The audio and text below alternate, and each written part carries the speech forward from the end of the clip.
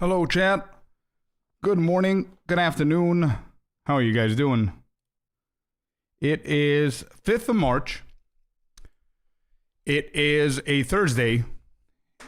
And tomorrow we have the big league launch. How you guys doing? Welcome in. Hello, hello, hello. Welcome in, everyone. Welcome in. All right. All right, we've got a lot of stuff to do today, man. We are back to Path of Exile. We are completely done with World of Warcraft. And we're back to Path of Exile, but not Path of Exile 2. We're going into Path of Exile 1. And I decided to watch a couple of videos. I do have videos that I wanted to watch so I can learn a little bit more about the basics of the game. There is, I think, a video that I need to react to, apparently. DM, Darth Microtransactions, has reacted to one of my videos, so I'm going to react to his reaction. So that's going to be fun. And yeah, we're going to look at the sheet.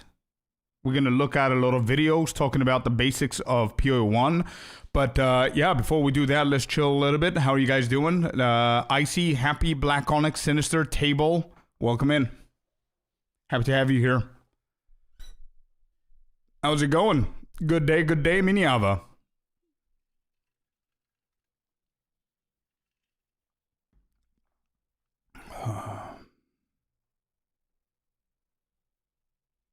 Yeah. So we did see the official trailer.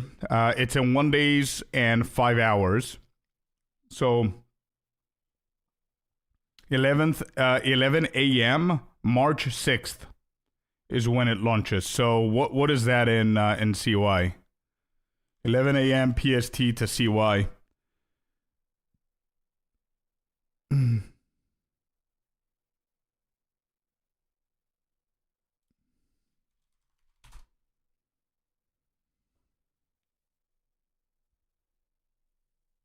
9 p.m. my time. Okay. So it's going to be a 9 p.m. my time. Cool. So we've got a lot of stuff to cover, a lot of stuff to look at, and I'm excited to get into it. So let's begin with looking at a few things of the new league, actually, before I go back to the basics, just so I can understand a little bit more as to what's happening here. We have Path of Exile Mirage is what the new league is going to be called. We have in Path of Exile Mirage, let me see, how do I make this there? You will take on a rogue sect of the Faridun as they sap the energies of captured Jinn for nefarious ends and help a legendary Mariketh Sakema put an end to an ancient war. Okay. The rejected of the rejected. The Afaru disgust me, but whatever, these are quotes from lore. Yeah, okay. The Mirage Challenge League. In the Mirage Challenge League, you will encounter the souls of Jinn, torturously trapped by the Afarud, and work to set them free. To free these trapped souls, you must enter the Mirage they project, an imperfect copy of the area around the captured Jinn. Fight your way through the monsters, astral hazards, and Afarud mages to the tether holding the Jinn. Free them and you will be rewarded. Okay, so this is the first one. This is the second one. And then this is, I guess, the third one. Is that it? So there, we can see that in action here in the little video that they previewed. Cool. Then you get to choose your wish. Being a Jinn herself, Varashta can offer you a further mote of ancient Mariketh power, providing you with 3 wishes to choose from. Each of these is a powerful modifier which will augment the Mirage you enter. Okay, so we need to zoom in here. Wish for Augury. Breaking the astral chain in the Mirage area will reward a cache of stacked decks. Okay, are the stacked decks something new, you guys, or is it the divination cards? Wish for Souls is number 2. Players in Mirage area have Soul Eater. I guess it's a buff while you are in there. And then Wish for Wealth, 50% more currency found in the Mirage area. Got it. So these are some of the options that we're going to get. And you choose one, confirm, and that's it. Cool. Okay. Empowered leagues and rewards. The magic of the Mirage will augment any other league mechanic that appears within its dominion. Warped into existence by the astral realm, these encounters behave differently and can sometimes provide strange and powerful rewards. Okay, empowered leagues and rewards. Cool.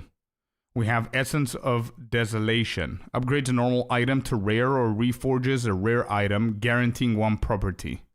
So you have, okay. So you have all of these. 1% chance to deal double damage against enemies for each type of element you have. Cool, okay. Then we have Crystal's Rancor. Could be used at the Horde crafting bench in your hideout. Cool, so this is for crafting.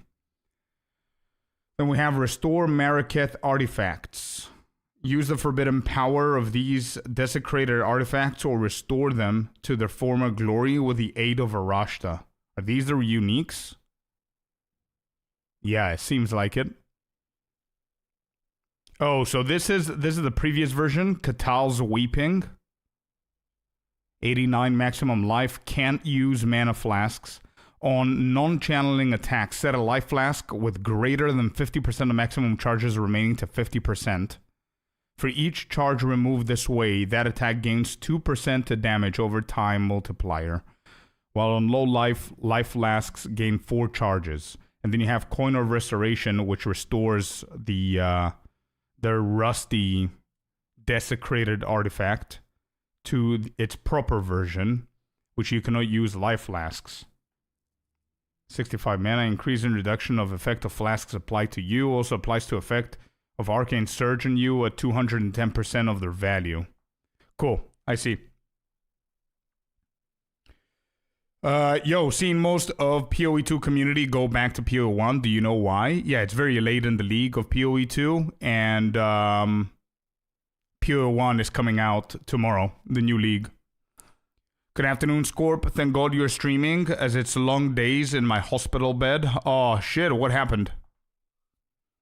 What happened, dude? I remember you told me about a infection. You said the previous time I was streaming something with chest infection or something.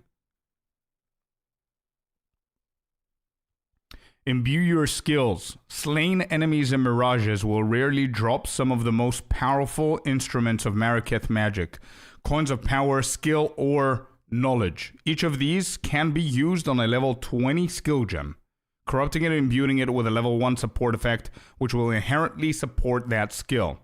And we have Coin of Power. Corrupts a level 20 skill gem, imbuing it with a random strength support effect. And this is Ground Slam.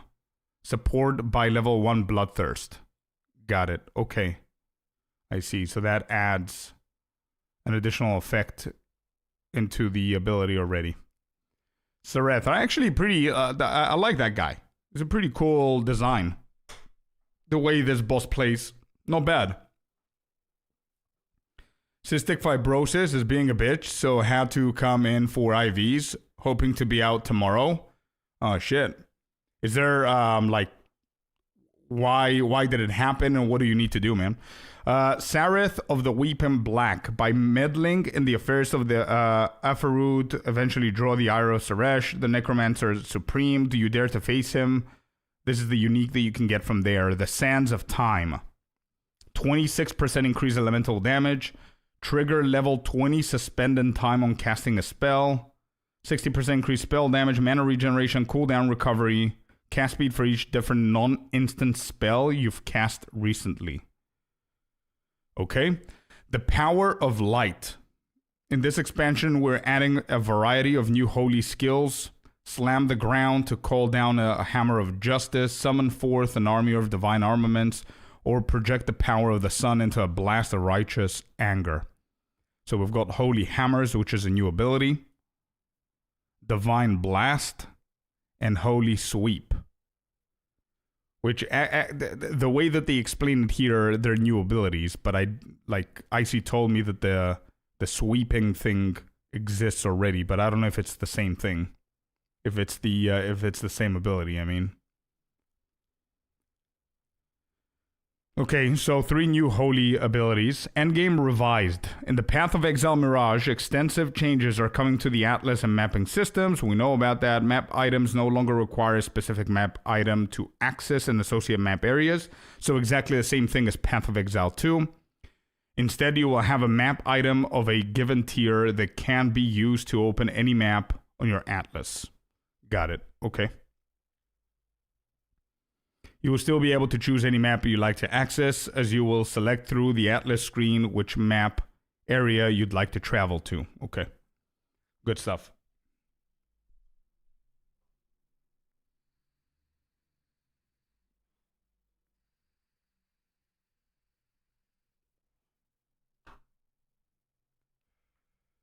I see, Lucas.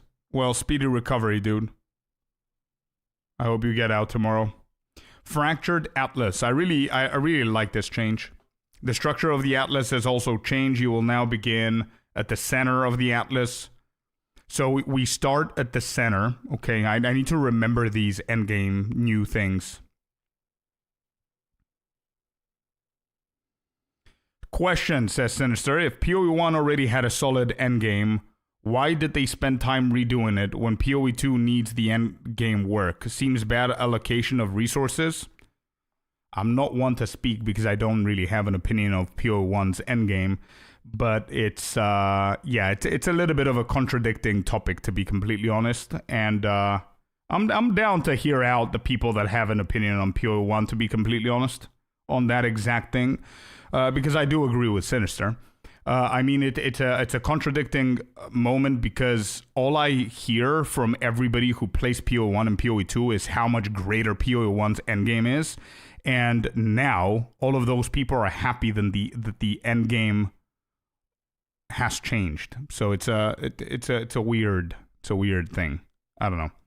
Anyway, so the structure, we begin at the center of the Atlas, with each corner housing one of the 4 void stones. Where are the 4 void stones? What? At the center of the Atlas, with each corner. Oh, the corners? Sure, okay. Oh, these? Yeah, okay. Got it. You will have to explore the Atlas in order to discover where all the feared Atlas entities reside. Many of these Atlas entities now offer Atlas skill points, allowing you to get more than ever before. Not all unique maps are required to obtain all of your Atlas skill points, now only requiring completing any 10 to get the maximum number. Icy says, because Endgame was the same for a very long time, so it needs like a fresh air into it.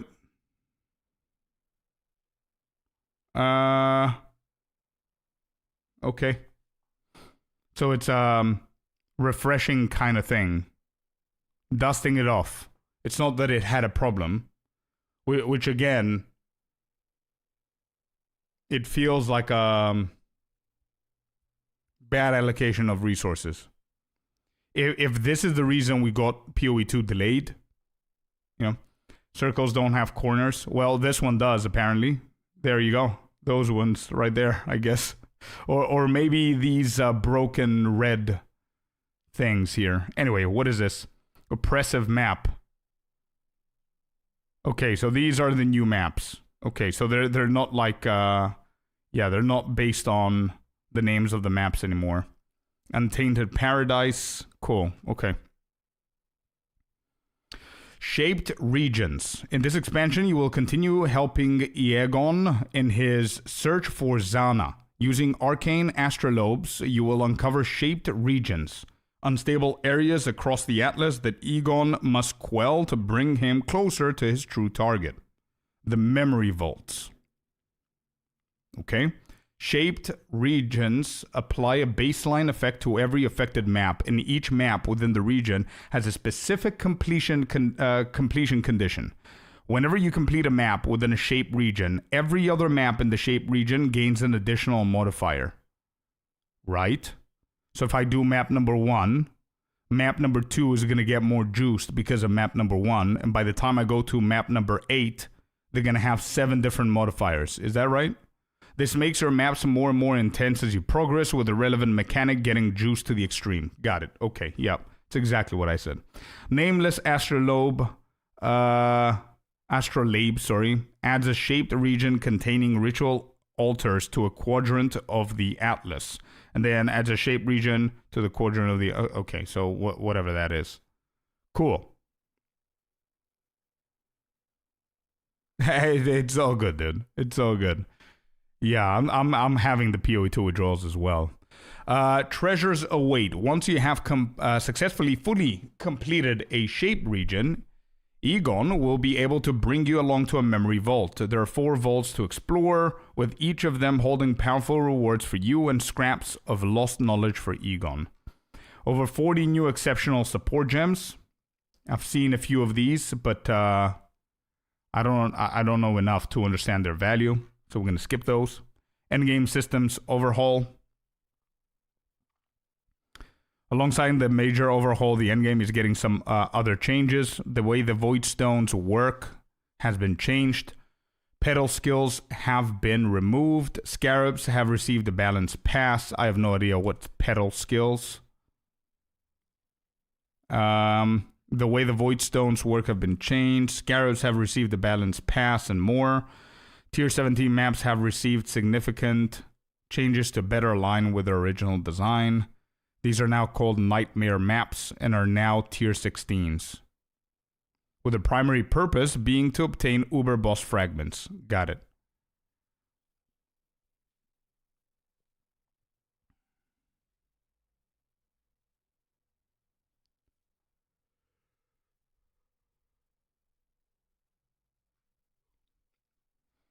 Okay, then Wield the Flame. So this is the birth mama. That's why that's how I call this tree.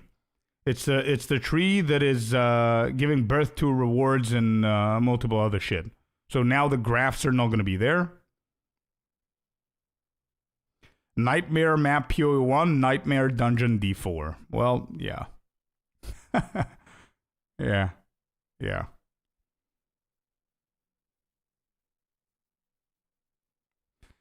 Alright, Aelith, the Monastery Keepers, replaced the old Breach mechanic. Successfully completing Breach encounters grants Hive Blood, which can be used to grow items from the Genesis tree, the Birth Mama. In the endgame, this mechanic receives full Scarab and Atlas tree support, with notable and keystones that allow players to control the type of Breach encounter they find in the maps, increase difficulty and rewards, and more. Okay? Again, things I'm going to explore that don't really give me any kind of value right now. Quality of life features. Yeah, we know about the majority of them. Play Mirage on the 6th of March. Is there anything else here that I'm missing? Landmark rooms. Yeah, we know about these. We have the asynchronous trade item sell thing. You can see the items that you sell. You can open your stash tab and the currency exchange at the same time now, which is pretty good. You can favor trades in the currency exchange, which is really good.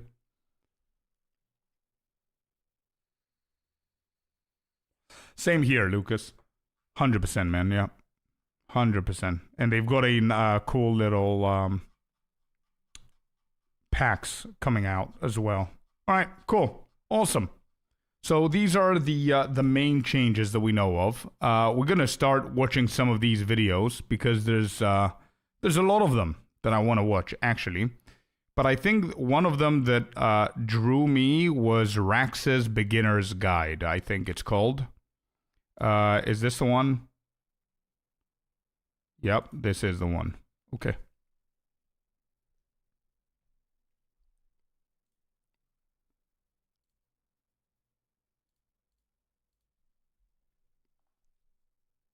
Okay, so let's watch Rax's Beginner's Guide to Path of Exile 1.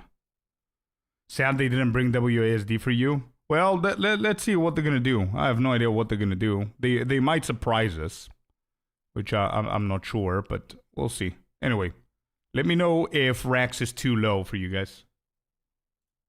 Path of Exile is considered one of the best ARPGs of all time. It has one problem that's pretty much universally known: the barrier to entry for new players. is very, very high, which prevents a lot of people from playing. Some Mm-hmm. people have never played the game at all, or some people might have started it up a little bit here or there, but just got discouraged for whatever reason and quit. So people have been begging me to make a beginner's guide, and so here it finally is. I All need to right. make a quick disclaimer though. Keep in mind, this is really my first league I've been blasting for the last few weeks, and all the lovely people that have come into chat and have helped teach me. I feel like I've learned like an entire encyclopedia in just a few weeks, and I've leveled up several characters into the end game. So I feel like I'm at least comfortable enough to make this video. But keep in mind, I am not a professional Path of Exile player. I am not a god at this game yet. Hopefully one day. So after this video, I'll try to make other ones, but there are a ton of other godly content creators who have made similar videos along with more advanced guides. I'm not going to name them because if I do, I'm going to forget some people, but please go look around and check them all out because they've got some fantastic content as well. Okay. What this video is going to be, if you've never played or you barely played and you quit and you hated it, I'm going to take the giant monstrosity that Path of Exile is, and I'm going to cut out 99% of it. I'm going to take the last 1% and I'm going to simplify it as much as I possibly can so you can log in and dominate. Let's get started. Cool. All right. Before we start playing Path of Exile, there are 3 things that I think you absolutely must have as a brand new player in order to enjoy the game. Let's go over them. The first thing is I would strongly advise you to follow a guide. Now, of course, I'm part of Team Maxroll, so I'm going to show you the Maxroll guides, but I would be very dumb to say that Maxroll is the only place that has good guides. There's probably lots of them. There's lots of great content creators out there with amazing guides. But these are the guides that I know. These are the guides that I have followed. These are the guides that have worked for me, so that's what I'm going to show you. Maxroll.gg/PoE. You go to Build Guides, and you go to League Starters.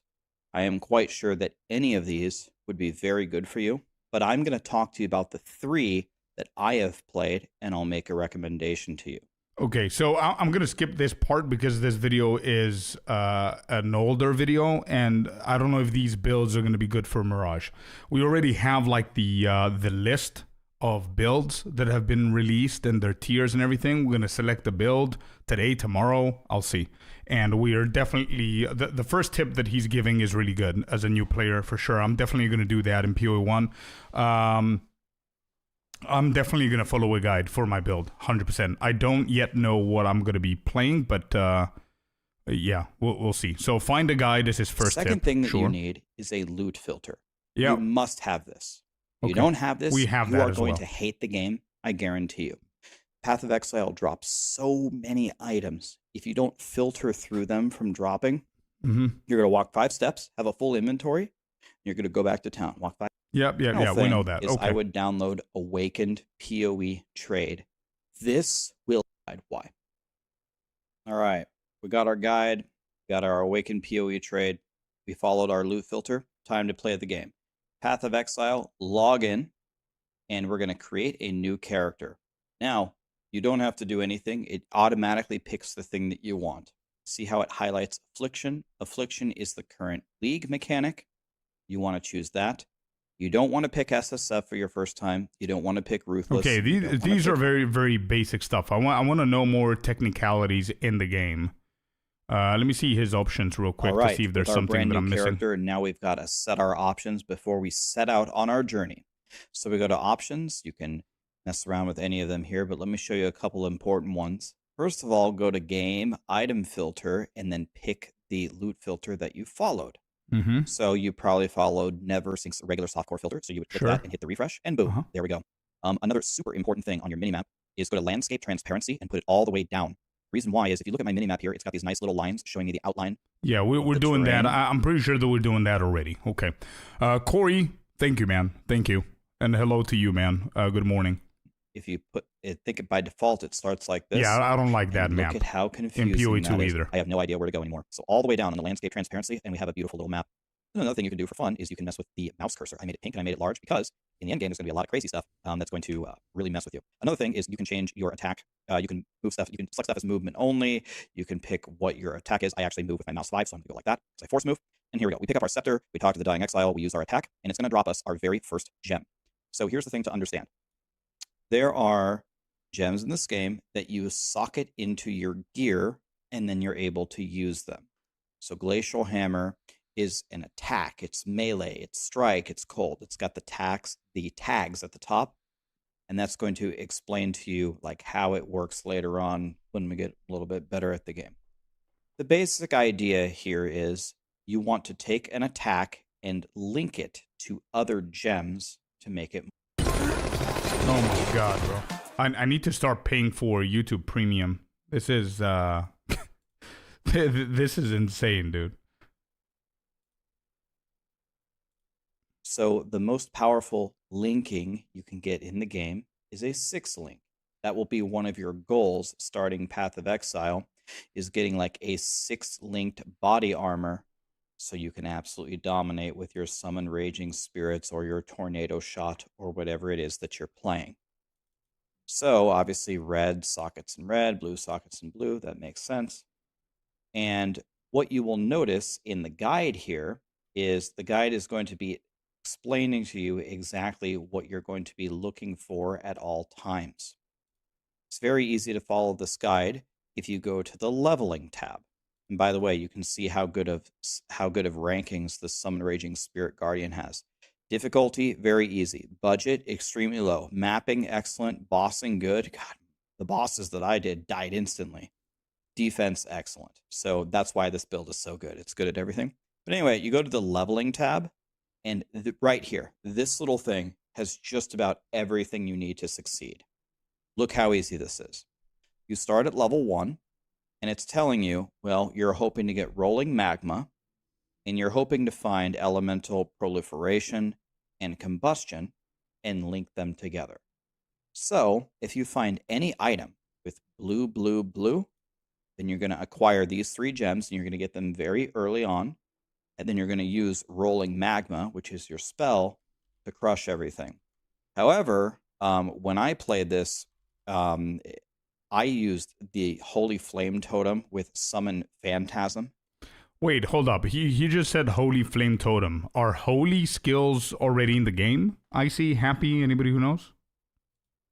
Are there still are there already in the game? I didn't know that. And that dominated for me. I love, if you can't tell from me talking about Toxic Rain, I love just laying these totems and having them do all the work for me. I found Rolling Magma to be a little bit clunky, but people said it's the best option early game, and they're smarter than me, so I believe them. But anyway, the basic idea is it shows you what kind of links you're looking for. Okay, and these don't need to be linked to anything. And then as you level up a little bit, they'll change. They'll say, okay, oh, there's something that changed. You might want to change your spells a little bit. Okay, there's a change, and you just keep leveling up like this. Then finally, you're looking for a 4-link, and now finally at this level, we're using Summon Raging Spirit. You'll find that's very common in many guides. For example, if you're playing Lightning Arrow, you might think that you will play Lightning Arrow from the beginning, but actually they recommend playing Rain of Arrows for a very long time and then switching to Lightning Arrow because Rain of Arrows is so strong early game. Okay, so that's how the gems work. You're going to be finding different gems, and you're going to want to try to link them for more damage. Eventually you end up with a 6-link. As you probably saw here, this is the passive tree for Path of Exile. It's a gigantic monstrosity, and sitting here trying to understand it and theory craft it is far beyond what a new player would be able to do. True. So you just follow it. Just follow it. And Subtractum, who wrote the guide, shout out to Subtractum, is going to guide you through exactly what, which is something pretty excellent, in my opinion. I wish Diablo had that. One more thing I want to talk to you about. It's a lot of talking, right? But one more thing. Flasks. So there are a bunch of different kinds of flasks, and these are going to, as you probably guessed by the coloring, these are going to recover your health, and the mana flasks are going to recover your mana, okay? Sure, and there's speed, and there's elemental resistance stuff, and yeah, we know the flasks as well. I'm good with that. Campaign tips. Let's go into the next point. All right, we got our character created, we've got our guide, we got our loot filter. let's talk strategy in the campaign. Let's Mm-hmm. talk some very basic hints that I think are going to help you. So if you watch a speedrunner play Path of Exile, they're going to just blast through the game. They're going to Yep. skip everything. They're only going to do very, very specific quests here and Welcome back, there, dude. farm XP at these perfect points. They know all the layouts. This is not us, right? We're brand new players. It is perfectly fine to just kill the monsters that you see. It's, I think, a good idea for your very first playthrough to do every single quest. Yes, I can make a checklist. Yeah, do this quest, that quest. Oh, yeah, you can skip this one. Do these 5 and these 4. No, don't do that one. Don't go to that zone. That's confusing. Oh, And it's not fun. Just play the game. Okay. You can do all the quests. So here's what I do. Go through Act 1 and just play, haha. Your quests will show up here. And then when you get to the very end, then you can look at these little boxes on the ground and see if there are any quests left. For example, all And these y'all grab quests are yourself a- done because they're grayed out, but a dirty job, it's telling me I have a quest over here. Okay, so those are the quests. Okay, good. It's a basic information, but it's not something that I paid attention too much. And Lucas, you're absolutely right. They're very similar, for sure. Like on the right side here, we have these in PoE2 as well, which is probably like shortcuts for you to go somewhere important, like the trials or your hideout or whatever else there's here. And these are the quests. So if they're grayed out, that means that you've done them probably, or they're coming up, I guess. I would guess if it's grayed out, it means that you've done it. And if it's not grayed out, that means that you're currently on that quest. What I'm interested to know is there an icon here that indicates whether it's a mandatory quest? You know what I mean? Yo, Fearless, what's up, man? Welcome in. Cured of WoW? I'm done with WoW. I achieved what I wanted to achieve. So, yeah, we're done. Perfect timing, actually. So we're moving on to PoE 1. I wish we had a new PoE 1 map system in PoE 2. Like to choose map. True. Yeah. That would be pretty cool. So if I ported to the coast, this Yo, little Commander. blue dot indicates that I've gotten the waypoint. If I port here, I run a little bit northeast, and then I run northwest from there. I should be in the right zone to complete this quest. Okay. If I were you, I would just do all of them. When you finish the campaign, you can double check your work. You can do /passives and make sure that the number to the left of all of these quests is not 0. Make sure that you got all of your passive points, and you'll know that you did all of the critical quests. The next thing that... Right. Okay. I get what he's saying now. I'm trying to process everything. Good rule of thumb is main quest equals a must do. Yeah, no, I know that. But what the question was, is there an indication here with these icons, which one is a main and which one isn't? That's the question. northwest from there is not 0. Make sure that you... The next thing that you're going to see is in the early game, grinding gear games is not going to give you very many portal scrolls or scrolls of wisdom. You're probably going to find way more items than you have scrolls for. So you're going to be very frustrated, and you're going to be like, how in the world am I supposed to identify all this different stuff?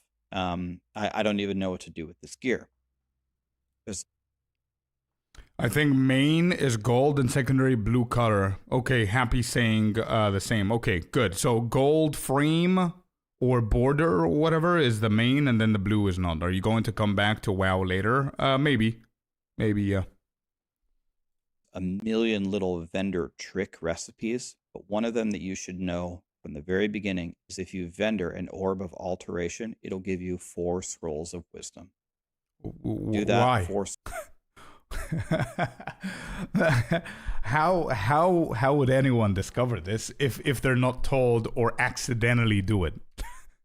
Is there somewhere that it tells you this? Are there any other items that do that as well? Recipes. Or wait, everything that you sell gives you something else, right? Like if you sell gear, it gives you Scroll of Wisdoms and other orbs. But if you sell orbs, it gives you Scroll of Wisdoms. Is that right? That you should know from the very beginning is if you vendor an orb of alteration, it'll give you 4 scrolls of wisdom. Do that, 4 scrolls, boom, and then you just, like good old Diablo 2 days, you right-click it and you identify it. And look, It's a good thing that we sold that because we just got the greatest stuff ever found in Path of Exile history. In the event that you don't have an alteration and you don't have any scrolls of wisdom, don't overthink it. Just go to the vendor and just sell it all. Sell it all. It's going to give you a bunch of little itty bitty currency. Okay, that's the currency that I wanted to remember. Have any scrolls of wisdom? Don't overthink it. Just go to the vendor and just sell it all. Okay, so this is one big ass difference between PoE 2, that it doesn't give you gold. What is this link? Vendor recipes. So there are vendor recipes. Got it. Okay. There's a bunch of shit. Oh my god. Magic weapon with whatever spell damage, one hand, or another spell damage, two hand. Jesus.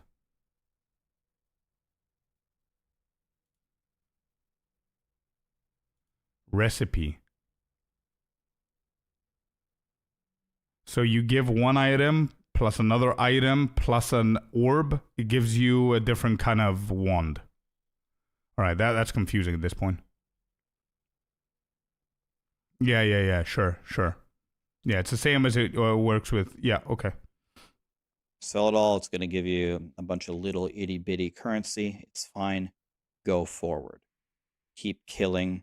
If you kill everything, you will be very over leveled. If you do all the quests, once again, you'll be over leveled. You have some extra bonus items. You'll get all the passive points. Everything will be feeling very, very comfortable. So one more trick that I want to show you is, let's say you're out doing a quest here. Okay, let's say I'm over here and I'm going this way. Okay, I'm killing. I gotta kill the great white shark. Okay, there's the great white shark. I killed him. I want to go back to town now. But Grinding Gear Games is not being very generous. You don't have a way to go back to town. Well, one way is keep pressing forward and look for the next waypoint.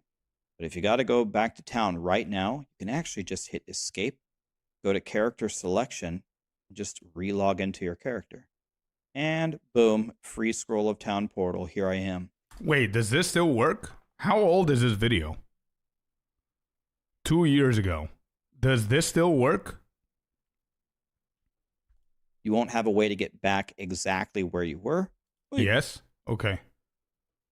You can just go down here to the waypoint. Okay, so the best way to do it is, if you have, let's say, the start of the map, of the zone in the campaign, you've got the waypoint, and you go somewhere around the 70% mark, and you do something, and you need to go back to town, but you don't have the portal. You do that. It takes you automatically back to town, but then you still need to port into the waypoint, which you still need to walk that 70%, right?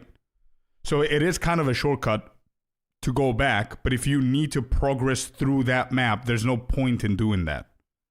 The only point in doing that is if you don't have a scroll, a portal scroll, and your inventory is full, and you want to sell, you want to stash, you want to give a quest, and all that, right? Am I right with assuming that there's literally no point in doing this if you still need to go to the next point of the campaign? Because if you go to the next point of the campaign, you're going to find a waypoint anyway. If you reach 70% of the mark, you might as well continue to the next zone. Will most likely have a waypoint. Okay, beautiful. So I'm thinking about this logically. And Fearless's question is really good. And I would assume that it's going to do the same thing as PoE 2. Does the map actually reset? The map that he just went out of, he logged out and in, does that reset? Does he need to kill everything again? During the campaign, the focus is from waypoint to waypoint. Got it. Okay, understood. So the only instance that you guys will do that is if you are in the 50% of the zone of the campaign. You've done the quest. Actually, no, you haven't done the quest. Your inventory's full and you want to sell shit and you don't have a scroll. You can enter the same instance. Okay, that's cool. That's convenient. You usually only use it if you already got the item quest in that area and you don't have a portal. Got it. Okay. Got it, guys. Good shit, chat. And then pick up where you left off and keep going. That's another huge hint. When you don't have portal scrolls, just log out and you'll start in town.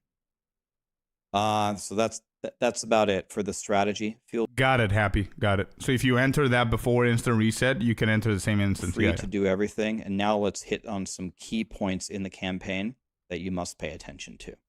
All right, let's talk about one of the most important things in the game, your hideout. This is where this is your nice, warm, comfy, safe place that you're going to be using for 99% of your Path of Exile journey. So when you beat Act 2, you're going to get a quest to go to your hideout. And you're going to do some very basic things with it. I think you're going to get your crafting bench. It's one of the very first steps. This crafting bench is absolutely godly for you. Your hideout is not going to look like this because I have an amazing, beautiful hideout that I got from hideoutshowcase.com. You can go here for most popular layout with no mic, beautiful. But in the very beginning, it's going to look like you can unlock as you're going through the campaign. So when you get here to the crafting bench, this thing is going to carry you. Now, there's so many things and so many amazing tricks with the crafting bench, but like I said, I'm going to get rid of 99% of everything and learn the most basic stuff. In every single item, there are an amount of prefixes and suffixes that you can have on it, usually 3 prefixes and 3 suffixes. I don't know if there's the possibility to have more, I'm sure. There's always crazy things in Path of Exile. But anyway, when you're leveling up through the game, there's 2 things that you want to focus on just about every single character. Life and your resistances. So when you're playing through the game, you want your resistances, not chaos, when you press C and you go to defense. You want your fire, cold, and lightning to be 75 or even a little bit higher. Okay, so here's another question for you guys. How important is capping 75% of resistances in PoE 1 compared to PoE 2 when it comes down to early act? There's nothing wrong with that the entire time. So when you pick up some loot or whatever and you've got some currency beyond Act 2, you might be wondering, how can I get a little bit stronger? Click on the waypoint anywhere, and at the bottom, you click Go to your hideout. So here I am. And then you go to wherever you placed your crafting bench, and then you throw something in there. Now, if you have an open prefix... Same as in PoE 2, important, even more important, I think. Got it. Because I've done PoE 2 Act 1 to Endgame, never being anywhere close to the cap of the resistance. And I was absolutely fine, if you guys remember. Okay, that's what I wanted to know. Cool. It'll give you the choices that you can put on your gloves. Yeah, exactly my point, Mix. Prefixes are full, and then maybe you can craft a suffix. Prefixes. For me, based on priority are sockets, life, and resist. Damn, that's a gifted sub. Yo, Brent. What's up, what's up? Yo, thank you, man. Are these? Yep. Thank you for the 2. Welcome in. Thank you very much for the support, bud. What do you mean sockets? What do you mean sockets, Just? Same as in PoE 2, if you could do count general without capping res, then you can do the same in PoE 1. Okay. Life, suffixes, are resistances. This is almost always what you want to craft on your gear while you're leveling up.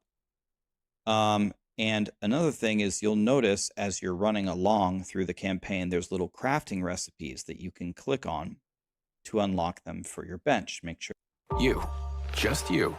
No, not me, you. I just paid for premium. What do you mean you're giving me an ad? Life, suffixes, are resistances. This is almost always what you want to craft on your gear while you're leveling up. And another thing is you'll notice as you're running along through the campaign, there's little crafting recipes that you can click on to unlock them for your bench. Make sure that you click them. Sometimes you'll see them on bosses or when you do the Trials of Ascendancy, which is going to be the next point. Okay. So he's talking about the vendor recipes that you, like the booklets or whatever it is. There's a stand with a book that you find every now and then. Those are the ones. You always need to click them. My question is, what happens if I skip him? Not intentionally, just I didn't find them because I'm zooming and you know what I mean. I'm not looking for them intentionally. What happens then? Those are crafts. Got it. So the crafts could be add, I don't know, 15% lightning resistance to your boots. They are highlighted, then you go, oh, okay, so you need to go back and get them. You can find them in maps. Okay, so these are two very different answers. So it's either you need to backtrack, Act 1, 2, 3, 4, 5, 10, and find them, or find them in the maps. Nothing happens, you don't unlock it, and it's fixed to a location, so if you miss it, you can go back and click it if you need it. Got it. Is there a site or anything that tells you exactly where to find them? I mean, 13 years, I would think that there's going to be a site. But it's a very good idea to come on here and craft life or resistances on everything. And since there's different levels of all the different recipes, you can always just craft the little baby ones. You won't have very much currency for the campaign. I have never found. In maps, you get higher tiers, so it's like whatever. Okay, it's in the game in the crafting bench. Got it. That's a really good thing. That's a lovely design. That there are multiple different crafting recipes thrown randomly in the world, and it also tells you where to go and find them. I like that. I really like that. That's a sense of completionism, but it's also very good for your build, right? Because you want to have all the crafts. So I do have some follow-up questions on that, because we're trying to learn the game. We're not trying to speed run through the knowledge, right? Is there anything like a crafting recipe which is insanely rare or difficult to get that only some people manage to get it because they're either A, super lucky with a drop, or B, they're godlike gamers, and then they use that as a leverage to make money to craft whatever it is for other people? Does that exist? No. Okay. What was the other question that I had? Yeah, the other question is a little bit more simple question, a basic question. What do you guys think collectively, and I'm asking every single one who wants to respond, I would love your opinion because it actually matters. I don't want to listen to one or two people only. I want to hear you all, whoever played PO1. Do you guys think that it's worth to craft on every single item that you get whenever you get the chance of crafting something a little bit better? Or do you think hoarding is better for the long-term future? I'm talking about as somebody who's new. What would you advise that person to do? Would you advise him what Rax is advising people to do, like craft life and resistance on every single item whenever you can? That you need anything more than the bare minimum. But for example, crafting, and by the way, there's a beautiful search bar here. If you just craft, the bottom tier 20 fire res, that's going to make a huge difference for you if you're missing it. So make sure you pay attention when you unlock your hideout. Make sure that you understand that at any waypoint, you can just click, go to your hideout like that. Hello, Mr. B, by the way. I missed your message, bro. Welcome in, and Animate, welcome in as well. So Bossage is saying craft if you need. Okay. Mix is saying, I think hoarding better in PO1. Crafting is harder, I think, but this easy crafts cost low res, right? Some builds like RF require a certain percentage of fire res. I don't know others that require. Okay.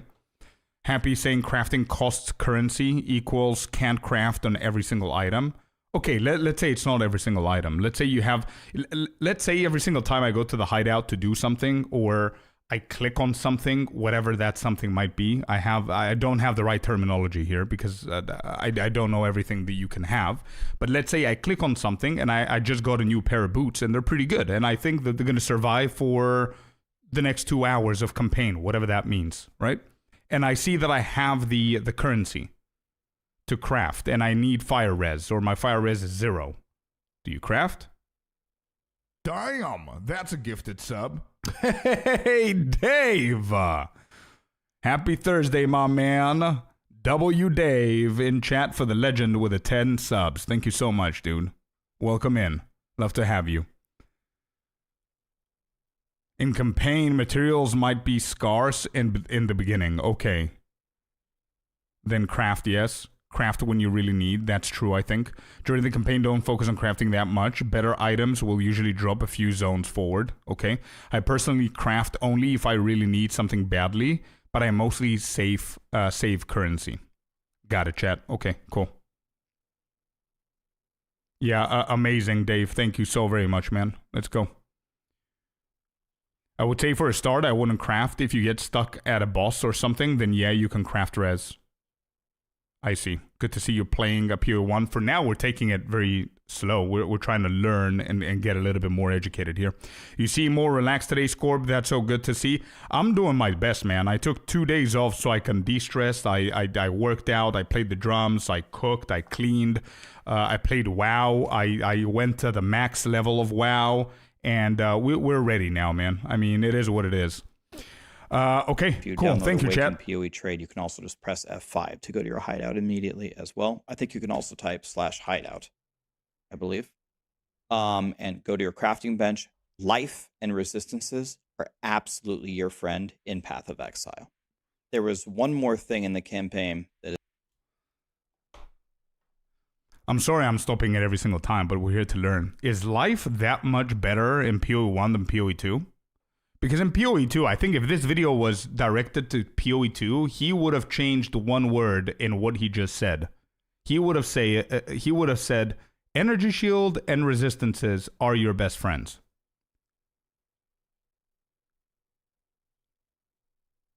Instead of life. Life is on the passive tree in PoE 1.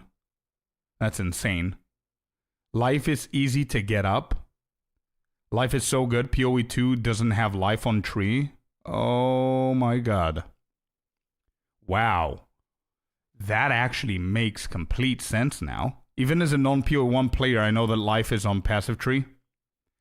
Yeah, no, I do know that it's in the passive tree, but I didn't know the volume of life that it's in the passive tree. I didn't know if it's one of the, you know, one of those things, bro, that it exists, but it's so, it's, I don't know how to explain it now.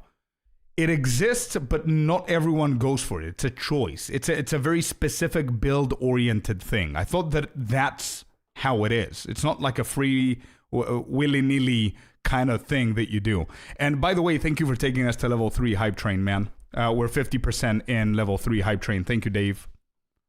And Brent. When you take percentage, increase life on tree, any life on gear increases your health pool, and it's your best defense at the start. Okay.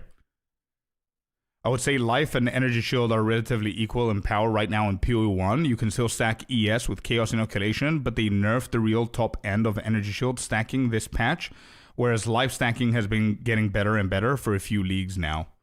Oh, I see. That's good info, Psych. Thanks for letting me know.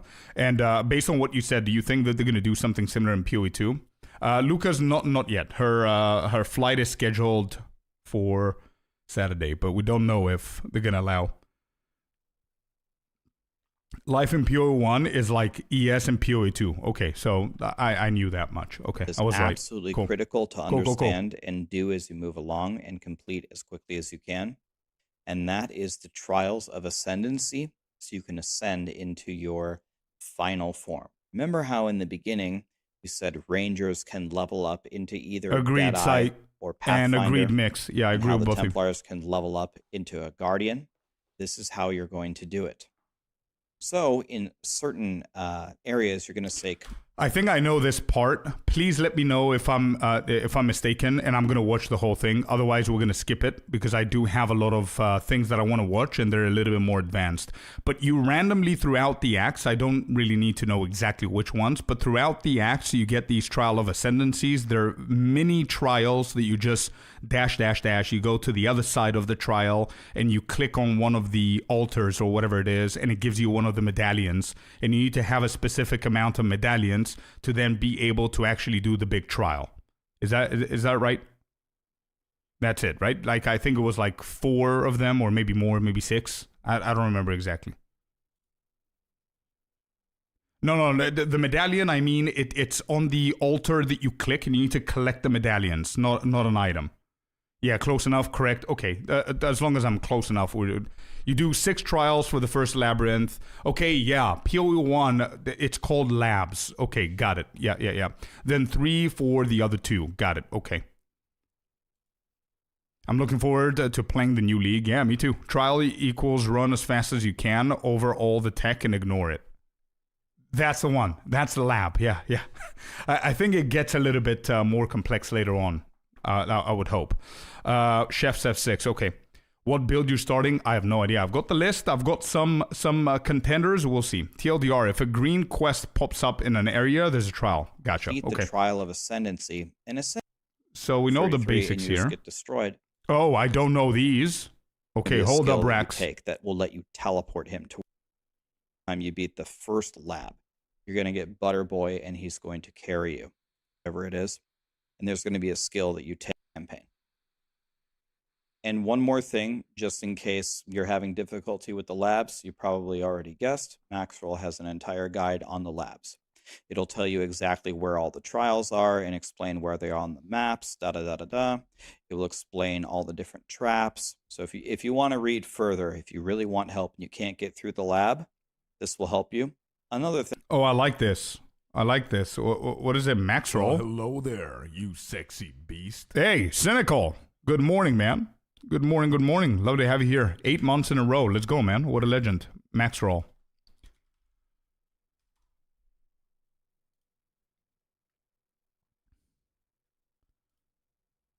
Okay, PoE 1, and then where do I find the labs? Can somebody take me to the labs?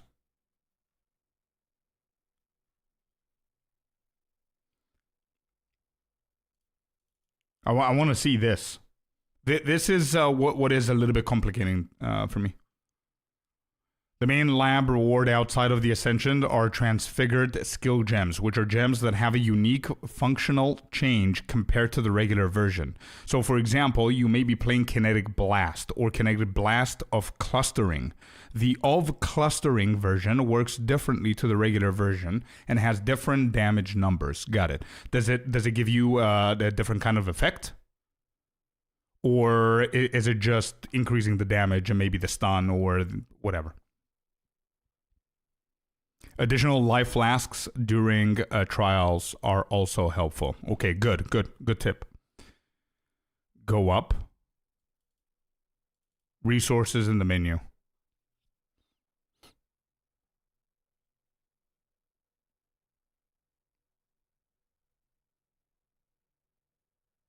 Check getting started here. Okay. No need to deep dive in the lab, but here is a short TLDR. At the end of the lab, there's an altar called Divine Font. It has 4 options that you can choose from. The options are taken from a pool of possible rewards. Okay.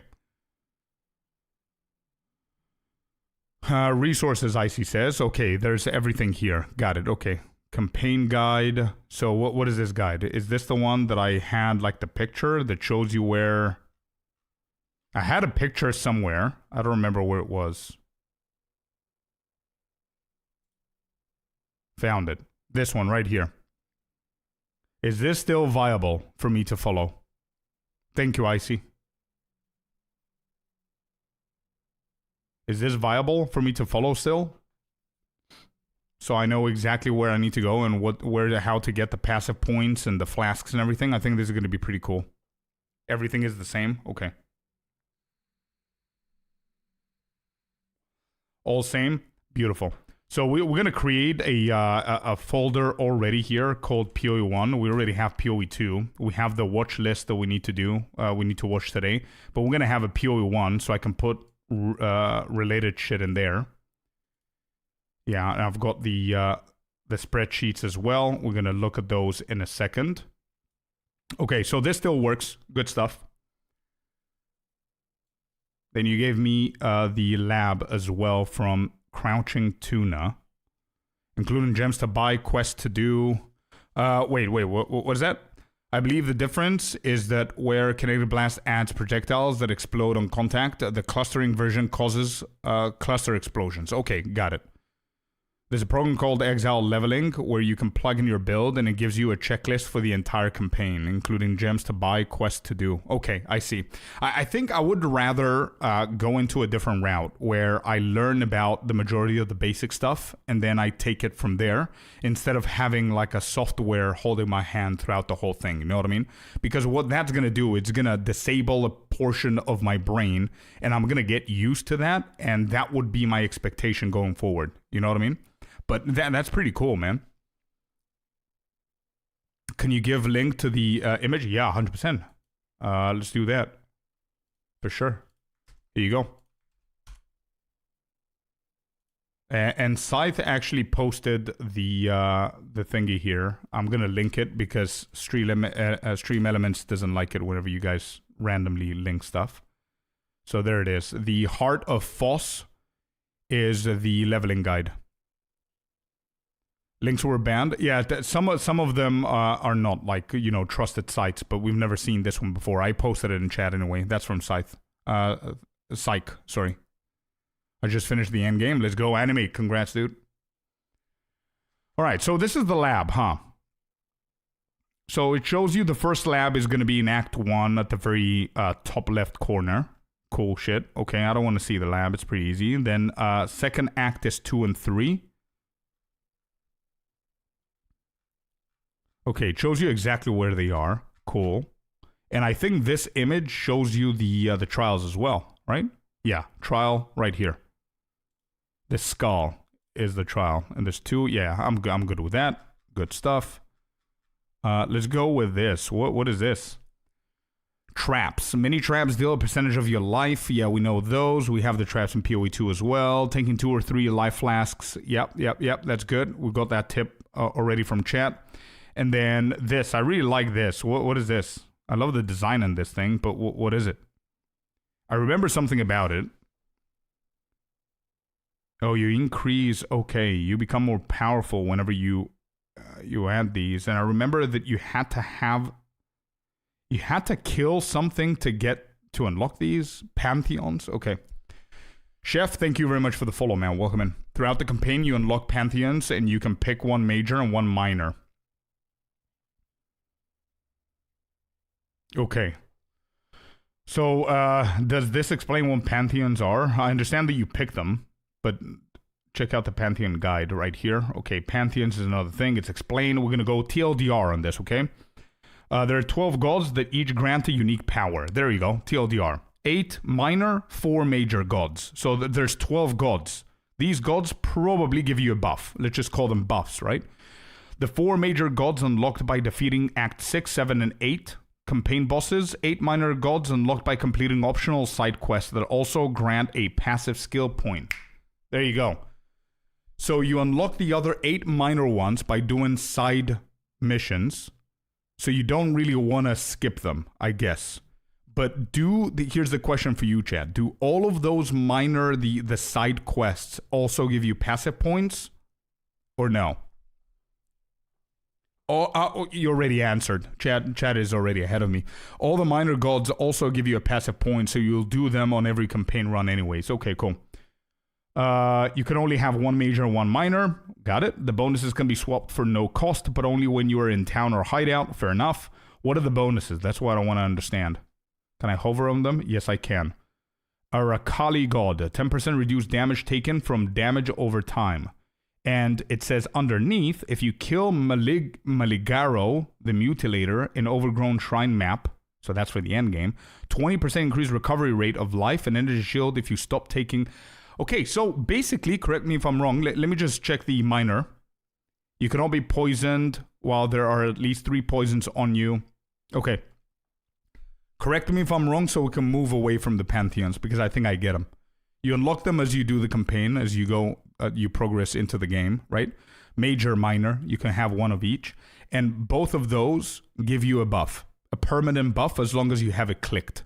The difference between the major and the minor is that the major is an evolving buff.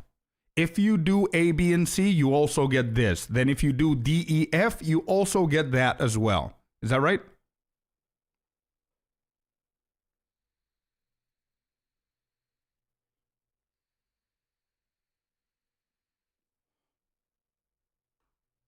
Both are evolving. Major are just stronger. Got it. Okay, both are evolving because they are. You're absolutely right. Yeah. Okay, they're both evolving, but the big ones are big ones for a reason. Okay. If you use Divine Vessel, hello, and in maps you upgrade the Pantheons. Gotcha. Okay, so that's why it says maps here. Okay. If you use Divine Vessel in specific boss maps. Cool. Okay.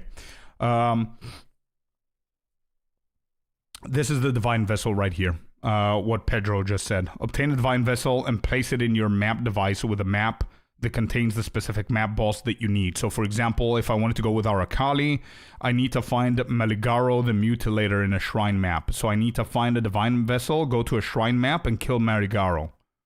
And that way we get the bonus effect of the Soul of Arakali. Got it. Okay, understood. So far, so good.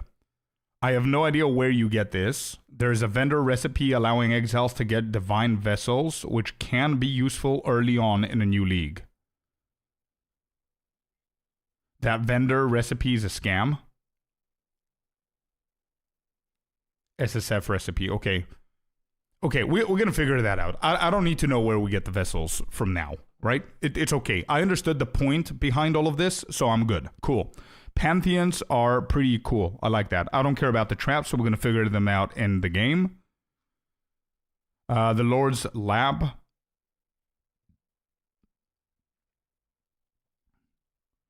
This is the map that you're trying to find the dude that you need to kill, right? What's the name of the dude? Does he have a name? Is it the Lord? What is it? Izaro? Okay, so Izaro is the main dude. And you're going through all of these. I remember there are silver, gold keys. You open doors. You do more trials. Yeah, okay. Understood. I remember that. I remember something about that.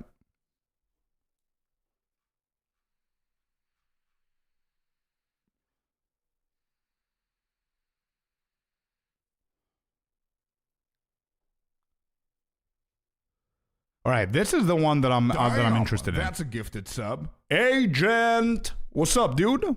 5 giftaroos. Thank you so much. There's Psych just got himself a sub as well. Thank you, Agent. Thank you so much, man. Welcome in. It's been a while. Transform a skill gem to be a random transfigured gem of the same color. This is the one that Psych just told us about. Add 16% quality to a gem.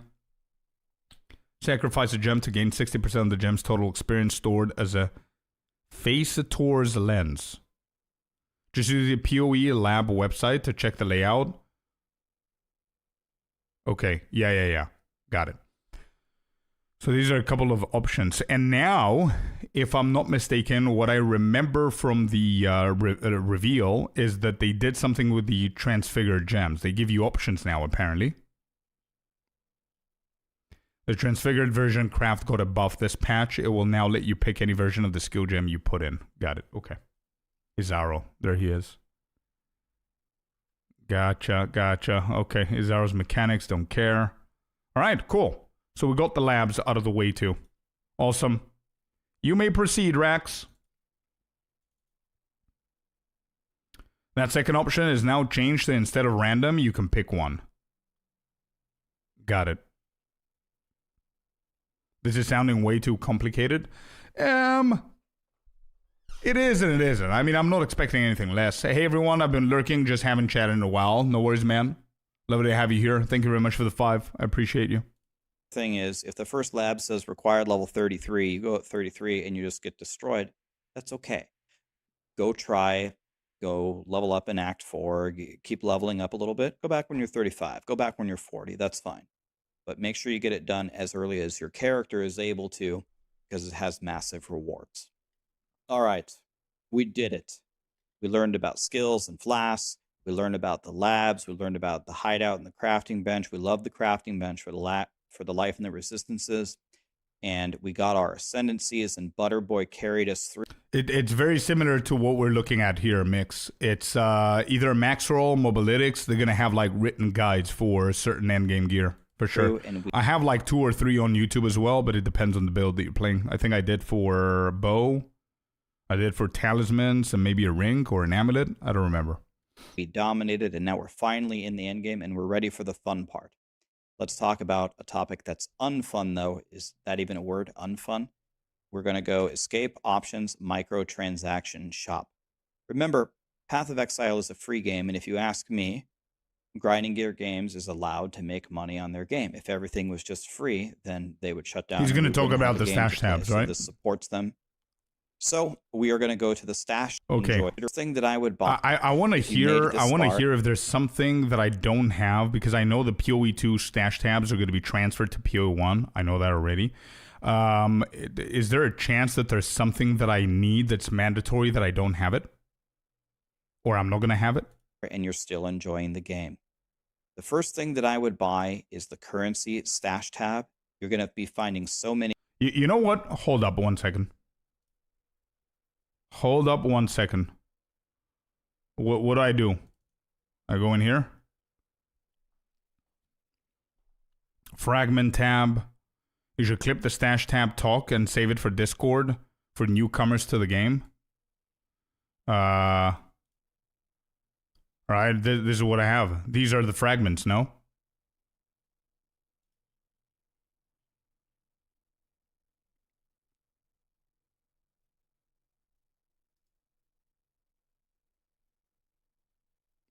You have fragments. Okay, so we have gems. We have maps. Yeah, you're fine. Okay, we have maps, we have gems. What is this? Delirium. Map tab, I guess. Isn't this the map tab? Then this is essence. I think you have it all. I hope so. These are the uniques. Maybe divination cards is missing. Okay, we're going to get that one. Whatever's missing, we're getting it. Scouting report and currency. What is a scouting report, chat?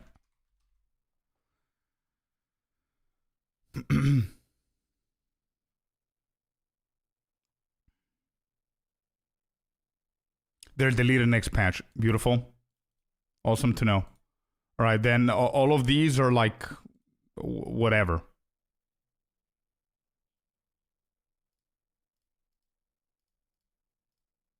Okay, these are the specific ones that I have, chat. Everything else is like premium or quad stash and whatever. These are the specific ones that I have. So divination is missing for sure. You're absolutely right, Cynical. Yeah, we need to do that. I think I'm going to make a short.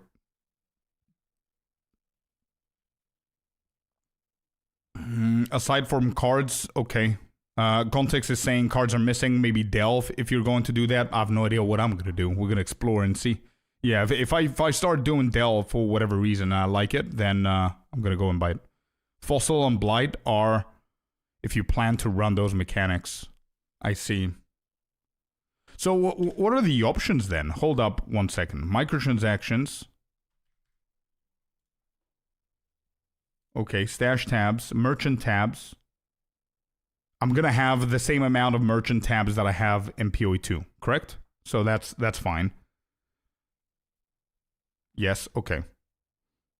So much of the stash. Oh, okay, so divinations, we definitely need to buy them. I only have 15 coins, so I cannot buy it now. Divination, so it's 50. Okay, let's say we're going to need divination. Blight.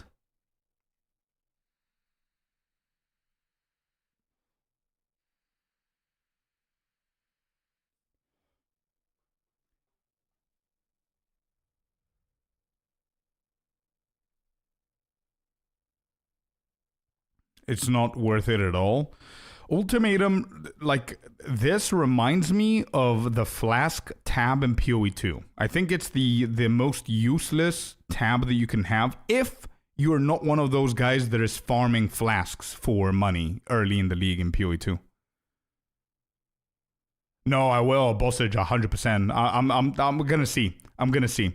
100,000%. It's better to get packs instead of gold, but I don't know if one of the two packs is gonna be appealing to me. We'll see.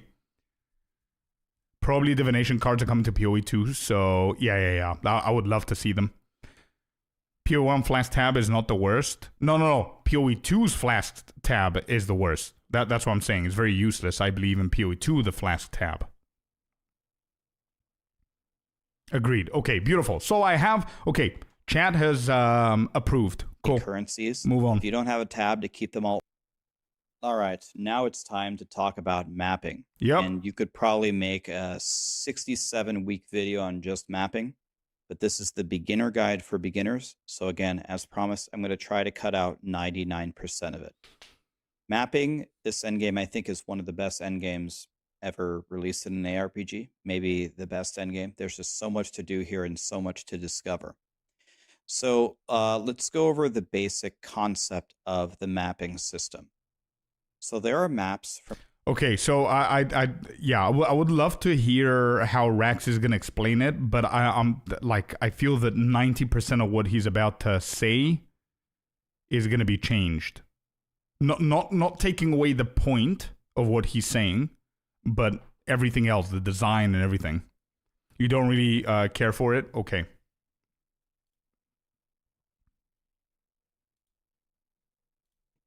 And you can actually block all of the other ones, so you can only focus on one or two things that you love doing. It's a great system. I would say listen to the first few minutes. Now it's time to talk about mapping, and you could probably make a 67-week video on just mapping. Is the league live? No, tomorrow. Guide for beginners. So again, as promised, I'm going to try to cut out 99% of it. Okay. Mapping, this endgame, I think, is one of the best endgames ever released in an ARPG. Maybe the best endgame. There's just so much to do here. Do you guys agree with that statement? Is it the best endgame in all of ARPG history? So much to discover. So let's go over the basic concept of the mapping system. Gontex says yes. PoE1 endgame is the best endgame in any video game ever. Okay, so the endgame is one of the best. Yeah, so then my question for you guys, and again, it's just curiosity, why are you guys happy that it's changing then? If it's the best endgame ever, why is it changing? They made it better. Okay. So you guys all collectively claim, and that's a really good thing if the answer is yes, that PoE1 has the best endgame ever, and there's like a 25% of that endgame that doesn't sit well, it's not that great, and they literally just polished that 25%? Damn. So there are maps from T1 all the way to T16. There's actually also T17, and maybe there's other crazy ones. But this is the map of the 115 different maps. You can think of it like Pokemon. You want to catch them all. You want to have it say 115 of 115, just like it does for me. Now, once you achieve a certain milestone, all of them turn to level 16 maps, so you can run whatever one you want. So far he said two things, and I want to know if they're going to be the same in the new league. Number one is you need to run all of the maps. I think that changes now, right? Because the waystones are no longer Mesa tier 12. It's just going to be a tier 12, and you put it into the Mesa map, like in PoE2. Right? That's one of the changes. And then he said that you need to obviously get all the Atlas points, which is the same with PoE2, so there's nothing surprising. But that's not how it goes in the beginning. Usually it's like level 1s, then 2s, 3s, 4s, and it just spreads out, right? So you want to run all of the different maps and get the credit for it, because every time you do that, if it wasn't enough to have one giant passive tree that you don't understand that you're following a guide for, how about another one? Another tree. Brain exploded. However, this tree, in my opinion, is much easier to explain than the other one. What this tree is it's allowing you to go through all of the different league mechanics that Path of Exile has released over the years and has included in the game going forward. And it lets you choose one or two of them that you really love to do. Oh shit, that's right. Path of Exile 1's Atlas tree allows you to block mechanics if you never want to see them, right? And you can buff them tremendously, and you can actually block all of the Yep. other ones. Yep, there you go. So you can only focus on one or two things that you love doing. It's a great system. Okay, then a follow-up question to that. Is there like a meta system or a strategy that you pair two at the same time that work better if they're at the same time? Or is it like you can pair whatever the hell you want? I could do Legion and Blight. Blocking is almost always a bad thing, but it can be good for mental load. So Right. if we zoom in here, So what I understand is that not everyone is blocking. Okay. So it's not like the mandatory way of playing it. There are synergies. Work like this, yes, okay. a bunch of the mechanics have different names, and I could sit here and try to explain them all to you, but that's where the head explosion comes in. We're going to skip that, but there is a mechanic called breach. I just block breach. Your maps have no breaches, 2% chance to have something else. Okay? Abysses? Nope, gone. Just do what you like. Well, I don't know how we're going to get to that point of decision. I don't know how I'm going to get to that point of a decision, man. I need to know every single mechanic so I can be able to choose. Is the game going to allow me to play every single mechanic and then I'll choose?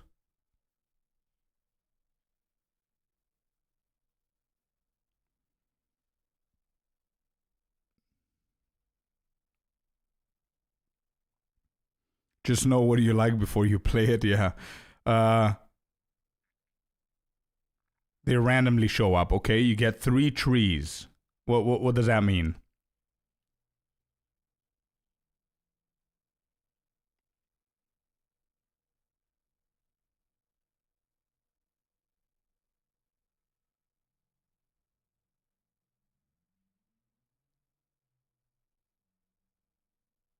Wait, you mean Atlas trees? 3? What?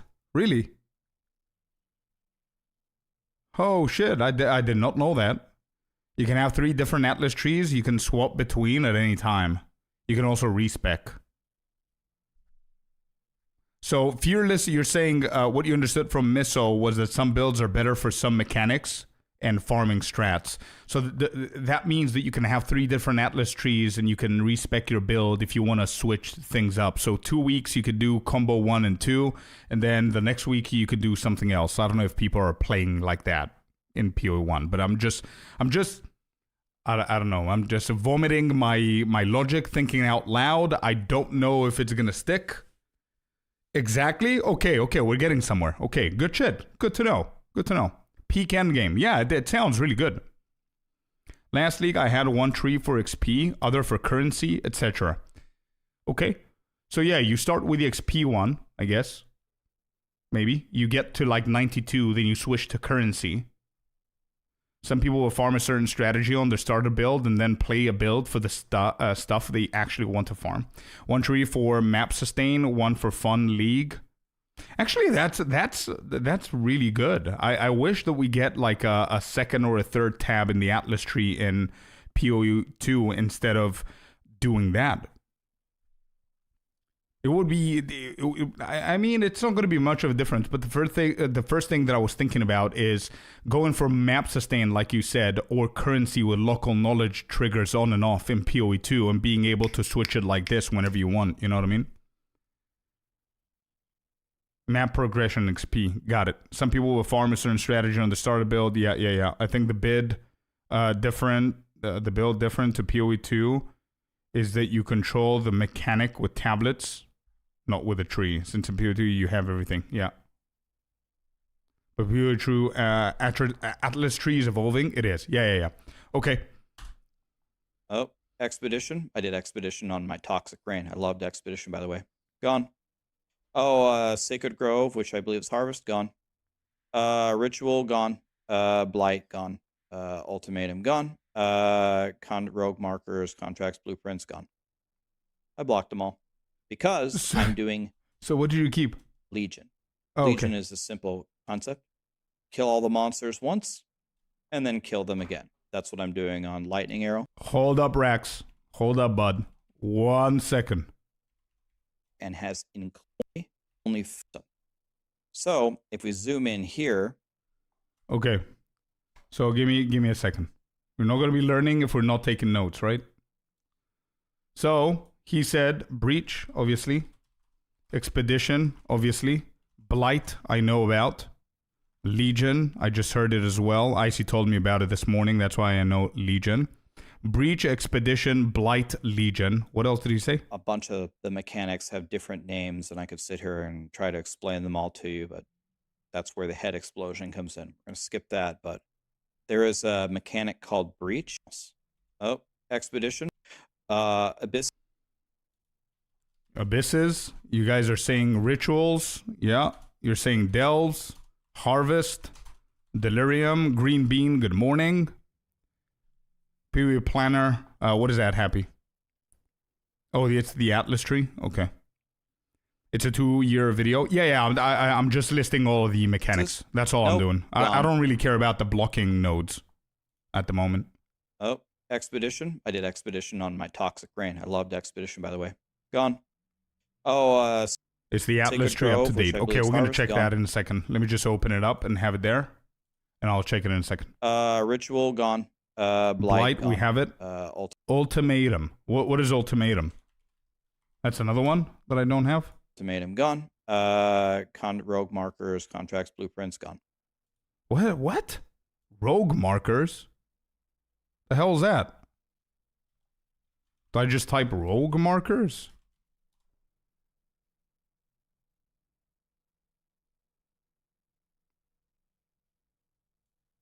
Oh, Ultimatum is like Trial of Chaos. I remember that. Yeah. Okay. Heist.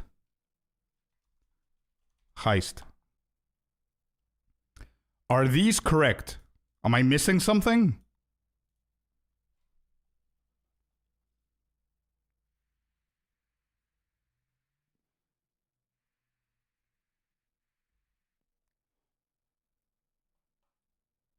Harbingers. Sanctum. There's Sanctum as well. June. Oh my god, there's a lot of stuff. Wait, Harbingers are gone. So Harbingers no longer exists. Harbingers is gone. Okay, cool. Got deleted. Actually, we're gonna say that. Got yeeted.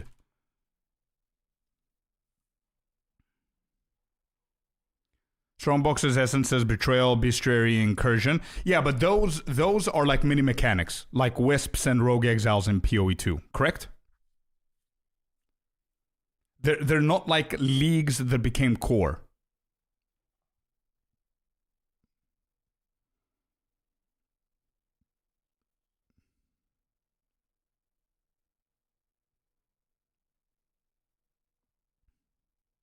All of those were leagues. Okay, so maybe I need to form my question better. When you guys say you need to choose one mechanic, let's say the one that you enjoy, what do you mean? Do you also mean strong boxes? Can somebody focus on strong boxes? No, right? As their main league mechanic. Yes, they can. Wait, the same way that you can in PoE2, right? You can add in PoE2 on the bottom left corner strong boxes to have more of them and all that stuff, right?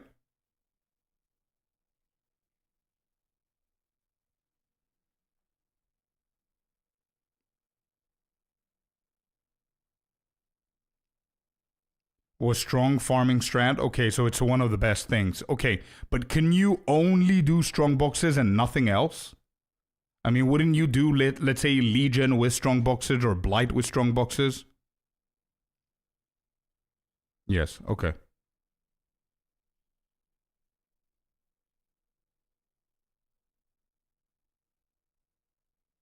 Okay, so if you can only do that, then okay, cool. We're gonna write them in here. So you said Rogue Exiles as well. I guess the bestiary dude that you just said. What am I doing wrong? Is that even a word?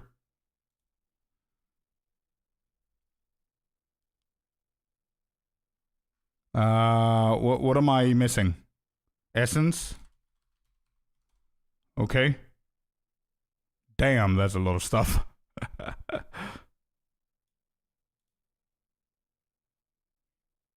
Damn. That's a lot of stuff.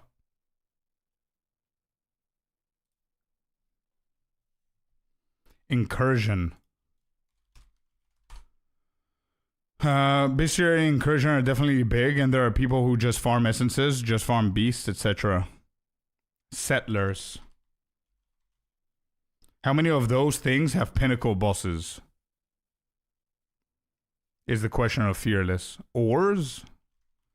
Now just Betrayal, Beyond, and Settlers, I guess.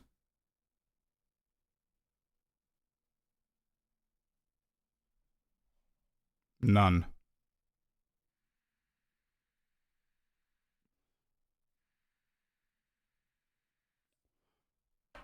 Ores or Settlers?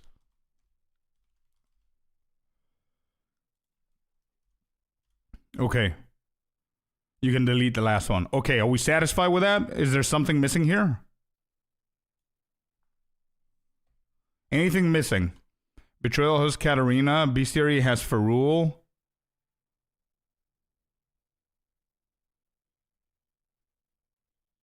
Right. Do I have Betrayal in here?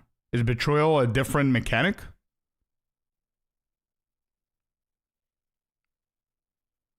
So you guys are happy with this list then? I'm not missing anything, apart from Betrayal, I guess. You can add Torment. Betrayal. Holy shit.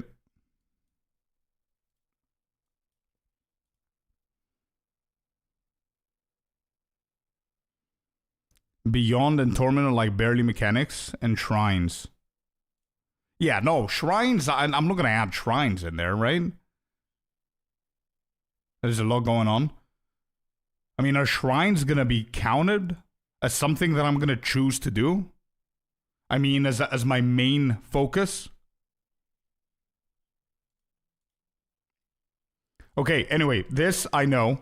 I know what Breach is. I know what Expedition is. Okay.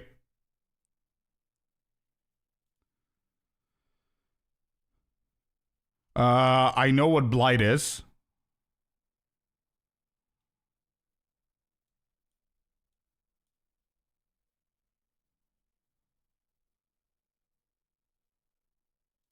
All right, it's good to add. Cool. Divination. But then these are farms. Right? Divination, Scarabs. I think that they're just farms. Something you could be farming.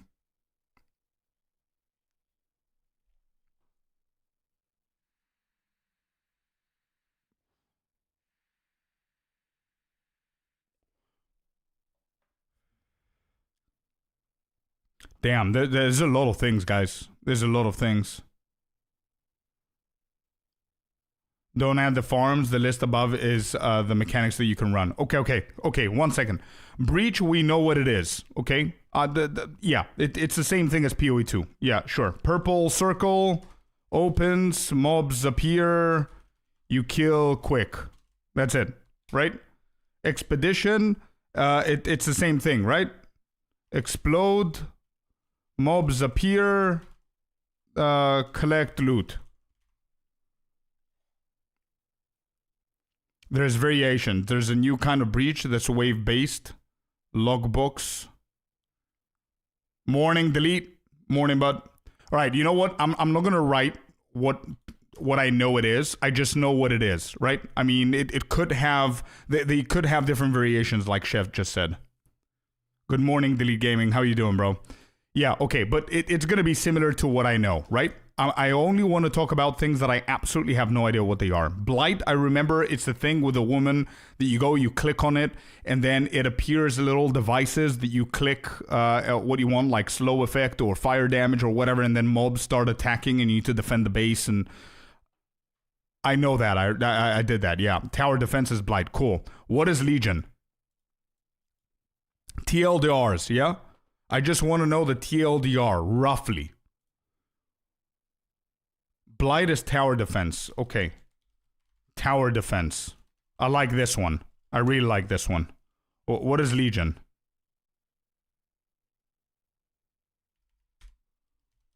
PoE 2. I'm gonna for the ones that I know, I'm just gonna put PoE 2. Legion is kill guys, then kill them again. Summon a bunch of frozen mobs, break them out. Oh, I remember. It's what was it called? Monolith. Is that the one? A gigantic purple crystal. And you go in and destroy the frozen dudes, and then they reappear, the ones that you killed that were frozen. Okay, I like that. Yeah. Yeah. Kill a bunch of dudes times 2. Abysses. Is it the, like, similar to what I know? Pits. Do you follow the pits, I think, or they appear and mobs appear and you kill them and you collect the loot and stuff? Abyss is the same. Okay. Rituals is the same. Delves. What are delves? What is a delve? TLDR. I know that there are some of them that are insanely complicated. Please don't go into it.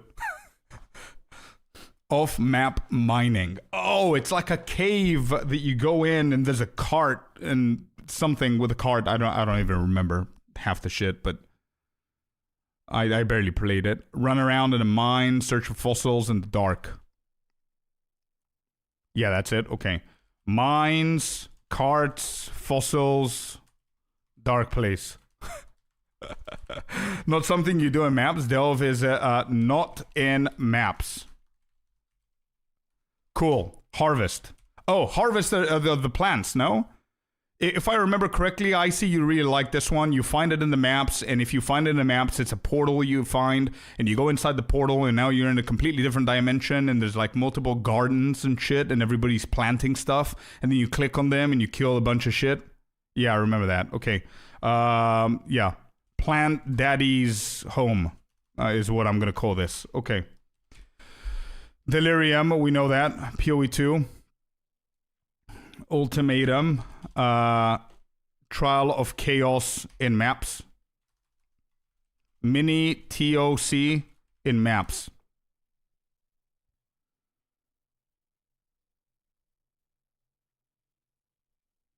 Delve looks like it's going to be a good farming strat. You need to like it, though. What is there not to like about this? Because I keep hearing mixed feelings about the Delves. Some people love it. Some people hate it.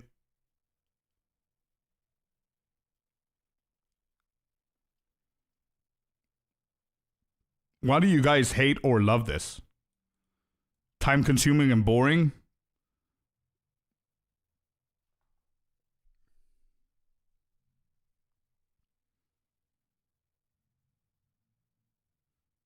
Delve depends a lot on your build type. Delve is like a PoE 2 endgame. Okay.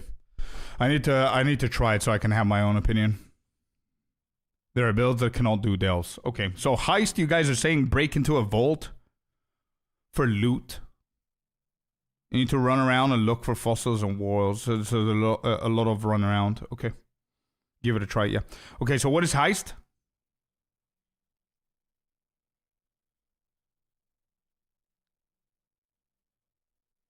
Endless dungeon, basically. Heist. Okay, endless dungeon. Endless dungeon.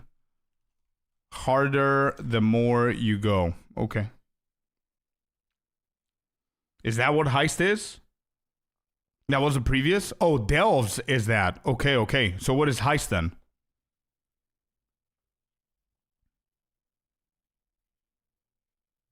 Heist is off map.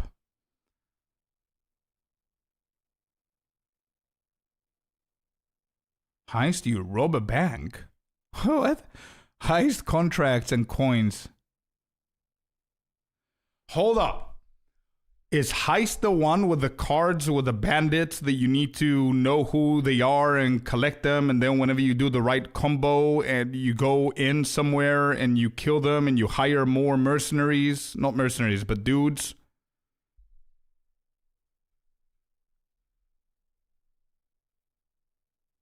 That's betrayal. That's betrayal. Okay.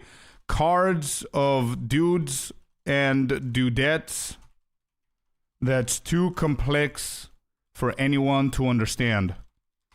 That's that. Okay, I remember that one as the most complicated mechanic in the game. I don't know if it's still like that.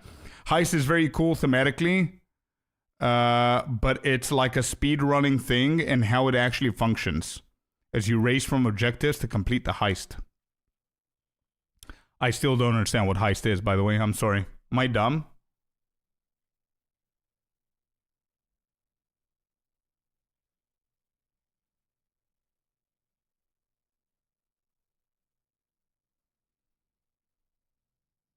All right, strong boxes I know.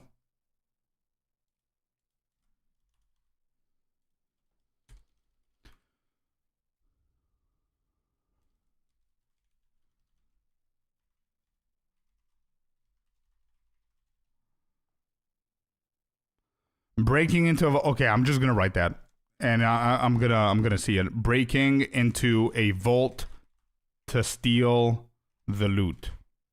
Okay, cool. Heist is a dungeon you run fast, get loot, get out. Okay. You open the contract, you go in, and the end, there is a reward. You take the reward and go out. Gotcha, okay. Rogue Exiles. I've heard a lot of people telling me that it's different to PoE 2, but whenever I saw it in the trailer, it's exactly the same shit, but it's better designed. Is that right?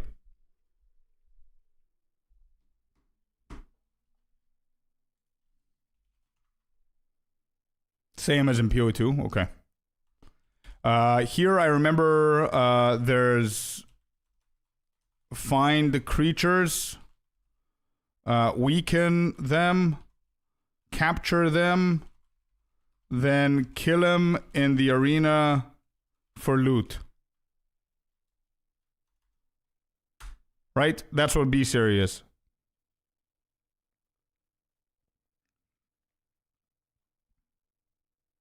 Yes, okay. Essences we know. Nothing different, right? If there's anything different, let me know.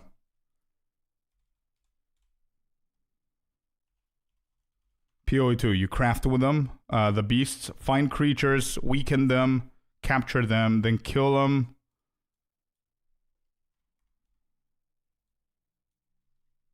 For crafting, okay.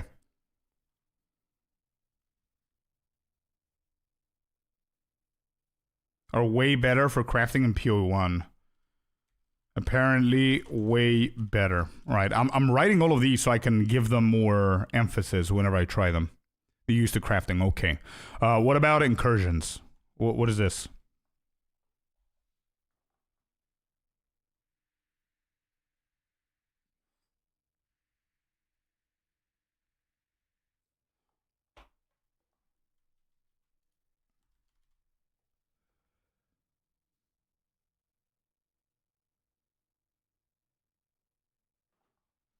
Incursion is like Temple, but smaller. Similar to Temple, but smaller. Okay, got it. Settlers.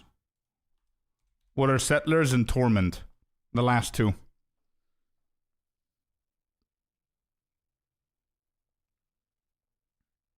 But Incursion actually a good mechanic. Okay.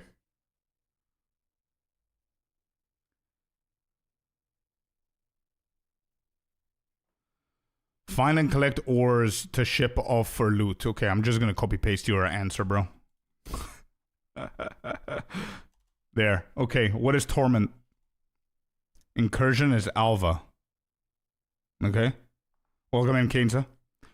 Torment are spirits that run around in the map and buffs monsters. So, wisps.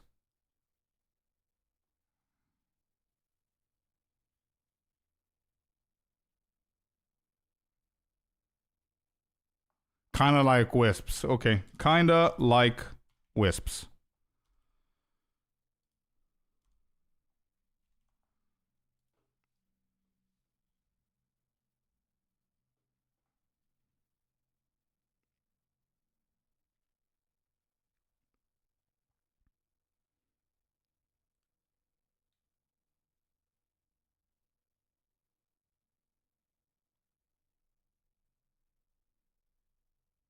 Wait, hold up. Knighting and saying I would add comment to Blight. You get... What is that? INC? And their mechanic is just like Delirium regarding adding nodes to Amulet. Oh, so you can what is it called? Not a tune, but I forgot the word. Thanks for the stream, learning a lot of new stuff about PO1. Hey, let's go, instill, yeah.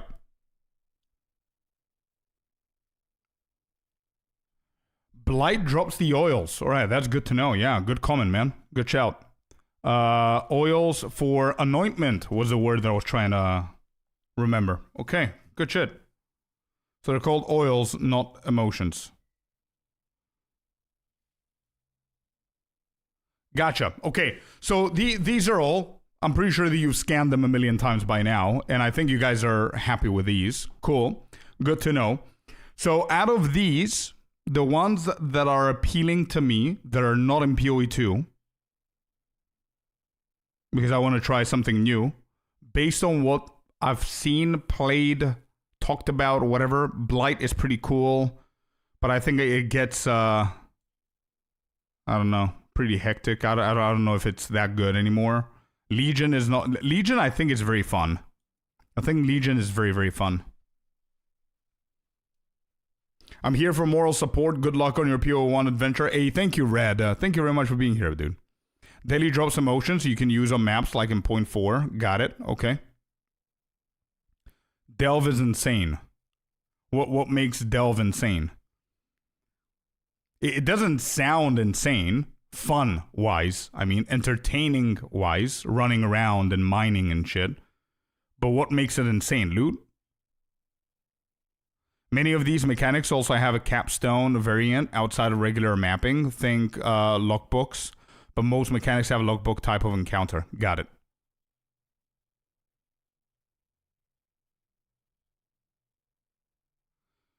Fossils, which are some of the best crafting currencies.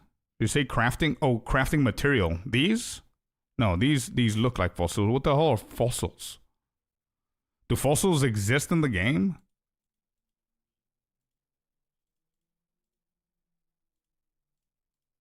I don't have anything to show for.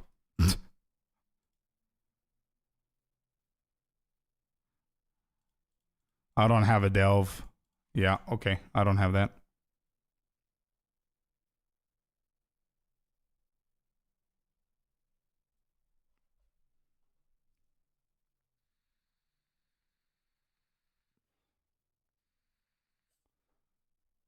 Putting your build to the test, the deeper you go, the harder it gets, and you're going to die eventually. And if you die, what happens? You lose the progress of how far you've been. Faustus? Who's Faustus? Hold up, I'm playing with a mouse. I'm not, this is not familiar for me. Who's Faustus?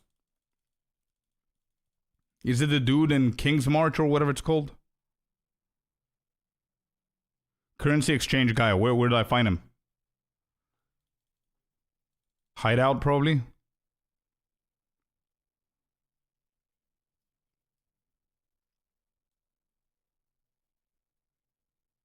Found Faustus.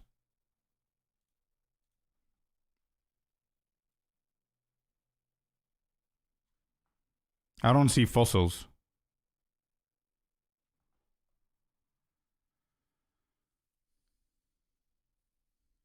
Oh, Delve. That's right. Yeah, okay. Found him. Awesome.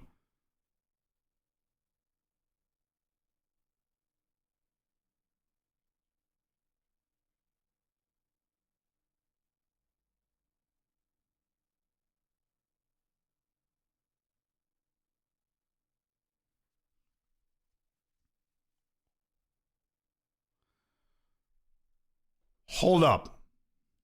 Is this something similar to... It's gonna sound stupid, probably, but this reminds me a little bit of the catalyst mechanic in PoE 2 with catalyzing exaltation and shit like that, where you put like a defense modifier and then you hit it, and you have a higher chance of getting like global defense or something on your amulet.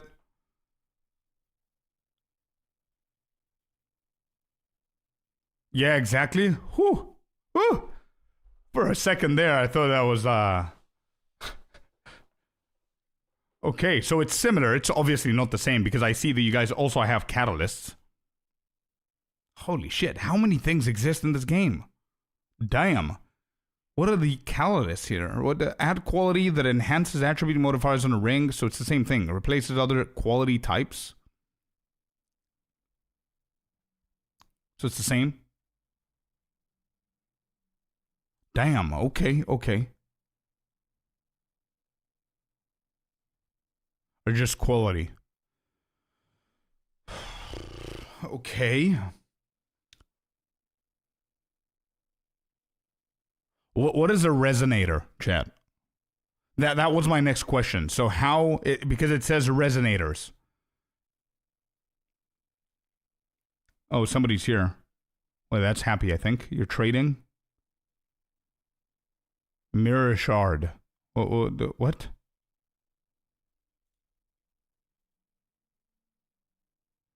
Resonators are how you apply fossils to the items. So whenever you're crafting, right? Correct me if I'm wrong. Again, this might be very, very basic, but I want to make sure that my foundation is correct. So you get the fossils and you're looking to craft a ring or whatever, and you want cold damage on the ring. You're going to go for a frigid fossil. I mean, I haven't read every single one of them. It might have something else with cold damage, but you get the point, right? You're going to go with frigid fossil. You're going to add the resonator. The fossil into the resonator, and then you're going to try and hit the item to craft the cold modifier.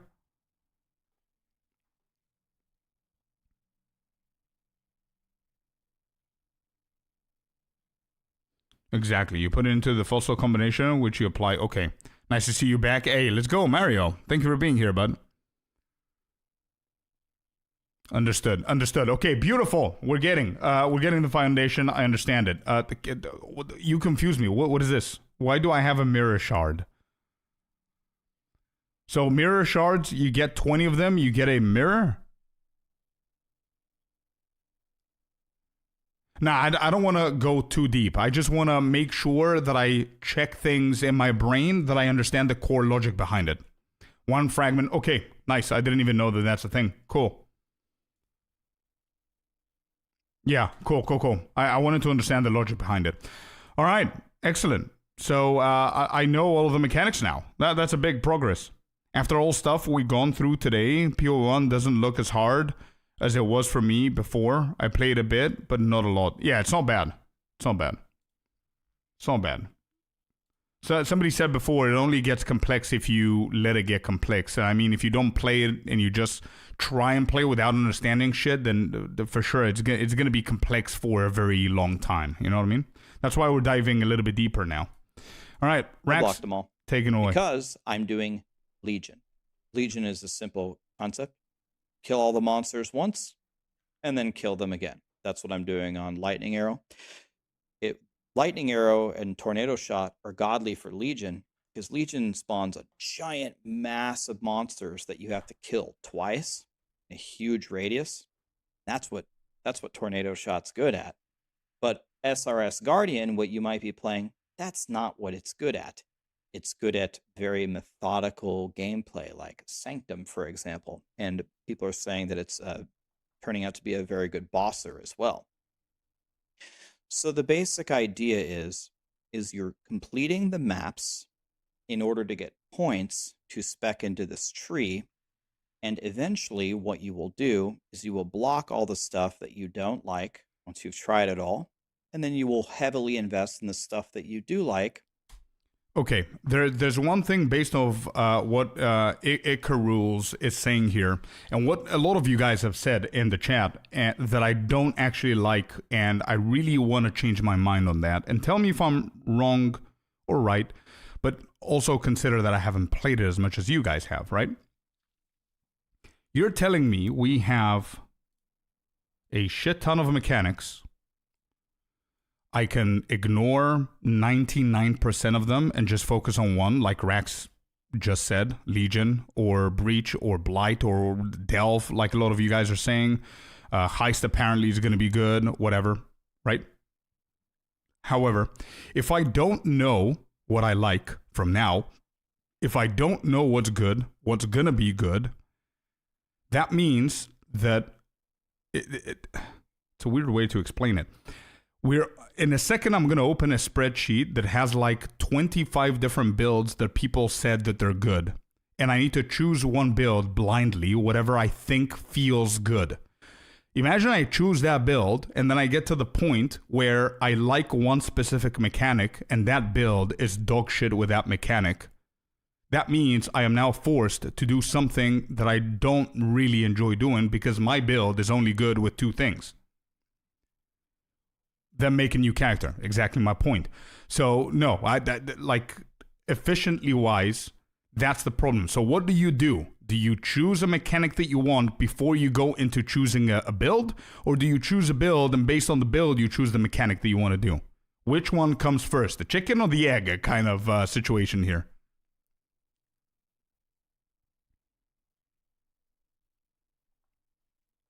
The second, Knighting is saying, either or. Want to be fast, do heist. No, it's not about being fast. It's about how do I guarantee to myself that I'm gonna have fun either way that I go. Let's say I say, okay, I want to do Legion. And in 20 minutes, I tell you what build I want to play. A bunch of you probably might say, nope, that build is not good with Legion. I'm just giving an example so you understand my point. Which means I'm forced now to choose a different build because I decided to go with Legion. What happens if mid-play I decide not to go with Legion, I go with Delve, but my build is shit? I need to roll another character. You see where I'm going with this? There's only a few mechanics that need specific builds. Ultimatum is one and Delve is the other. Any meta build can do the rest. Ultimatum, Heist, Delve, and Sanctum need specific builds if you want to be efficient.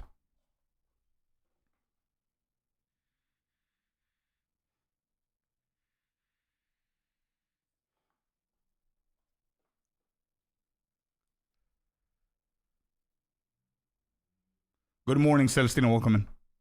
Hello, hello.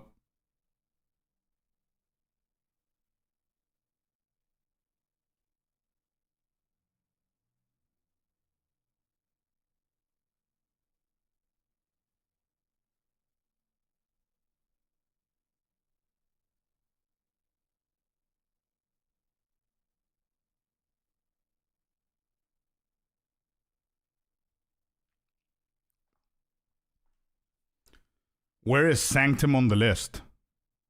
What is Sanctum? Do we need Sanctum in here? Obviously, certain builds are stronger or weaker. Yeah, sure. It's the same thing with PoE2, right? Sure, I understand that. But I think you understand my logic as well. And it's good to know, that's why I'm reading every single one of you guys.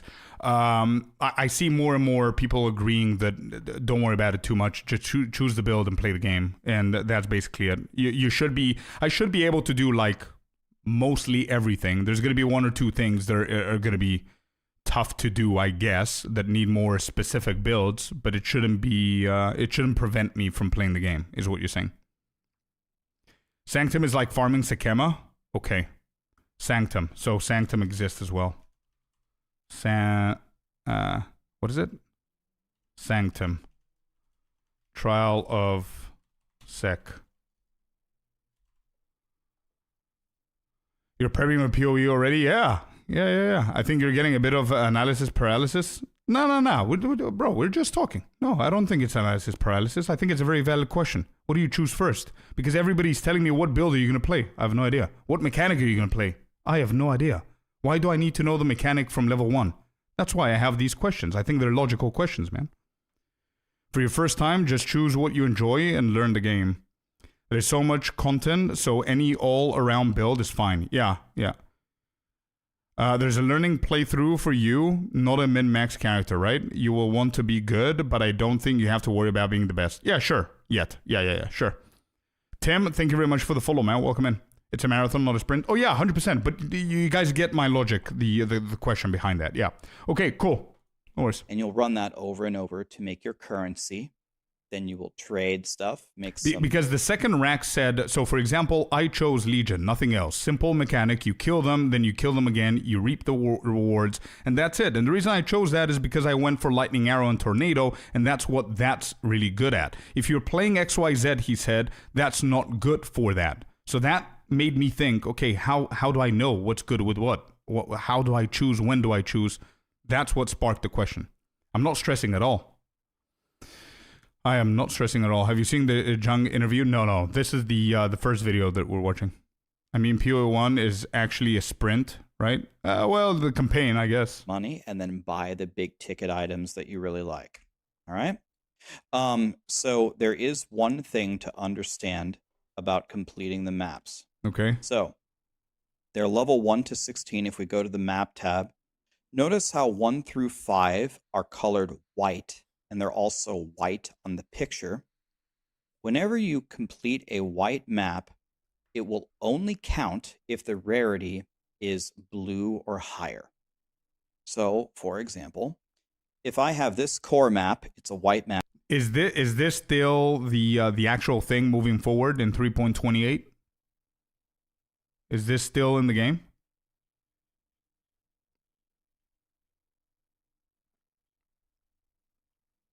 No? Okay. You can tell it's white. If I just plug this in my map device and I run it, I will not get credit for it because Question, are all of these things in the game still in 3.28? Why is everyone saying no? Okay, you guys are confusing me now. Some say yes, some say halfway, some say no. You still need to do the rarity thing. You still need Atlas passives. Map crafts and master missions are gone. You said maps only? No. My first question, just so we don't confuse it, the mapping system of the colors, white, yellow, red, and then you need to do the magic or above. Is that still a thing?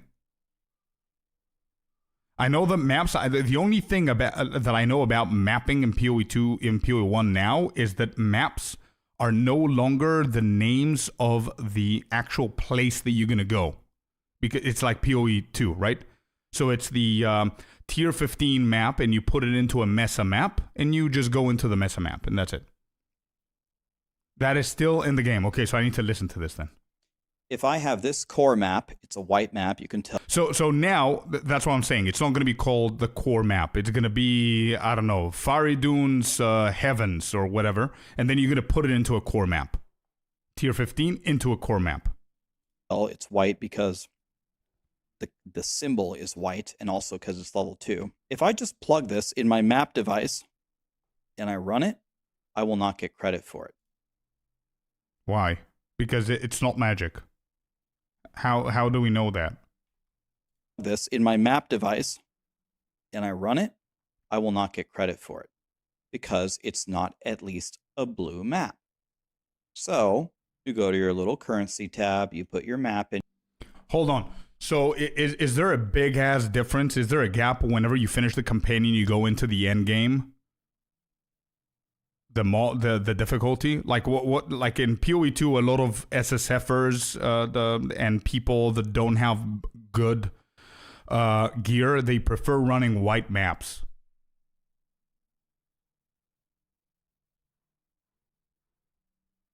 Early maps are easy. Okay, cool. Here. Got it. And this is where some of this little baby currency that you've been picking up through the campaign. Sure, Muffin. Send it. So this, the Orb of Transmutation says it makes a normal item a magic item. Oops. And then we just use it on the map. Boom. And now it's blue. And now we can run it. Got it. Astro, let's go, dude. Yeah, got it. White maps need to be magic, yellow need to be rare, and then the red ones need to be corrupted. And some people don't look at map mods and get wrecked by essence monsters. For those who know, Fearless, you don't need to name any names. Don't do it. Beware, though, it's going to give the monsters some powers and it's going to give you some better items. But sometimes it's going to give you a terrible affix that you cannot run. Mm-hmm. It might be reflex damage back at you. And that might one-shot you. In that case, I wouldn't do this for the low-level maps, but for the higher tier maps, you can scour it, which just says removes all modifiers, brings it back to a white tier, and then you can just try it. What? What is that orb? Orb of Scouring removes all modifiers from an item. It's like what is it, anointment? No. What is it? Yeah, it's like a annulment orb on steroids is what this is. which just says removes all modifiers, brings it back to a white tier, and then you can just try it again. Ugh, the fact that my thing is public is annoying me because it's trying to sell my stuff instead of use it. Okay, and then, oh, this one looks pretty easy. Then we could run that. Okay, so 1 through 5, they've got to be at least blue. They could also be yellow as well. From Sure. 6 to 10, you need to make them yellow for them to count. So if I get, so all those would work. If I get this one, Bog, level 7, you see how the symbol is yellow? Now I know. So you need to have, it's the same, right? Nothing changes. For a rare, it needs to have at least 3 modifiers, right? For a blue, it needs to have at least 1 modifier. Yeah? Okay. So, and Happy said, if it's a red, it needs to be rare and corrupted. So you don't want the difficulty to spike because your build is iffy, because somebody said in chat that the real difficulty starts at tier 11, I would say. You could do 3 modifiers on a tier 11 and then corrupted.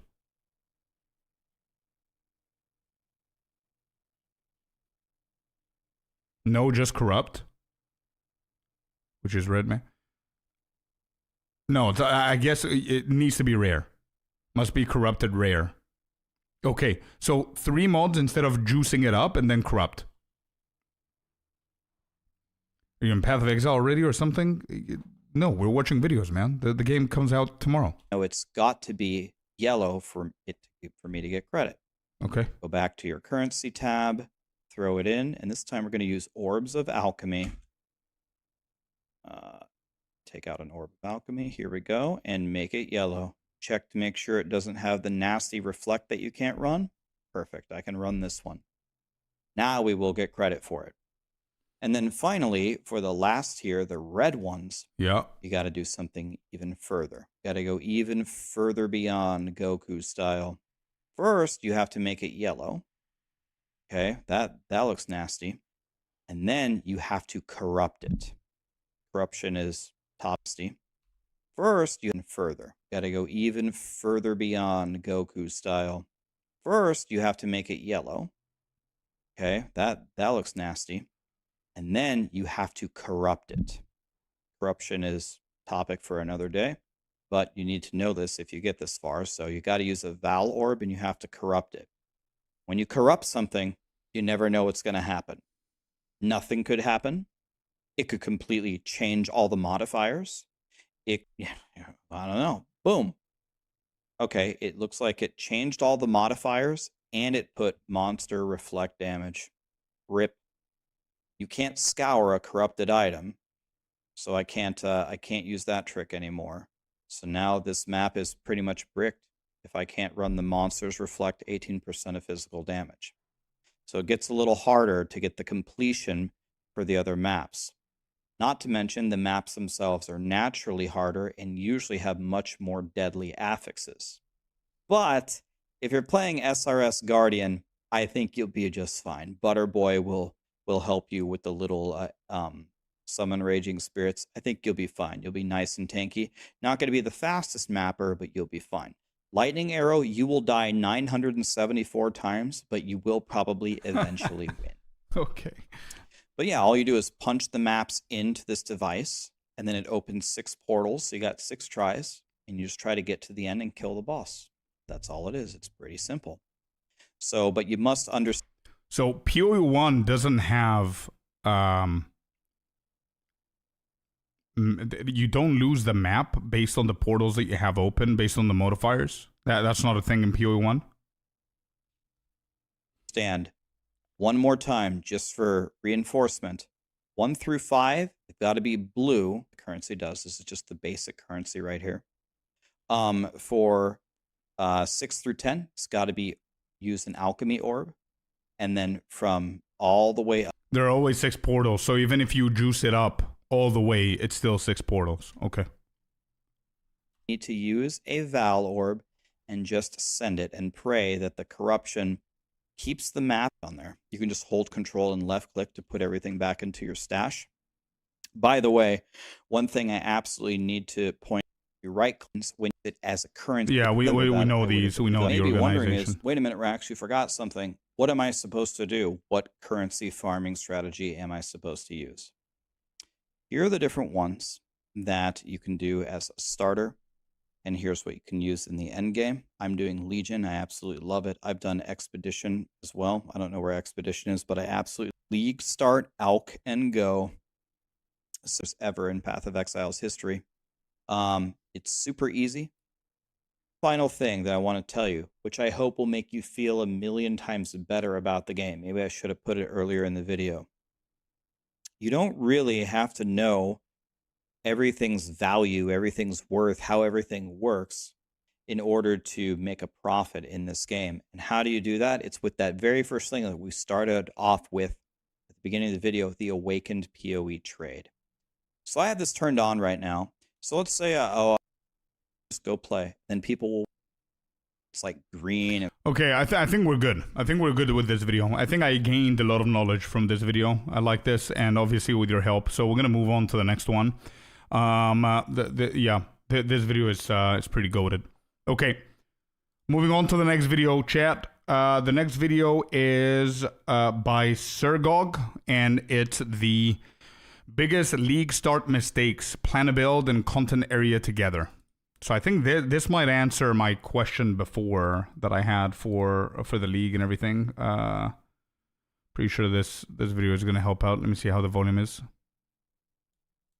It is time for some Path of Exile 1 discussion. We are now 40 hours out from the Mirage League, and today we need to talk about league start plans. Let me know how the volume is throughout, by the way. Not just about characters, though. This is about having a cohesive plan for league start, which is a combination of having an atlas or a content plan and having a build. These two need to harmonize with each other. I felt this video was urgent to make when I made this poll.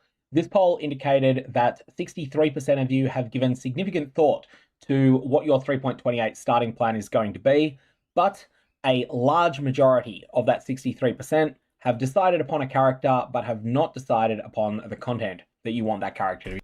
So this proves that the majority of people decide the build first and then they think about the mechanic, not the other way around. Okay.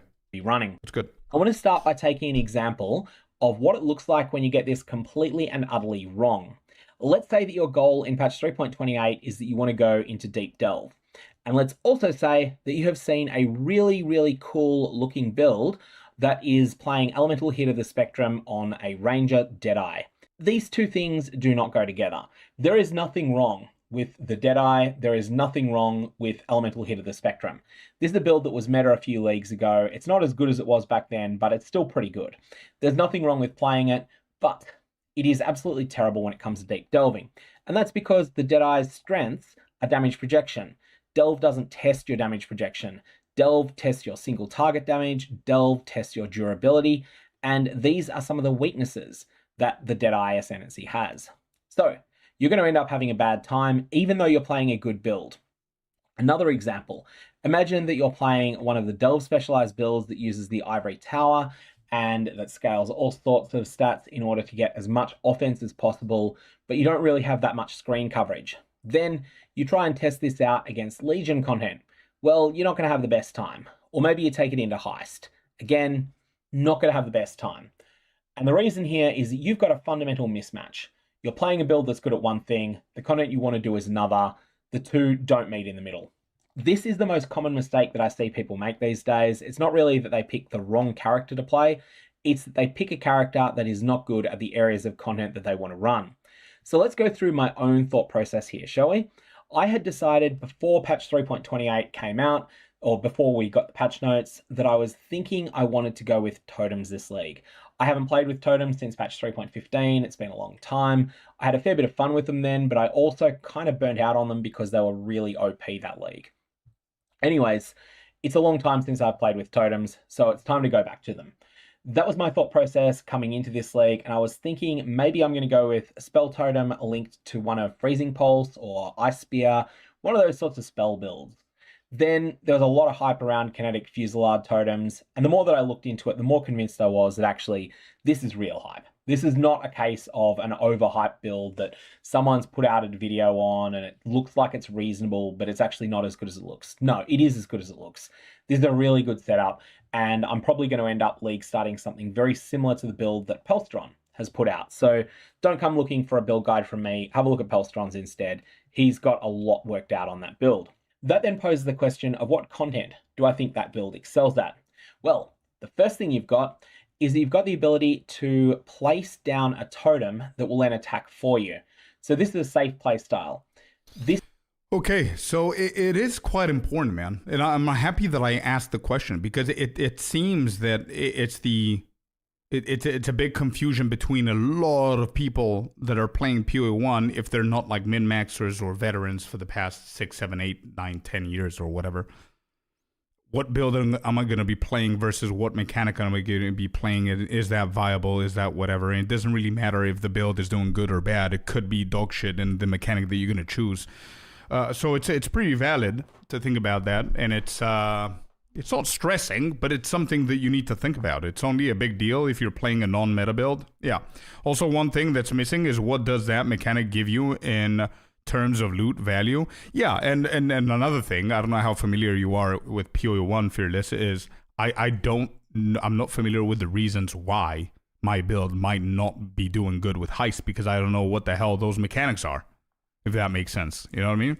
Like, if I knew more than just the TLDR basic surface of each mechanic, I would try and put my logic to think about it. You know?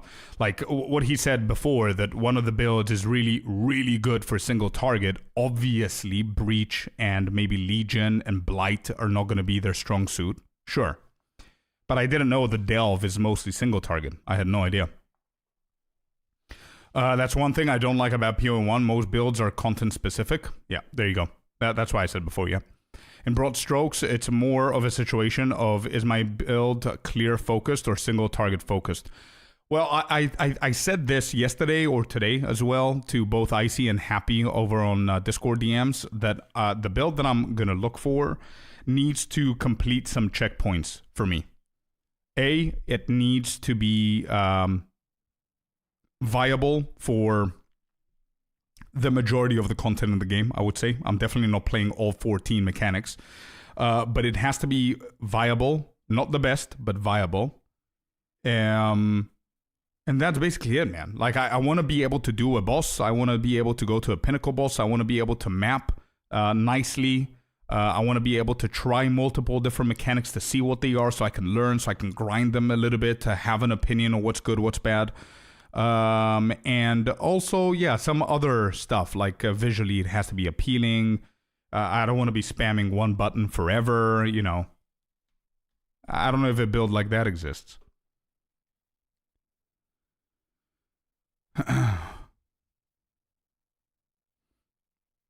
I think mines fit into that category. I just want to be able to be juiced, to do juice blight. Mind is pretty annoying to set up as a new player. Totems are probably better since easier to play and to understand. Exsanguinate or Eye of Winter mines would work for that, as would Kinetic Fusillade totems. So what the one that Sir Gog is saying. Are you going to play more WoW? It all depends, man. Tomorrow we've got the big PoE1 release. It all depends on my approach with the game and how fun it is for me. Mines are a little bit complicated, and I think you need to know how it all works. Right. This means that you can keep moving around, and this sort of incentivizes you to play really chaotic content. And you want chaotic. You've also got a skill that natively chains. Well, that's saying fight against multiple tough monsters simultaneously. What's the best way to get chaotic fights against multiple tough monsters simultaneously? It is, of course, destructive play. So, destructive play is tailor-made for the build that I'm thinking of playing, so we're definitely going to go with it. Once we've got destructive play, of course, it's a no-brainer to take Vivid Memories, to take Remnants of the Past, and to take Conquered Conquerors. These are all part of that package. They're all something that just comes in automatically once you go destructive play.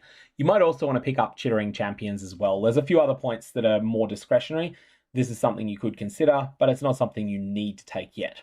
We're definitely going to take all of that section, not because these nodes on the Atlas are inherently good, but because they synergize so much with the play style that we're going for. Right. Okay, so he's building something based on whatever he's going. Hey, Shockwave, welcome in. Fearless, which sub are you talking about? Drops whenever the game launches? Yeah, have those two videos so we can see them, because I haven't seen I think Celestina posted it and Icy sent it to me, but I haven't clicked them because I wanted to watch it today. I haven't seen it. After we've got those, the question is, what else do we want to invest in? Well, I don't want to add things that take a tremendous amount of time in general. I don't mind having a small amount of extra delay, but I don't want to have a situation where I'm going into a harvest, spending a bunch of time in the harvest, then I'm spending a bunch of time doing a whole bunch of breaches, then I'm spending a bunch of time doing abysses, then I'm also doing an ultimatum for ages as well. Instead, I'm only willing to take one of those long duration encounters. And because of that, before I even decided what that one long duration encounter was going to be, I started speccing into two other things. Firstly, shrines. We picked up supplication and all of the other shrine support on the tree basically, because shrines are fast. Shrines are fun as well, but they're just really fast. They get you through the map from the start to the finish quicker than you otherwise would. And they also give you a bit of an extra power boost early on in progression when you really need it. We also picked up some map sustain. I'm not sure how much of this is going to be needed, but I'd rather have too much of it than too little. And this is the sort of thing you can spec in early and then you can get rid of later on. After this, you then have space for one additional mechanic, and you'll see here that I've gone loose plans for expedition. Now, it's definitely certain that I will go for expedition. Some of the clusters are less so, and in fact, there is no way that I want to take the Ancient Decay cluster, so let's just remove that one from there, which will then change the pathing because it's the way the pathing works. But remove that from there. That's not something I need to take. The reason I wanted expedition though is because one of the things I thought about when I was thinking about how this league's economy would play out after the patch notes was that item level 86 bases, the main source of them at the moment, is getting gutted. Absolutely massive nerfs to tier 17 maps. As a result, they are no longer able to drop item level 86 bases at all because they're being nerfed down to tier 16. So that means that item level 86 bases are going to be much scarcer than they've been in the past. They do come from pinnacle bosses. They do come obviously from uber pinnacle bosses. They come from Blight Ravage maps, and that was my first thought. But they also come from certain unique maps, not just the Coward's Trial, which is the more obvious of them, but also Ober's Cursed Trove. I think people should keep that one in mind. Tier 16 Ober's Cursed Trove might actually be quite good this league because you can go and run it, and then you can potentially... I literally lost him like 3 minutes ago. I have no idea what he's talking about. Like, I understand the concept, but I cannot visually understand what's going on here. But yeah, a whole bunch of the later rooms. Everything that drops is going to be item level 86 plus. But the way that I've decided to go with is going to be from Rog. Now, Rog doesn't just give item level 86 bases sometimes, but he can give good ones. At the same time, I'm not speccing into Gwenin for obvious reason, but Gwenin is one encounter in the expedition system. I will do those encounters, and I will then try to get item level 86 bases off her. You need to hit level 90 before you're able to get item level 86 bases out of the expedition NPCs, but this is something that's been a useful trick in the past. Not really in recent times, not since tier 17 maps came in, but prior to tier 17 maps, it was one of the best ways to get your item level 86 bases. Not the only way, just one of many. The key thing I want you to take away from this video is not the specific decisions that I have chosen to make for myself for League Start.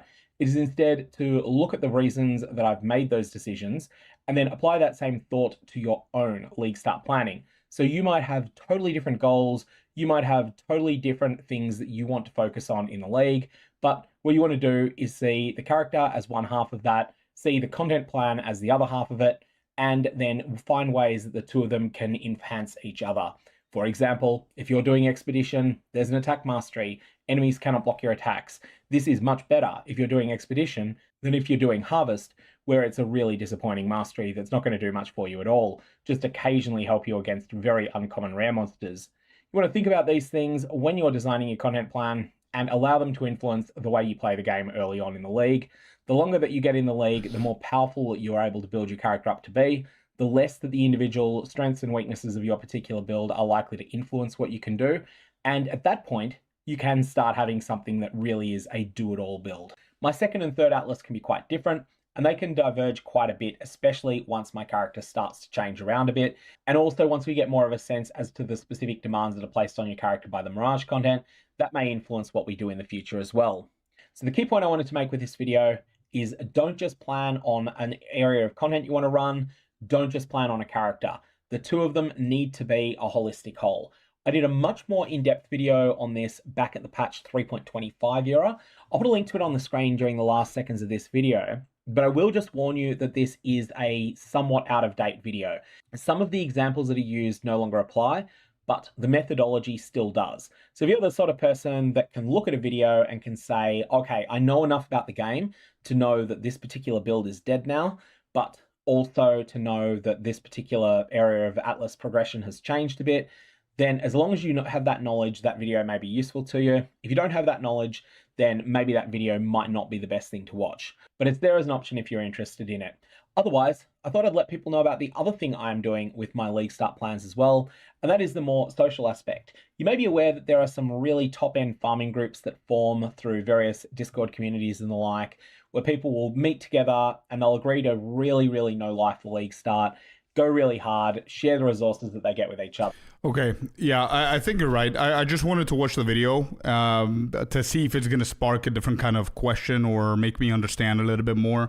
It's a great, like, even though I don't understand anything of the specific stuff that he was saying, like Rog and Gwenin and this and that doesn't work and that doesn't drop and this is not good and that's not good.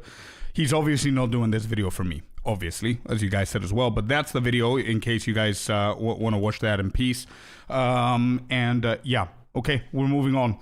There are a few other ones that I wanted to see, and I think Fearless mentioned something about it. Twitch drops, I haven't seen them. Mirage Challenge rewards as well, Hi, I have not seen I'm them. Mark Oh, it's Mark. Roberts. Oh, shit.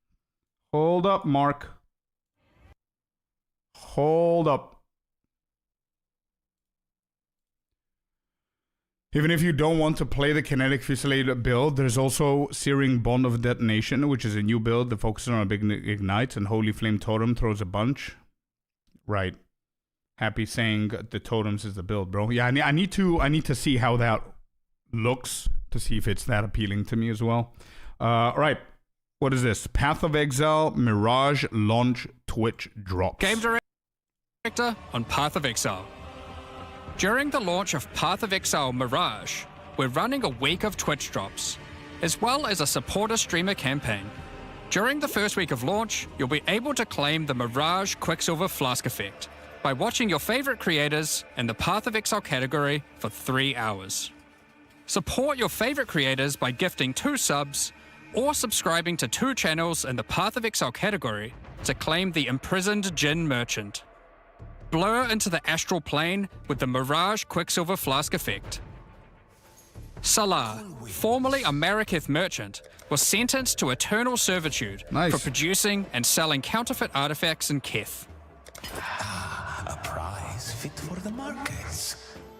Salah was sealed in a barrier and contained within this chest, and must now manage your shop and facilitate your trades on the currency exchange for all eternity. This is how the merchants of old grew wealthy. Both of these items are purely cosmetic and do not affect your character's power or progression in any way. They'll also be immediately available for use in Path of Exile 2, Nice. where the Mirage Quicksilver Flask effect will apply to your sprint and dodge roll. Thanks for watching and have a great league start. Nice. Okay, so the flask effect is going to be the new sprint thing in PoE 2. And then this vendor is pretty cool. So you get like a cool looking Ange. Yeah.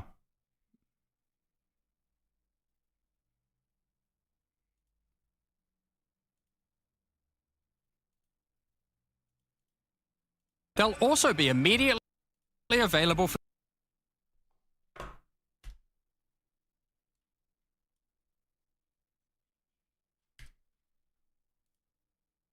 Hold up.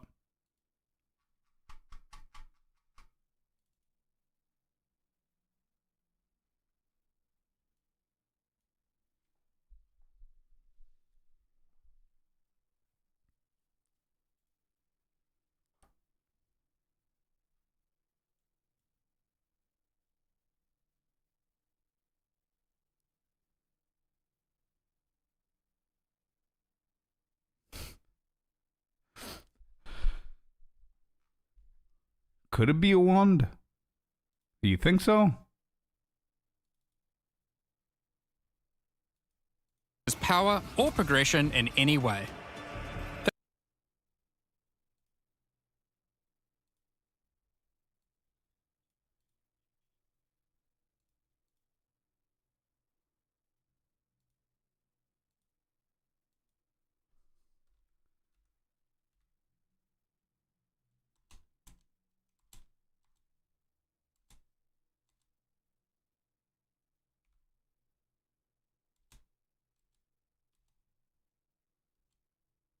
Nah, that doesn't look like a 1 to me, guys. It does not look like a 1 to me. Nope, it doesn't. The picture that I took before, maybe, but I mean, that looks like a rapier or a sword of some sort or some shit. Yeah, that doesn't look like a wand. The sword that chooses the wizard, Mr. Potter. Yeah, that does not look like a wand, I don't think. Now it does, but I don't know. I think it is. Yeah, it doesn't mean it's happening next year. Sure. Yeah. We're just having fun. It's okay. Cool. All right, nice. So we're getting a bunch of decent looking stuff. Of course, MTX is on point. Sure. So we've got a sprint effect, Quicksilver in PO1, and we got this dude. Good stuff. Cool. Where's the other one? There's another one. Mirage Challenge Rewards. In the Mirage League, you'll be able to earn pieces of the exclusive Orb Regalia cosmetic armor set by completing 40 new challenges, which you'll also be able to use in Path of Exile 2. Become a Gilded Monarch, encrusted with jewels and wearing both the faces of the Regal Orb.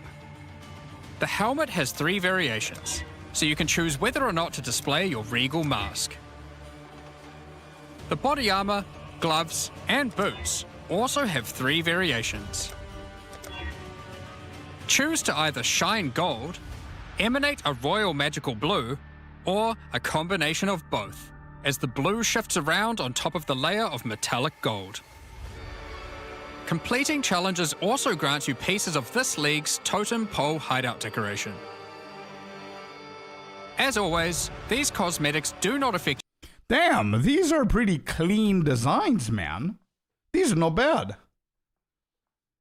It looks so good. Yeah, 100%. This is so good compared to the other ones that I've seen, and they never motivated me to try it. But this looks so good. Wow. Nice, man. Free, by the way. Yeah, I mean, a couple of 100 hours, but sure, let's call it free. Yeah. Yeah, you definitely need to play the game. For sure. 36 challenges this league. I might have to do 36 challenges this league. Wait, is 40 impossible? Is 40 the hard to do?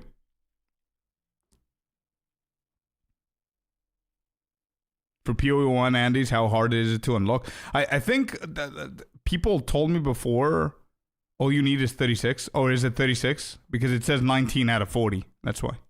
Not 19 to 40, sorry. It's very hard to do 36. There you go. Okay.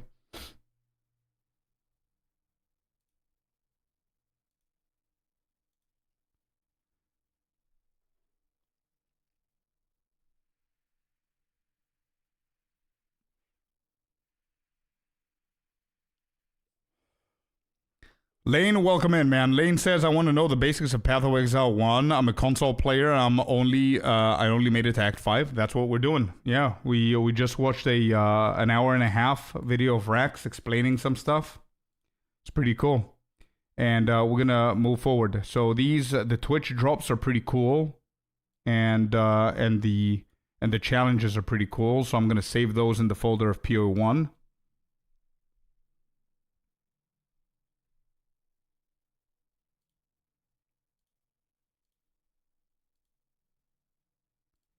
All right. What do we have? So we watched The Biggest Mistake.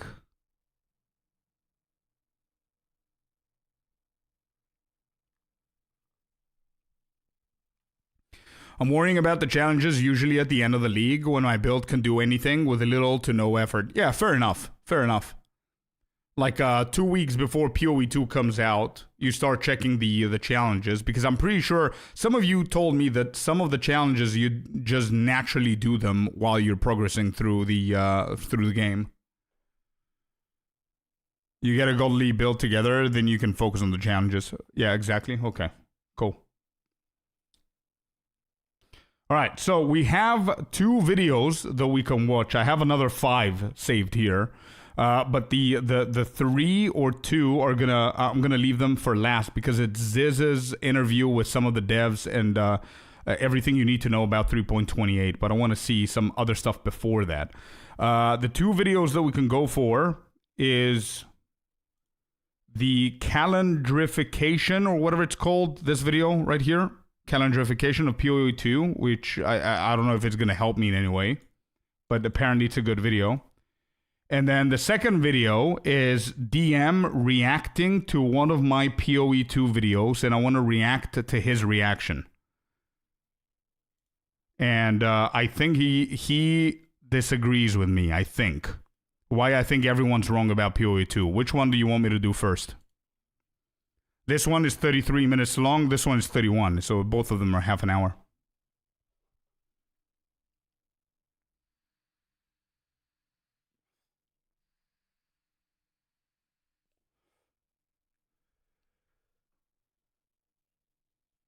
DM video for sure. DM video first. Okay. Snap. Cool PoE 1 history lesson. It's gonna go over your head. I don't think you need to know anything else as a start. Yeah, maybe. Maybe it's better to go into the 3.28 stuff. But it's way more complicated than I think is worth watching right now. Maybe the Snap video is going to be more appreciated by me whenever I finish that the league, right? Whenever I play the league fully until PoE 2 and then I watch that, I'm going to appreciate it more, maybe. All right, whatever. Cool. So, let's do this. So, apparently, a few of you guys have linked me this video of DM reacting to the video that I did 3 weeks ago for PoE 2, where I shared my opinion of the retention of PoE 2 and how I feel that, it could improve. So let's see what this is all about. 14K views in 1 hour. Well, damn, I'm not going to watch the comments right now because I knew that this video is going to be a little bit of a contradicting video, to be completely honest. I knew it will be, but I mean, it's my opinion, so it is what it is. So I'm pretty sure the DM's camera is on the left, so I'm going to place 3 mine there. weeks ago, why players are quitting PoE 2 so fast. Dude, I'm kind of getting baited into it. Oh, shit. I mean, this is 3 weeks ago. This is kind of like old, but okay, hold on. We can all agree that Exile 2 is in a much better state now than it ever was. In point 1, point 2, and even point 3. I want to know. Each league has brought something meaningful to the game. Point 1 was a foundation, early access, core systems, and honestly one of the strongest league launches we've ever had for a new ARPG. Point 2 introduced new mechanics and a new class, and while it didn't hit the same hype as Point 1, it clearly helped GOG learn from their mistakes and see what worked and what didn't. Then Point 3 landed, which was a huge step forward and a massive league launch. And with Point 4, despite the lack of endgame changes they promised between the Temple and the Druid, we probably have the best build diversity PoE 2 has ever seen. Now, with Player almost numbers, you're going to 3,000 guess hours 20K? Alright. True, I agree with myself there. 100% agree with myself. The build diversity has been great with the new Druid being introduced. What did DM say? Let's check. Oh, somebody said in his chat, let's check that a player number is gonna guess 20K. Player numbers of PoE 2. When did he do this video? Yesterday? I'm gonna say 14K. There you go. Well, put your guesses in now. What do you think it is? I'm going to say 17,000. 17. Yeah, okay, we're close. On Steam. Path of Exile 2. Probably. Okay. Loading it. Let's see. Where's the chart? Boom. 16,355. 16K. That's close. All right. I mean, a little bit. Yeah, I'm close as well. So I said 14. It's currently at 16 on Steam, by the way, and that's not only the platform that people play. Right? There's consoles, there's standalone, so obviously it's more than that. So if we say that Steam is, 16K, do we dare say that it's the majority of players who are playing on Steam? Let's not assume that. Let's say there's another 16K playing on standalone and another, 8K on console, maybe less. So it's probably below 50K. 17K 2 months into League is really strong. Definitely the majority of players. 17K 2 months into the League is really strong regardless.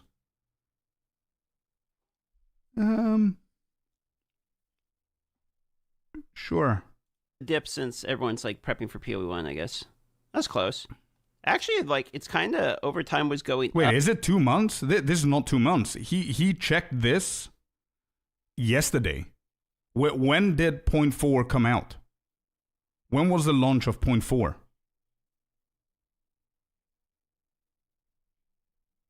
It was December.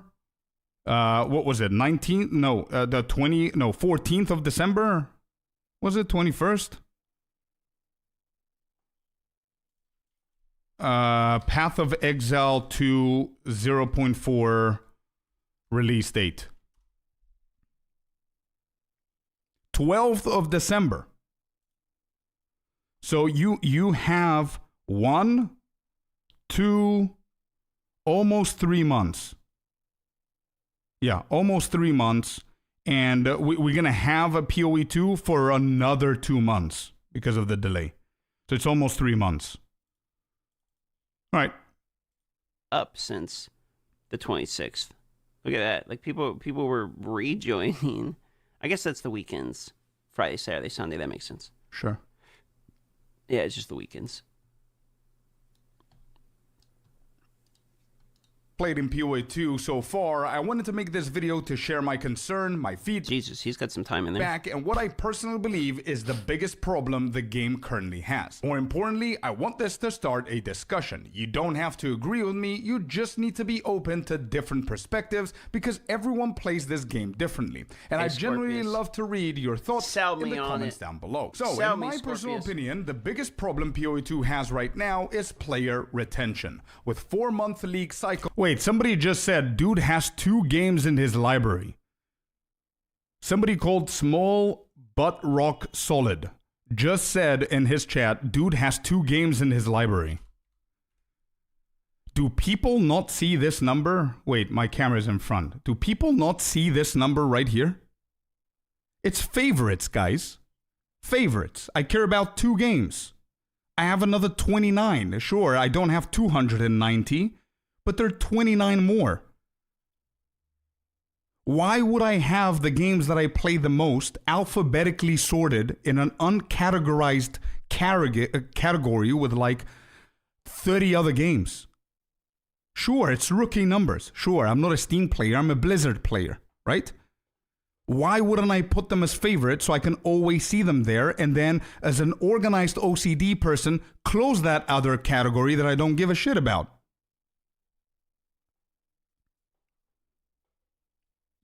Anyway, whatever, sure. 2 games in his... More important, open to different We already started. Damn. So, in my personal opinion, the biggest problem PoE 2 has right now is player retention. With 4-month league cycles and still not enough long-term depth or content, most players hit a wall after about 3 to 5 weeks. True. Not because the league is bad, but because there simply isn't enough to keep them engaged yet. At that point, players start looking elsewhere. Some switch to hardcore, some join private leagues for a reset, many just move on to another game or quit altogether. And the reason I think this is such a serious issue is because it's not actually easily fixed. Of course, we can sit all day and speak about other in-game issues like patch problems, balance issues, bug fixes, and of course some core mechanics and content that is missing or needs fixing. For example, Wisps feel slow, underwhelming, and often pointless. They likely need a full reevaluation. The Whips are dog. Like everyone knows Whips are dog shit. Whips are dog shit. Yep. Devs know Wisps are dog shit. They said that it's dog shit. Everyone knows it's fucking dog shit. Like. Maybe even removal and reintroduction later on. Rogue Exiles are another case. There's so much great design work there, but most of the times they barely exist unless you heavily juice them. Endgame progression still needs major work, repetitive maps, towers feeling useless, league mechanics overshadowing mapping, low difficulty ceiling, underwhelming loot, insignificant biomes, non-existent citadels. Our pets' heads are falling off! goes on. Fucking And everything then we have sucks, man. things like item rarity issues, server problems, long-standing boss bugs like the Titan Groton since 0.1, strong box bugs since 0.2, poor UI or UX decisions like the template layout, bro. no colorblind options, lack of hybrid control support, and many more. Hey, listen, are we transparent or are we not transparent? Well, we're gonna justify that everything is fine just so we can make a point across. We do have those problems, right? Okay, cool, done, fact. Move on. True. These issues are my main concern. That's what early access is for. Those was it too much there? The number one problem in the game? I know, but there's so many other problems. Yeah. The chat doesn't like it. PoE2 is turning the frogs gay. This guy, I quote that movie, what? Problems will eventually get fixed. And oftentimes, I mean, I just listed a bunch of shit that we're dealing with that are problems that we have, and I end up saying they're all gonna get fixed eventually. That's not the problem that I want to talk about. Simply get fixed by a single patch or a new league update. We're still waiting on new classes, new weapons, new ascendancies, new trials, acts, new mechanics, and all of that simply takes time. And honestly, GG has done an amazing... Dude, this footage right here is like... Somebody's saying in his chat, bait video for sure. Does he know PoE2 isn't even in 1.0 yet? Well, how is that relevant? Yeah, sure.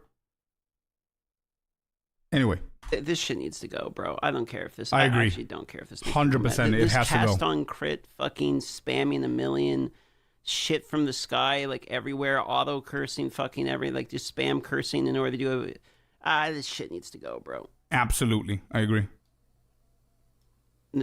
Job so boring. far. If you look at the progress since 0.1, we've already gotten new crafting systems, a new act, multiple classes and ascendancies, new endgame mechanics, mini mechanics like rogue exiles and wisps, even though they're not that great, tons of quality of life changes, better balance, and better performance. Hey, all the positives. Measurable progress. So True. I'm not really worried about what hasn't arrived yet. True. Swords are gonna come. New trials are gonna come, True. new acts will come, and we'll play them, and then move on to the next shiny thing. Early access or full release doesn't matter much to me, because sometimes PoE2 already feels like a finished game, and we're barely scratching the surface of its true potential. So let's go back to the retention problem. To understand why retention breaks down the way that it does, I think we need to look at the different types of players PoE2 has right now. I'm going to split this into 5 broad categories. You have the 5 broad categories. You have the dog shit noobs who fucking suck and get stuck in Miller, and so they quit the game immediately.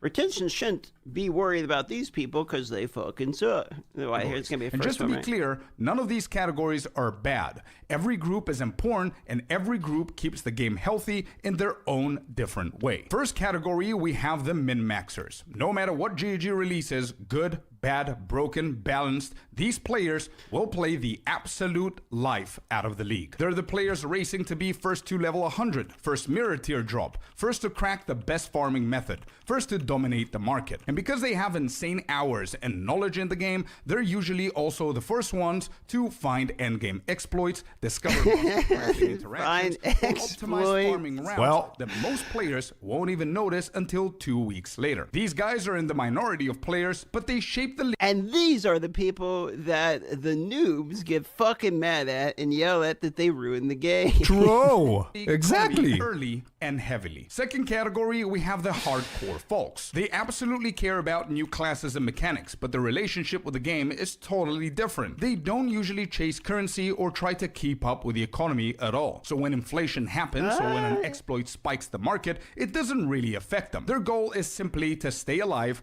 push as far as possible, craft their own gear, and eventually beat the hardest content they can. He's talking about HCSSF Giga Chads. This is the self-respected, everything you do is you know, pure golden. Yeah, the big best boys. Players in the world, have the biggest cocks.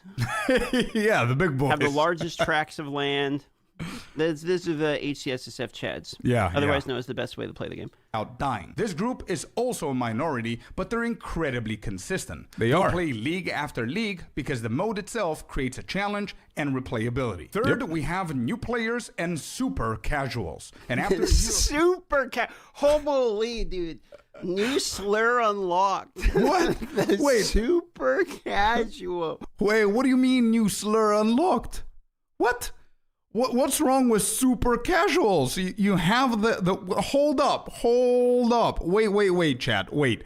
You have the casuals, the semi-casuals, and the super casuals. Is that not a thing? Do I need to label them in a different way? Like, do I need to say the dad gamers or some shit? The tourists? Would that be more appealing whenever I call out somebody?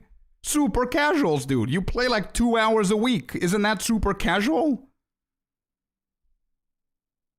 Seriously, dude. Like, isn't tourist worse than that? Calling somebody, hey, bro, are you super casual into the game? Yeah. Oh, shit, dude. And I said in the beginning, there's nothing wrong with anybody in these groups. But what's wrong with super casual? Yeah, exactly. Heard super casual before. I'm gonna start integrating that into my word. You feel attacked? Dude, new players and super casual. The gamer dads ain't enough. We need to go. There you go, the gamer dads. I told you, the dad gamers. So that's a better terminology, or tourists, I guess. Man. Super cash. I fucking love this terminology. I actually think this group is smaller than people assume. I'm talking about super casuals here. These players, and I keep saying it. Why do I keep like the tonation is like with 14 S's in the beginning. Super casual. Dad gamer is way better than tourist. Yeah, but Scorp coined the new gaming term. Well, shit, I didn't think it's not a gaming term, bro. It's literal grammar. Super casual means that you're very casual. Actually, I should have used very casuals. Either have very limited time each week or are still learning the game and systems. They usually rely heavily on guides, and it can take them most of the league to... Okay. This part is always overstated, that the super casuals rely on guides. No, the super casuals don't look up guides. That's when they cross into like normal players that are playing the game and trying to learn. Super casuals don't give a fuck about learning. Super casuals log into the game and be like, what's this game about? They pick up the controller, they start playing, they read the move, like, I think I'm going to put this move on. What looks the coolest? They go ahead, they get stuck on some boss because they have fucking dog shit abilities and they made a dog shit character. And they're like, this game's hard. I'm going to go play COD for a minute. Like, okay, sure. Yeah. Okay. I see his point of view. Yeah. 100%. Okay. I understand it. The way that I see super casuals or casuals is with the hours that they have to play the game. There are a lot of people that I know from my YouTube, from the Discord and everything that I talk with, and I see comments and people asking me stuff. They are playing like 2 hours a week, right? Isn't that super casual? I mean, they won't be able to do absolutely anything in the game. 2 hours a week, maybe sometimes less.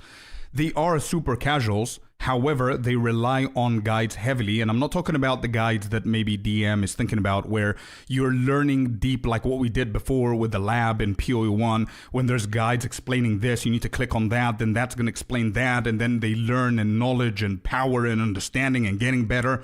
That's not the guides I'm talking about. Maybe I should have been a little bit more clear here, but I'm talking about build guides that tell you and hold your hand and tell you exactly what you need to do for your build. That's the guides that I'm talking about here. Nothing to do with learning and understanding the game. That's what I mean. Super casuals are going to start playing the game, realize that they don't deal any damage. The first thing that they're going to do is best build or whatever. They're going to click on that. They're going to follow the guide, and that's it. You know what I mean? But anyway, yeah, that's what I meant here. I don't think anyone is in the wrong. Both are a type of player that can be seen in both ways. Yeah, I think a super casual would be a mindset thing. Whereas if you look up a build guide but play casually time-wise, that's a different thing. Yeah, sure, it's a perspective, 100%. I'm not... I agree with DM as well, for sure. If he meant the guides as to big-ass articles that teach you how to play the game and what everything does, I absolutely agree that they don't give a shit. I agree, 100%. Yeah. In retail WoW, we call super casuals the mole people who hang out in the delves all day. Yeah. That is, the super casuals are not Googling fucking anything. They're playing for an hour or two, and then they're like, ah, shit, I gotta go pick up the kids from school or something, and then it's fucking over for the day. Yeah, but again, it's what I'm saying. That the new player that's gonna come in, and he's super casual. He only has like 45 minutes to play right now. He's going to pop the game. He's not going to look at guides like DM says. Sure. He's going to start playing. He's going to get a ceiling. And then he's going to leave, go pick up the kid. Then after 2 days, he has another 45 minutes to play. What if they don't quit the game? If they quit the game, I don't call them super casuals. They're not even in a category in here. They just don't play the game. Super casuals, I'm talking about people that consistently come every single time they have that little window as a gamer dad or whatever you want to call them, that they can play the game and they actively choose to play PoE 2. You're telling me that that person is not going to try and find a build to hold his hand and show him what to do instead of him relying on his knowledge? There aren't even players. Exactly. That's what I mean. But not like deep guides and stuff like that. I agree with that for sure. Let's reach a comfortable endgame state, if that. Most of them don't have the time, knowledge, or consistency to interact properly with the economy. They might barely see divines at all, and they aren't crafting their own gear because they simply don't know how to. And yet, for some reason, when we talk about balancing and designing the game, this is the one that people bring up the most. We're supposed to adhere to the people that don't interact with it.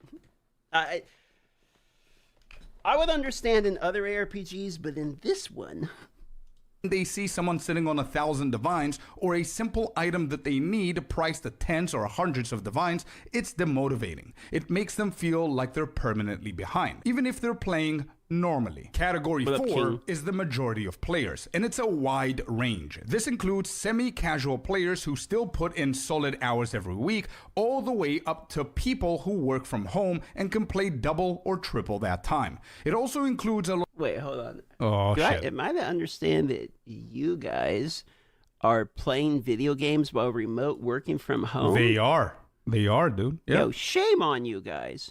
100%. You're supposed to be 100%. Actually, that could be the vast majority of players. Focus. Yeah, look at the chat. Yep. Wait a minute. Wait a minute. A lot of streamers, content creators, and players who've played consistently since point 1. These guys usually keep up with patch notes, watch multiple streamers, are plugged into YouTube Shorts, TikTok PoE2 clips constantly, understand... Wait, Jesus Christ, semi-casual players keep up with patch notes, watch multiple streamers... I don't know, these are sounding like some Giga Sweats to me. No. What I meant is that the group 4 consists of all of those.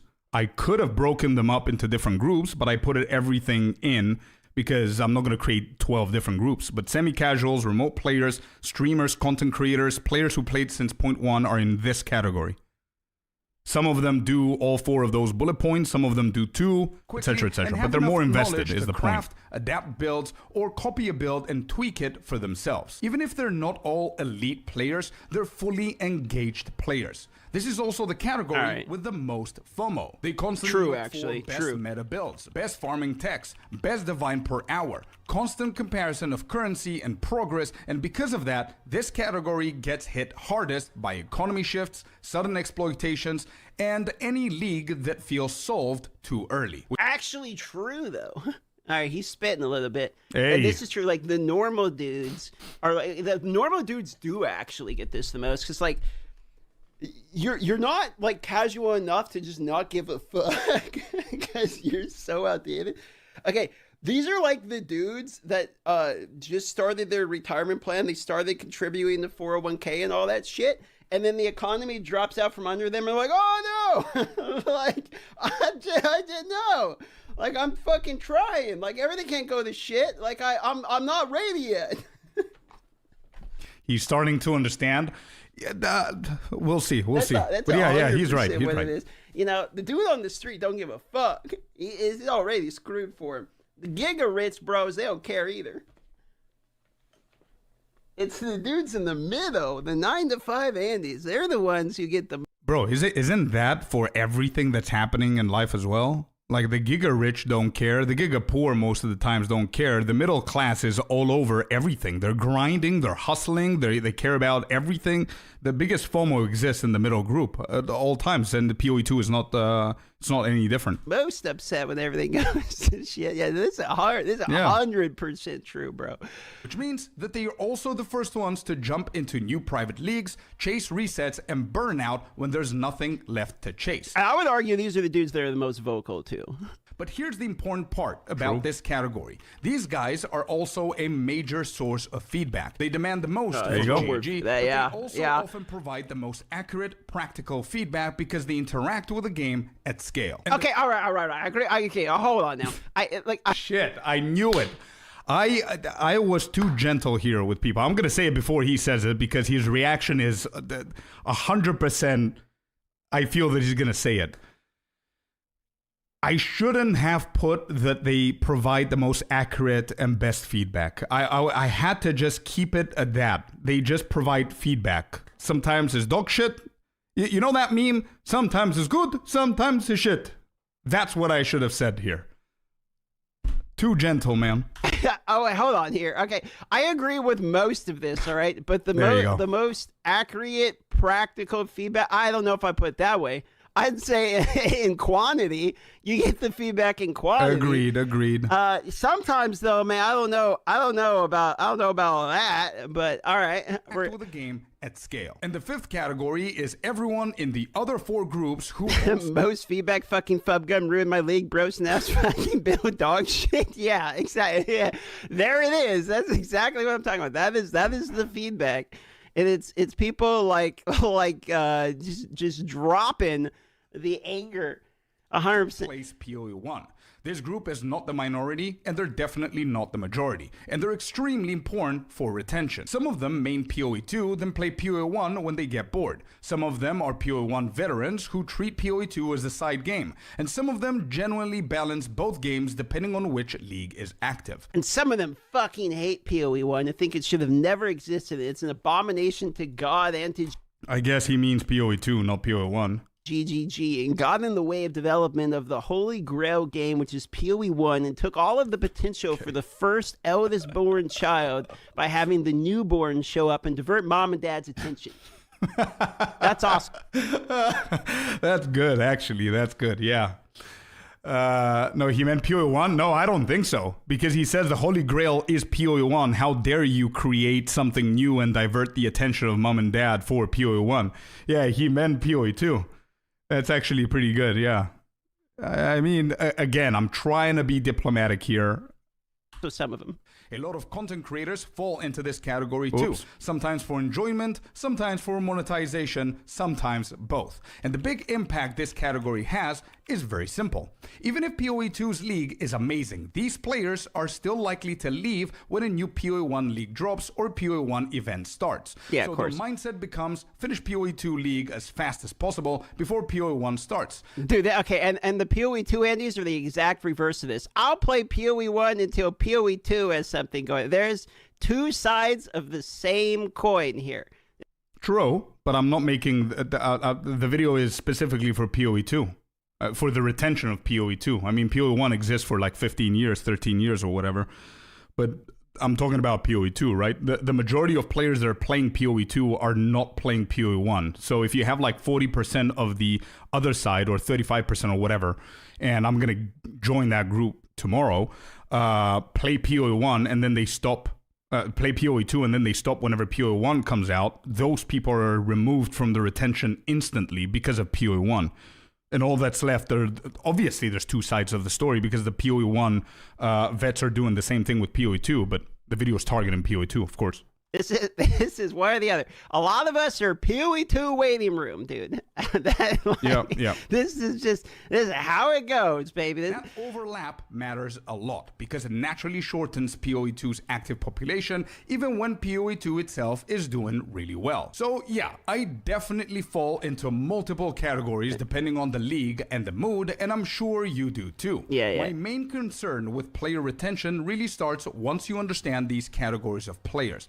Probably I could have split category 4 a little bit better, but it doesn't matter for the No, he did good. He did okay. So he was in the beginning. I was like, all right, where is this going? He's roping me in a bit. I'm okay. I'm with you. I'm on the ride. Okay. I'm here to see it. Let's bring it on home.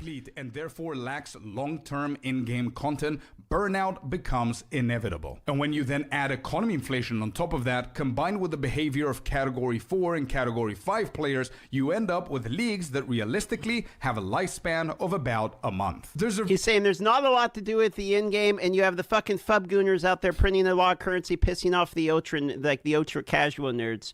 It equals player anger and people quitting the game. That's what he's saying right here. He's not wrong either. Very good reason why Second Wind broke records, even though it launched only 3 weeks after the main league start. Yes, the official motivation behind Second Wind was economy inflation, but I genuinely believe that the majority of players who joined were already done with the league itself. They wanted a reset. They wanted to start fresh. They wanted to have fun again, ideally with a somewhat healthier economy. And that worked. For about 2 weeks. Here's the important part about Second Wind. If you're in category 4 or 5, you already know this. The economy was inflated, but it wasn't nearly as bad as people made it out to be. A Divine sitting at 250 or 300 exalts was actually the most stable we've seen it so far. Okay. Look, even I was wrong about this. The economy was actually fucked. The reason exalts ratio to divine, and honestly, I'm really sick of hearing the exalt to divine ratio. Not to specifically him, but like I've heard this from like everyone. Like everyone always looks at the exalt to divine. Exalts are garbage, dog shit. They don't do anything. Like they are the most irrelevant fucking thing. They're only used to trade for basically like they're pennies to trade for items that are garbage. Okay, I agree. This will rotate out of Exalt to Divine being the thing. It will absolutely go to Chaos to Divine or Annulment or like any other fucking currencies. They're dog shit. They're equivalent of like Alteration Orbs in PoE 1. You have a billion of these things, doesn't matter. Okay. The reason that it was actually somewhat stable was not because the economy really wasn't that bad. It was because everyone had so many fucking divines, at some point, those useless exalts actually started that value because no one would even pick them up anymore because they were printing so much currency. Yeah, so there wasn't exalts coming in because even the poor paupers were printing 500 divines a day. Everyone was picking up divines. He's good, Kuro. Divines became the new exalt. And no one was picking him up because there was too many. So this is not an accurate representation. Compared to point 2 and point 3, where divines were worth thousands of exalts within the first month of the league. Okay, so sure, I do agree with that exchange. The ratio of exchange as a measurement of whether it's doing good or bad, because at some point Exalted was not valuable at all, and we even took it out of our filter for sure. But I still believe that the economy in the first month was better than people were making it out to be. I mean, the majority of people were doing the temple themselves. They weren't talking bad about it. They were just they were printing divines. People got pissed off because they didn't get early into that. That's why people got pissed off. And then you cannot calm the storm with nothing in return. You know what I mean? They started doing the same thing. They were printing divines. I've heard and I spoke with people that burn out so much faster than any other league because of the temple. You know why? Not because they didn't have the currency, because they had all the currency, right? Anyway, whatever. I do agree for the Exalted though. Okay. There's no argument. There's no, I don't have an extra opinion on that. I agree. League. Even after the temple nerfs, people were still printing divines. Yep. And I'm not talking about Absolutely. already established temples. I'm talking about new ones. All you had to do was farm lower level maps, gather the crystals, and follow the same temple techs. Sure, it took more effort than the early Halton tech, but catching up was absolutely possible. And if you didn't want to play the temple at all, then you had multiple options. You can run the abyssal tech and print divines that way, farm rituals for omens as they were massively overpriced, do logbook farming, or even farm emotions and catalysts, which were insanely overpriced too. Catching up to the economy was not easy, but it was definitely doable. Second Wind simply gave players the option to wipe the slate clean. And what happened? People rushed the temple again. They printed divines again, items became overpriced again, and the economy actually ended up worse because of the lower volume of items entering the market. Don't get me wrong though. Like, who would have guessed? Relaunch the economy, but now it's like, fresh start, boys. Here we go. Everyone figured out how to cheat the economy in the beginning. Let's fresh start it over. This time, let's start the economy right. But now, from the beginning, everyone knows how to do it. Yeah, Like, exactly what happened. who would have guessed, bro? Insanely fun, and I had an Started over from the beginning with all of the knowledge people gained from the first one. myself. But the reason I'm bringing it up is because everything we just talked about directly affects player retention. After a month and a half, players naturally burn out, not because they hate the game, but because there's nothing new to chase. Everything planned for a league is front loaded. Launch day hits, we get a new mechanic, maybe a big system overhaul, balance changes, quality of life updates, sometimes even a new class or ascendancy. For the first 2 weeks, GG's active. Patches roll out, feedback is addressed, and then silence for 3 to 3.5 months. Some players get tired, feel behind, or feel affected by the economy, so they join a new private league, which also harms the main league's economy. They repeat the same content, and after 2 weeks, they either quit again or move to hardcore SSF or something completely different. Yeah, okay, sure. What's the problem here? I'm trying to understand. Like, sure, yeah, that is the thing that happens. What's the problem? Then PoE1 gets announced, a league or an event, and suddenly Category 1, the min-maxers, Category 4, the majority of players, and Category 5, the PoE1 veterans, all leave for completely different reasons. Even though I'd personally love it, I don't think reducing the league cycles to 3 months is the solution here, at least not for now. Economy inflation is not the problem, as it will always happen. Exploits are not the problem, as they are pretty common in games like these. The 4-month cycle is not the problem at the moment, as it's needed for GG to test and prepare, and PoE1 is not the problem either, as it's the core game that everything is based on, and it's only getting better. Sure, With what is the thousands problem? of players, you cannot just shut down a working and a profitable game. Okay, so what is the Trying to cut off or fix any of those 4 is not going to help at all. The real issue is how engaging PoE2 is throughout the full 4 months. Okay, so first argument, PoE2 does not need to be engaging for 4 months. I don't think it should have. I don't think that. I'm not saying he's saying that, but just to like address the points as they come up. Like, we do not need Path of Exile 2 every time the new league launches to like fully commit us till the next one for that game. Unreasonable expectation. No ARPG has this. If you play for 4 months, congratulations to you. I'm glad you're able to have the fun out of this. Unrealistic standard. I just, to be fair, I don't expect them to, because basically what we're asking is PoE2 constantly keeps me entertained forever into perpetuity. Not reasonable, in my own personal opinion, for the first point here. Diverse the content actually feels, how active GG is with PoE2 during that time, and how often we get new or reworked. How diverse the content actually feels. Agree with this one. This is important. You don't want to feel like you're replaying the same league you just played. How active GGG is within the 4 months. Yeah, I don't think they're going to be launching like major patches, though. I will say in 0.2, there was an example of something which I love to see, which is they added like some new uniques. They added like Whispering Ice and they added Last Lament. Like they added a few new things just in the middle of the league as like a surprise. That was actually a really cool patch.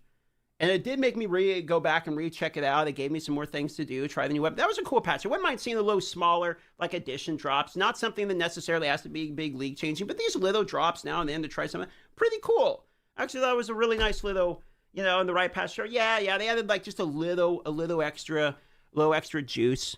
I thought that was pretty nice.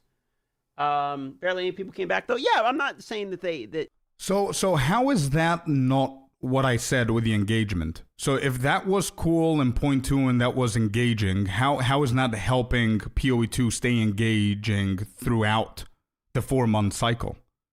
Why is it that we don't want engagement in? So it's basically we are okay. We're settling with the fact that it's 4 months, and we know that 2 months it's for us to play as if there's no tomorrow, and then the other 2 months we know that we're not going to touch the game and we're open to play other games. That's basically the psychology that I'm getting from his chat, from him, which makes sense because he's a vet ARPG and I'm not. So obviously my perspective is going to be very different from your perspective and from his chat's perspective. Because if you're just watching me for PoE2, that means you're probably a ARPG vet and you know all about Diablo and you grew up with those games and everything like that, which is what the vibe that I'm getting. But he did say that they did something in point 2 which it was really cool, that they added little droplets of fun and content and engagement and stuff like that, and it was really good. So why not do that throughout the 4 months every league? That's the main question.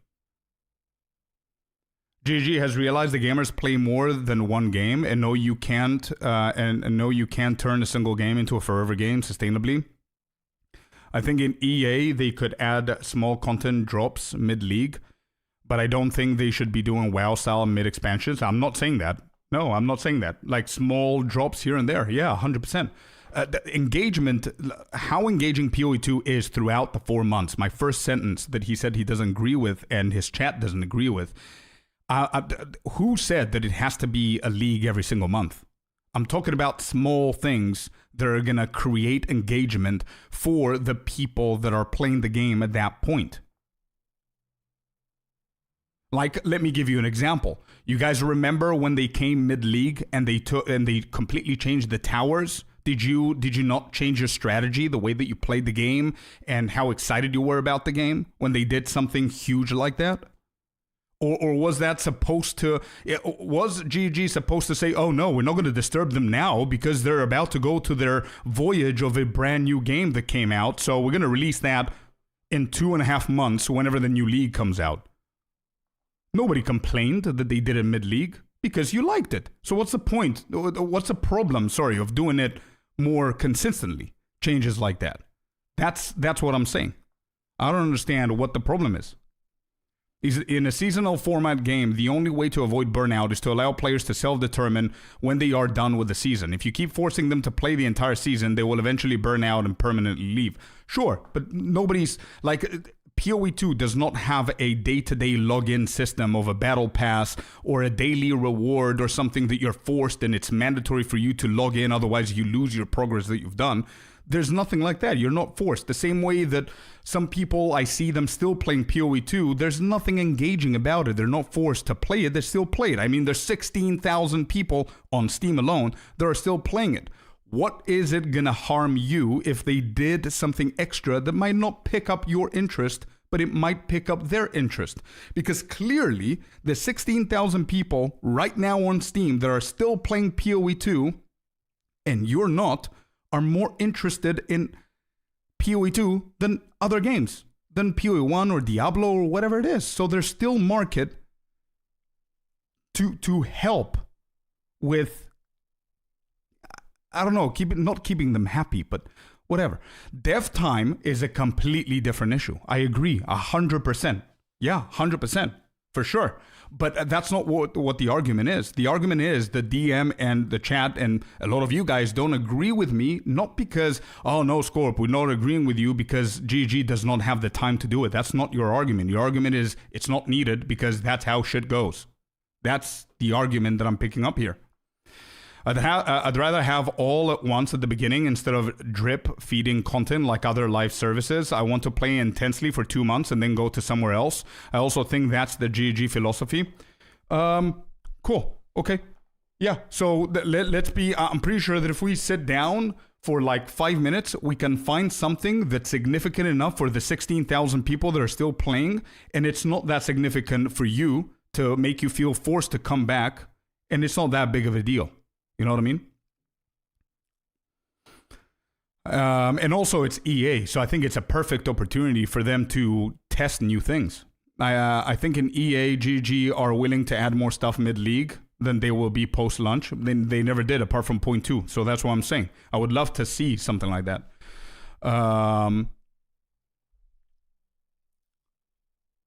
But there's a difference between dropping small additions or reworks mid-league in early access and pulling content that would be in bigger expansion hype package in order to drop it early for dedicated players.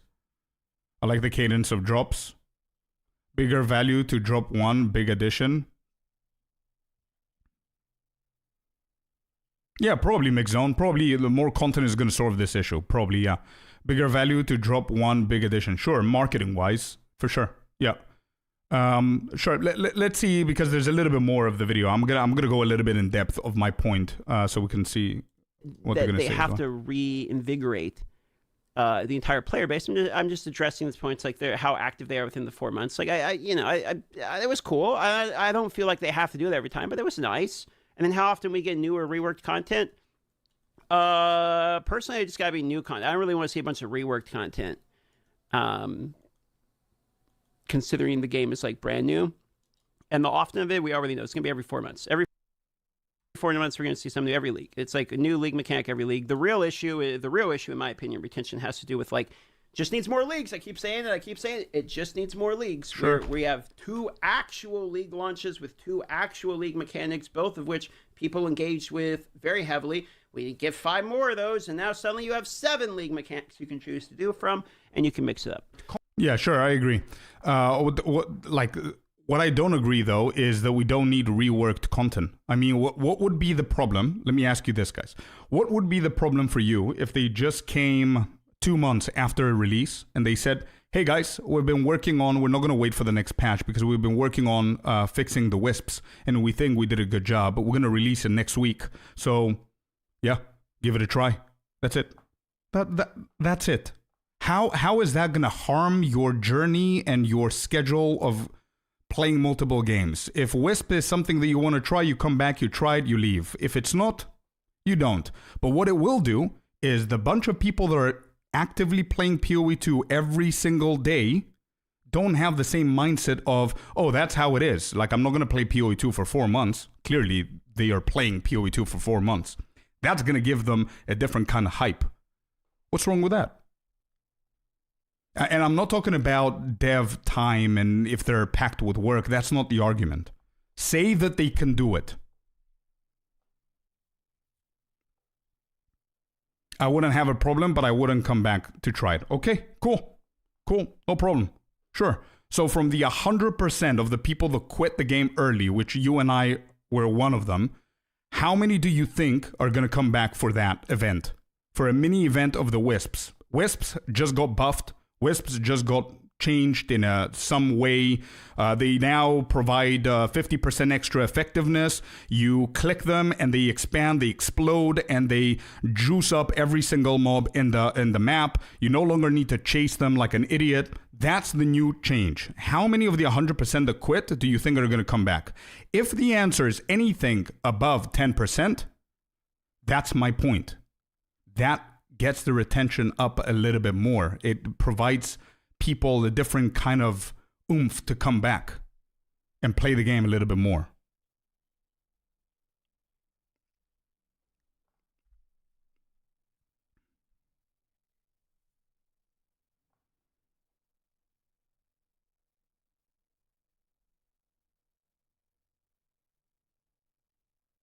Content just need more leagues. And yes, with time, we will get there. But I don't believe that 0.5, 0.6, or even 1.0 will magically solve the problem with retention. PoE 1 has existed for over a decade, and it still relies on mid-league events to keep players engaged. A simple... Okay. My problem is like, I don't... So that point exactly.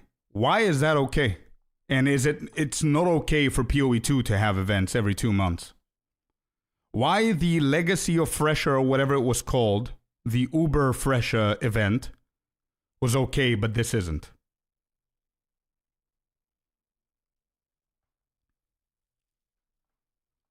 And it's not the first time that they're doing it for PoE 1.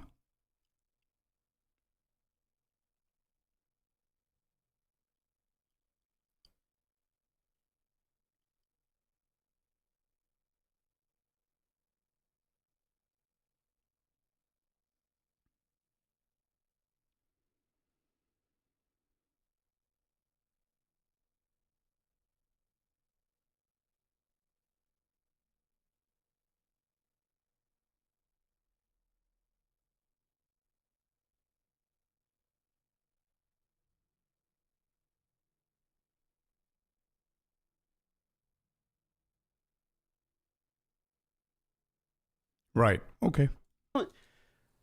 I don't see a problem with, like, I look at PoE, and I know we're doing like the fucking content creator Andy thing here of like looking at like Steam charts, but like I don't see a problem here.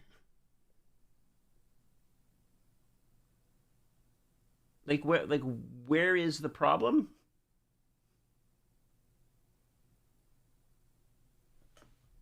People come back to play the league. So right here, Dawn of the Hunt 246. We had the new campaign. A lot of people came back. Free weekend 353 makes sense.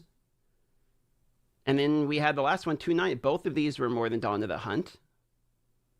Where's the problem? Okay, so the problem is that the majority of people, this is my problem, right? The majority of people that don't believe that there's a problem are people that only play ARPGs. They hop from one to another to the next one like t-shirts.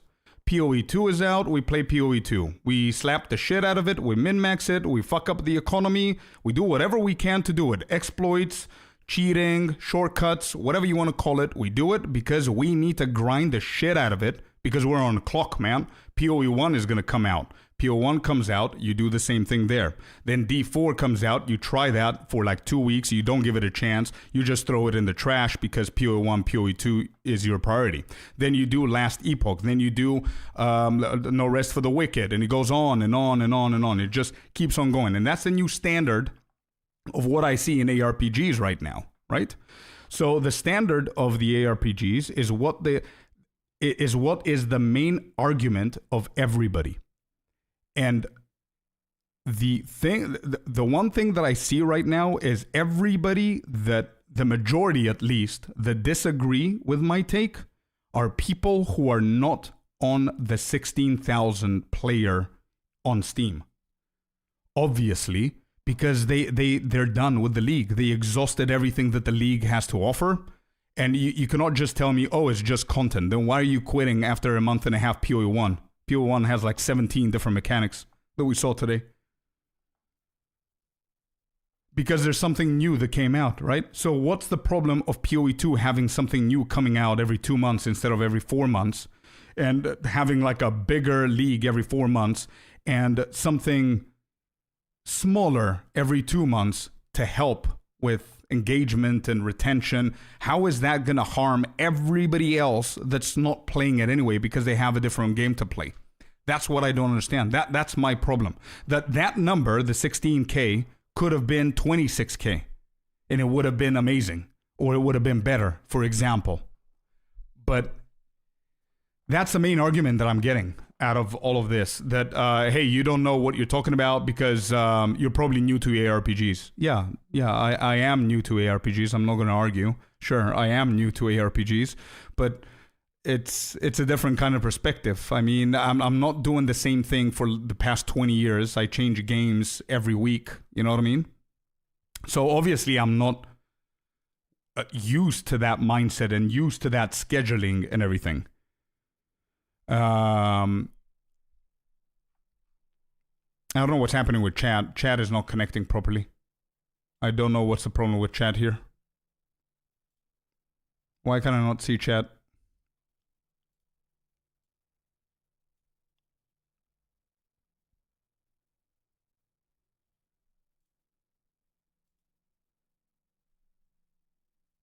Yeah, I cannot see chat. I don't know why.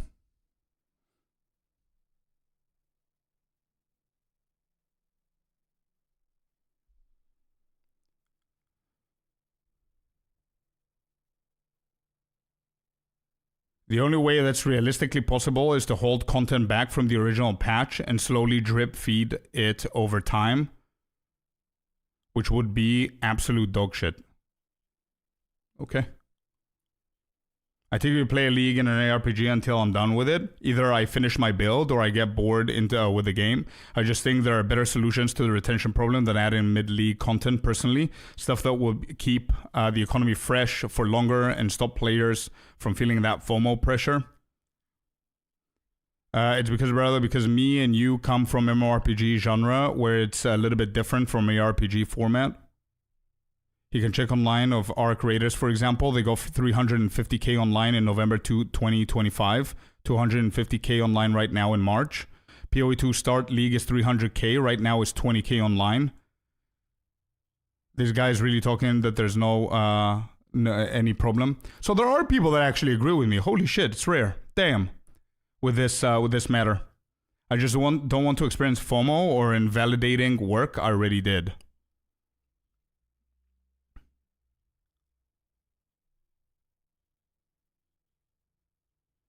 I agree, but GG can sell packs with the release of a new league in PoE1 and vice versa, because in the end of the day, not everybody that plays PoE2 plays PoE1.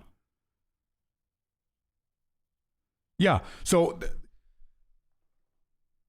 what we're saying, the majority, and please correct me if I'm wrong. I'm not, you don't have to agree. That's the beginning and the end of my video. You don't have to agree. It's a discussion. It's a heated discussion because I'm talking, I'm sharing an opinion that the majority of people don't have, because the majority of you guys have been playing ARPGs. Simple as that. So obviously I'm not going to win this argument, but it's still my opinion. And it doesn't matter if you agree or disagree. It's whatever you guys are used to at this point. But basically what I'm picking up from this argument is that the ARPG genre, the industry, you play a game, you squeeze the shit out of that game. If that takes you 2 weeks, 3 weeks, 4, a month and a half, it doesn't matter. Whenever you're bored, done with the game, whatever it means to be done with a game, right? You quit and you usually have an alternative to go to. Either back to your main game or there's a new league somewhere else. You're definitely not maining PoE2. You're definitely not doing that, because the people that are maining PoE2 are the people that are only playing PoE2. If you're splitting a month and a half for PoE2, a month and a half for PoE1, and a month for Diablo, I mean, you're in the middle, right? You're balanced. So what I'm picking up is, bro, just play the game for 2 months and then who cares, right? You come back whenever the new league is out, which means that nobody cares about the 16,000 people that are currently playing right now, right?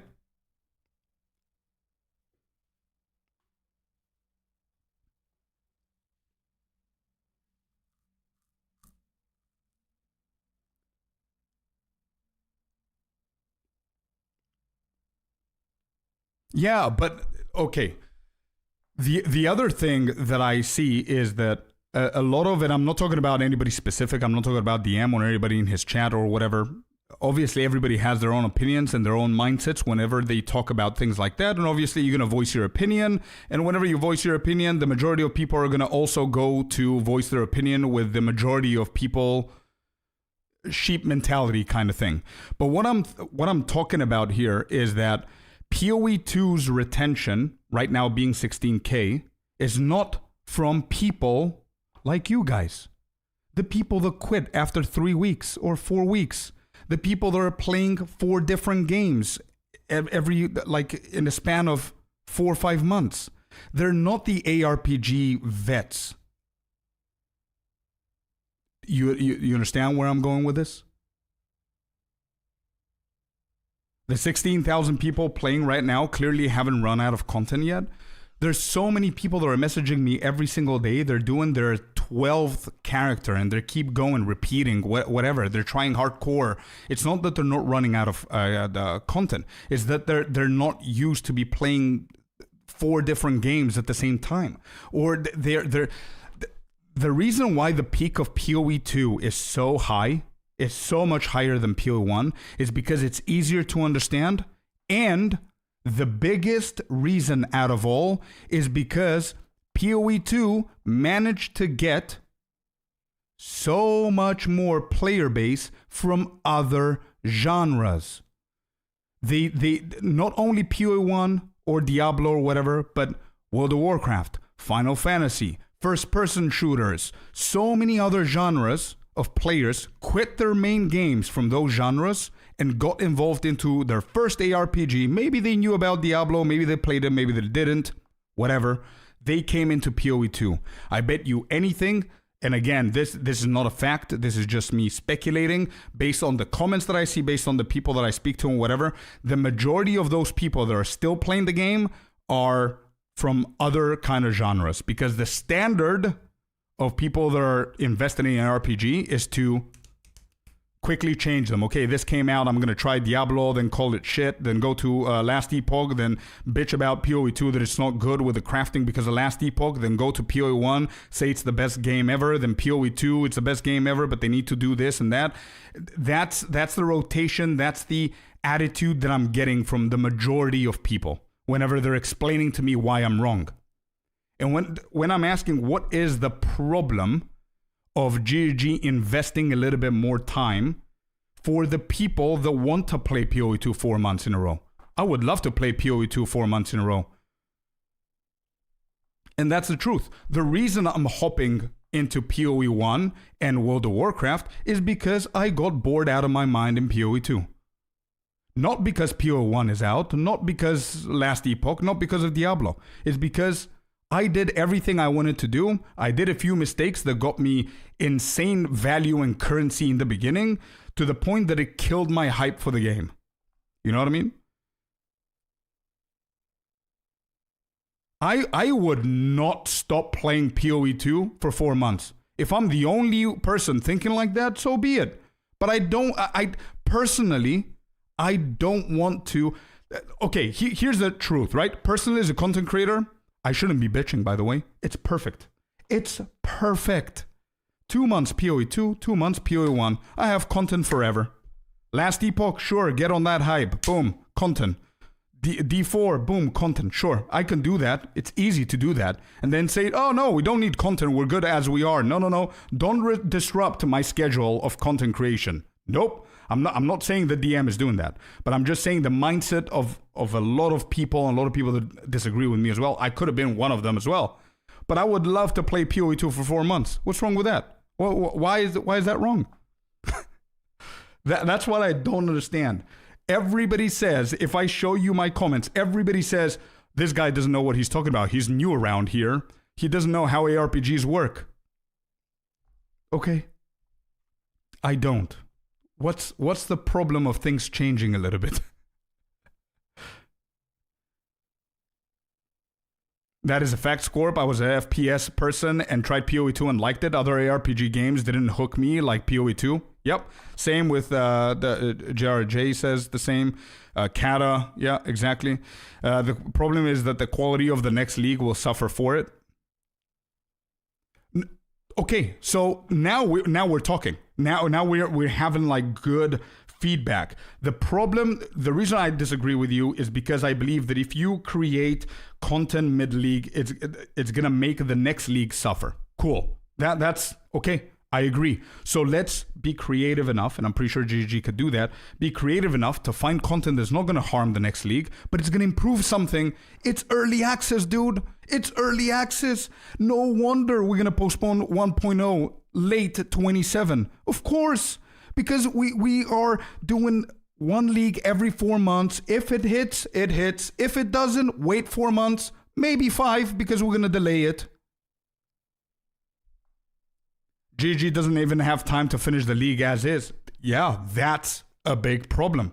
But the argument, as I said, the reason why the reason of the argument wasn't that GG doesn't have time. Nobody actually told me that whenever they say, bro, I agree with you, but it's never going to happen because GG doesn't have the time. Nobody said that. Everybody said, you're wrong. You don't know what you're talking about because ARPGs are supposed to be this way. You know what I mean? So that's not an argument for me. Supposed to be this way. What do you mean?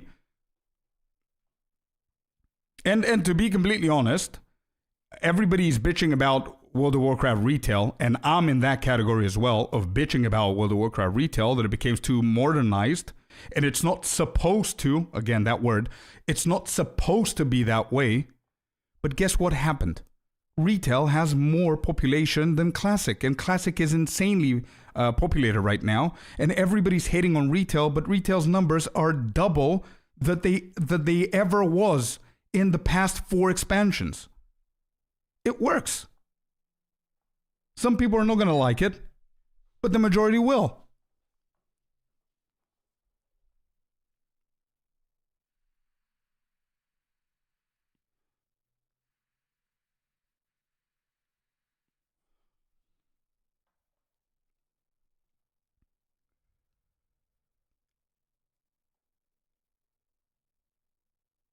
Oh, I agree with you though with that, Coke. Yeah, 100% agree with that.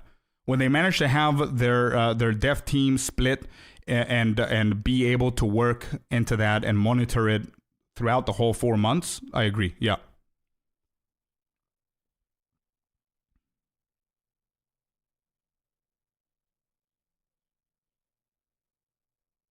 So I guess the question is, which is better for the game? One big patch every 4 or 5 months that includes new content, reworks, new skills, etc., or two smaller patches over the time frame that includes the same or less content, because each patch requires dedicated time to bug fix live servers. So what is neither of those? Actually, not the second one, for sure, not the second one. That's not. I personally, that's not what I'm asking, right? Personally, I'm not asking for smaller league launches and more often. What I'm asking is a huge ass big launch, okay? I need GG again. The argument here is not if they have time, because nobody made that argument. The argument here is what's the problem if they did the following. GGG remains at our disposal for the full 4 months. They don't go break after a month and focus on PoE 1 and PoE 2, and there's nobody helping and getting the feedback and fixing stuff. Early access. GGG remaining at the disposal of PoE 2, their early access game, 2 months into 0.5, with all the changes, the grand hype changes and everything, they could start testing stuff with the small base of people that are still playing the game. Since all the hype vets and everything have moved on, they can still try small things like buff Rogue Exiles, buff the Wisps, buff the Essence, try a few extra things here and there. I'm not creative enough, otherwise I wouldn't be sitting here. I'll be in a dev team or something. But something creative to test it, to see if that shit is going to work. What is the problem with that? Why do you need 250k people on launch to actually test that, to consider it as a proper thing of testing? You know what I mean? Like something, and that could create excitement and hype and get people more engaged, and whatever the case is, bring some people over, 5, 10%, 8%, whatever. It doesn't matter. It's going to help.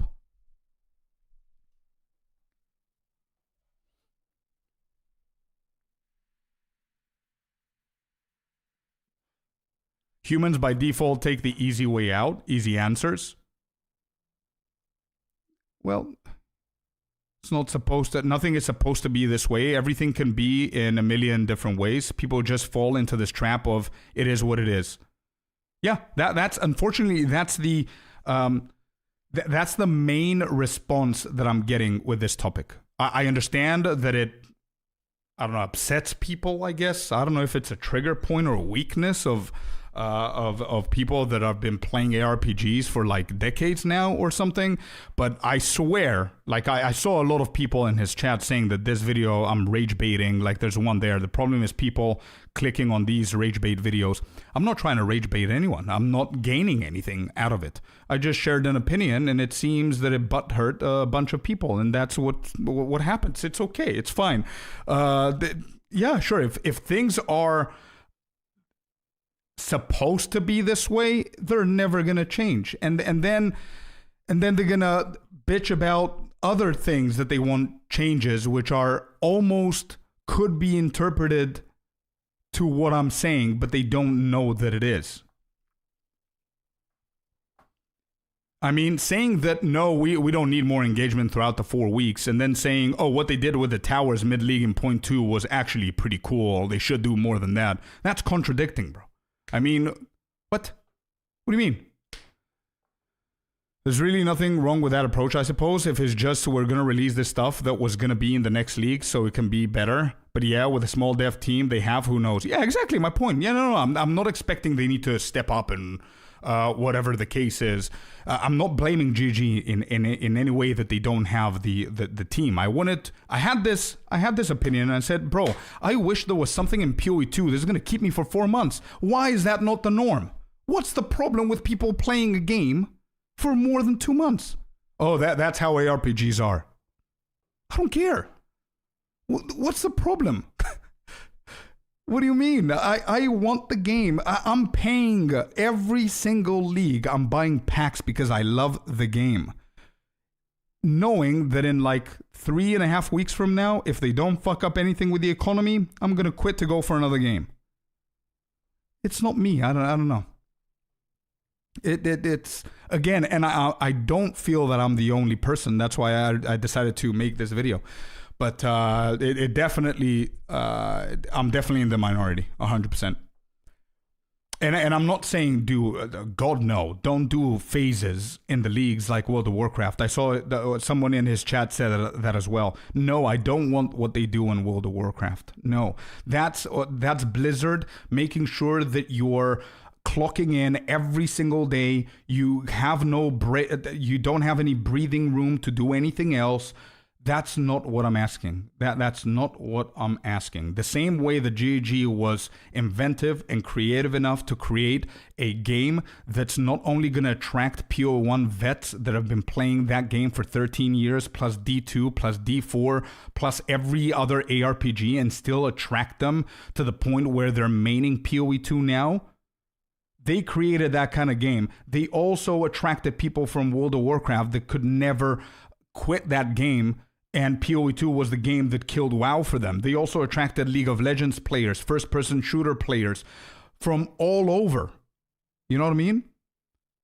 Sure, of course burnout is going to be, it's inevitable. You're going to stop playing for a little bit and that's fine. But I mean, bro, how can you justify that 3 weeks is normal for people to quit?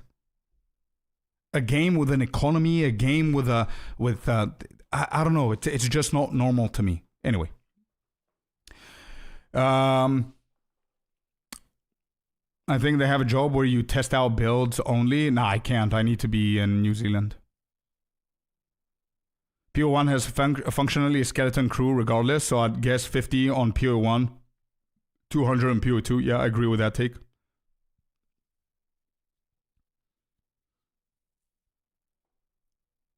Anyway, well, solution would be introducing new content, features, changes, or improvements during the months between the leagues. Nothing game-breaking, nothing overwhelming. Just something meaningful enough to keep players excited month to month. If this became a habit, especially during early access, players... There you go. Okay, I want to read this. Somebody in his chat said, the game isn't made to do what he's describing. This isn't Fortnite or League where you have to keep playing all the time. Why? Why is it not made for that? What is your problem with that not being made like that? You're going to quit anyway. Who cares? I don't agree with this approach. I'm sorry. I don't agree with this. If there is... hey, Blaze, welcome in, brother. I don't agree with the approach of... Sure, I'll... Okay, my opinion is wrong. Cool. But explain to me why that's a problem in a better way instead of telling me that's how ARPGs are.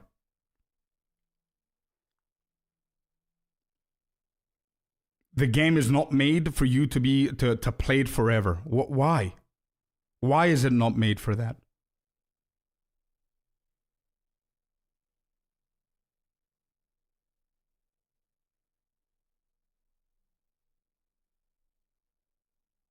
I remember someone in PoE2 chat said this game made to be played forever. I kind of agree. I'm not saying that you should play it forever, but you cannot convince me that 3 weeks, people quitting, 60% or 50% of people quitting after 3 weeks is a normal thing. And we should all be okay with that. You cannot convince me. Sure, if you're only playing RPGs and you're changing them like t-shirts, sure, 100,000%. Why not? You go and play something different every 3 weeks. Okay, cool. What about the other 25, 30K that are still playing there, that they want changes, they want a better game, they don't care about PO1. Who cares? I don't care about PO1, let's say. That's what majority of players, I feel, I'm just getting into PoE1. I know the Blaze, you're doing the same, and a lot of other players are going to test it as well. But the reason I'm testing is because I don't have anything else to do with PoE2. So I don't think that quitting after 3 weeks is a good argument to justify.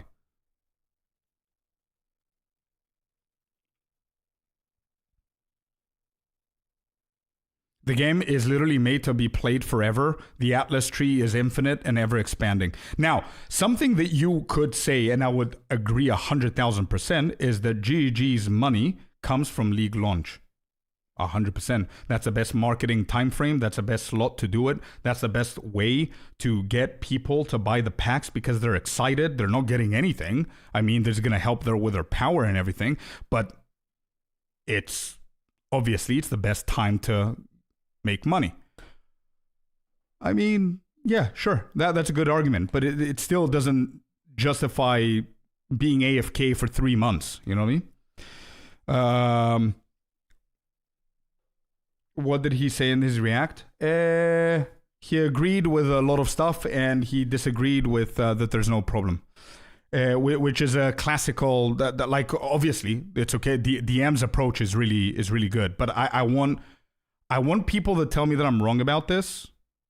And I knew that this was a contradictory video whenever I released it. And that's why I did a follow-up with every single person that I could find. I got all of the comments, by the way. Okay? I got all the comments from this video that I posted. And I chat GPT'd to see the ratio of the comments. Because everybody was telling me, oh no, nobody gives a shit. This guy doesn't know what he's talking about because he's not an ARPG vet like us. This is how ARPGs work, right? This was the majority of everybody's feedback, and it seems that it's the same here. So that's why I did a follow-up video to prove that that's not the point.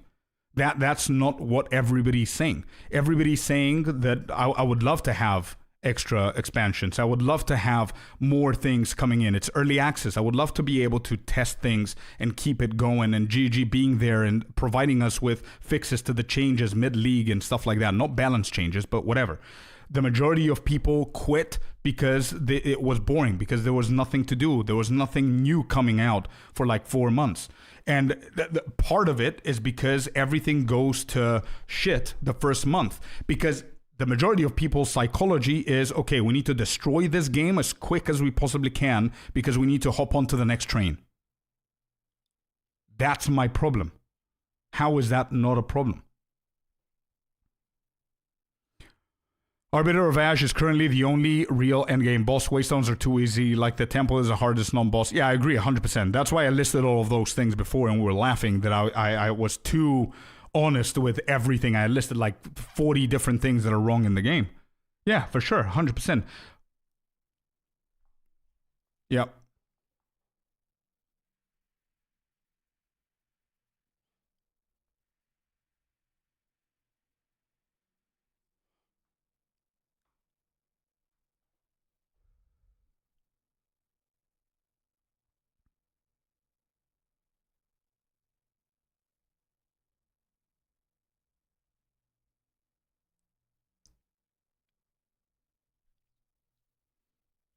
DM's take is that because ARPGs are a seasonal game, there's no problem with the economy being dead and players being low after 2+ months. Sure, I understand that take, but I fail to understand where's the problem of them doing extra insignificant things that are gonna hype the players that remain in the game the last 2 months. What's the problem with that? That's what I don't understand. DM, Blaze, anybody else who's an ARPG vet can keep doing that. Sure, that's not going to affect you. No problem. But there's like 16,000 people still playing PoE2, and all of us here discussing this are not part of those 16,000. I mean, there are players that don't care what's the standard of ARPGs. What's the... Okay, let me ask you this.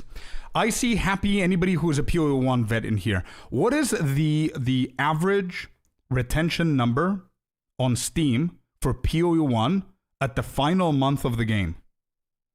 Is it at 16 to 20,000 like it's in PoE2? How much lower is it? 3 to 5%. 3 to 5% of what? Of of PoE2's retention numbers?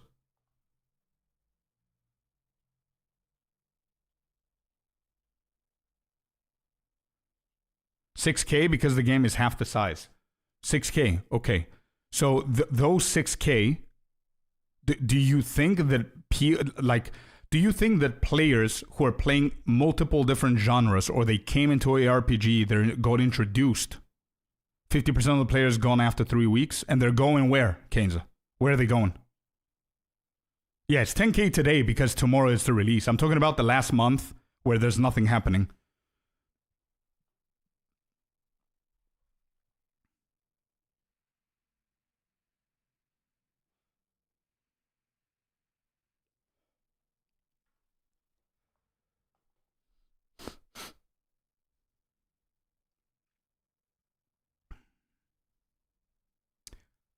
Anyway, the point that I wanted to make so we can finish this video.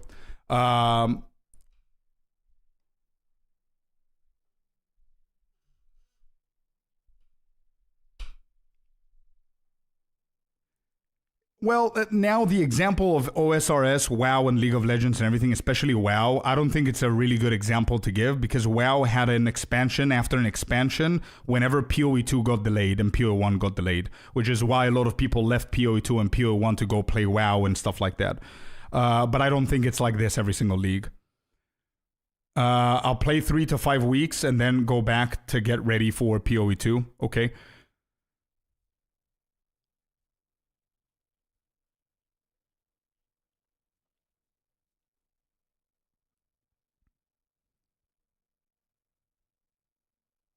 Why are players leaving after they get what they want out of the game an issue? It's not an issue.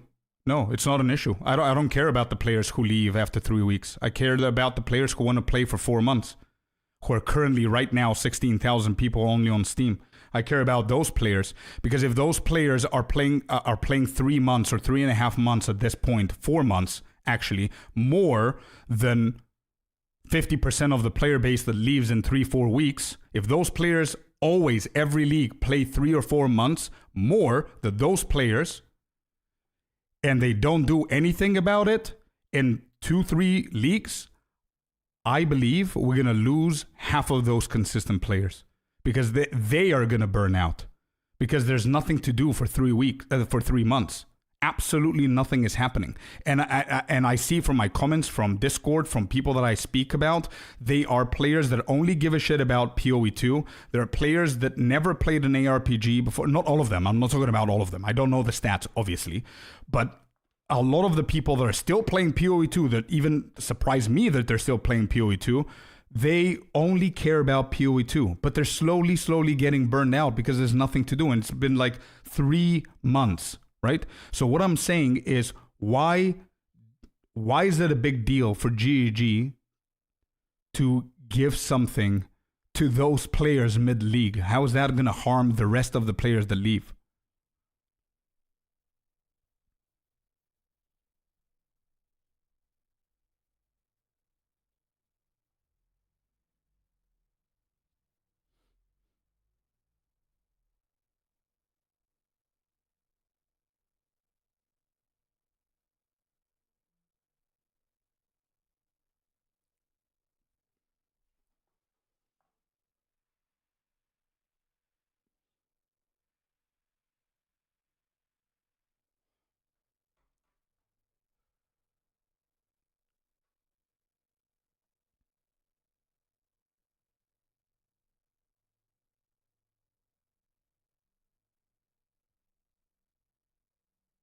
Sure, if it's new players coming in, sure, I cannot know that statistic, obviously. I can't. But I mean, I thought that as early access, newer players are bound to join now, potentially with higher numbers, before PoE2 becomes this complex game that PoE1 is. And it's not going to be long before that happens for new players to say, you know what, it's already too late. Obviously, that's not going to happen now. We're not going to have that issue now because 1.0 is going to come out and that's going to be big.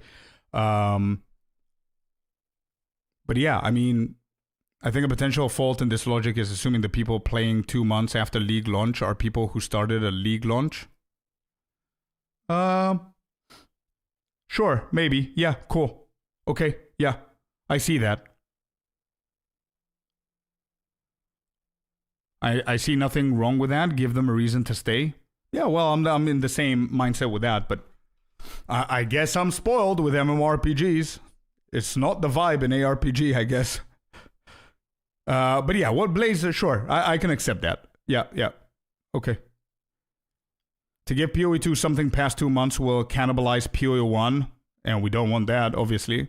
And they can't do that without pissing off the loudest PoE 1 vets. I think 4 months of content would be great 100%, but I also think it would hurt their business model as it exists, balancing 2 versions of the same game. Yeah, well, there you go. This is a very good take. The FOMO players who quit originally will feel FOMO for not testing and learning the new mechanics in PoE too early. Okay, so now we're going into a completely different take.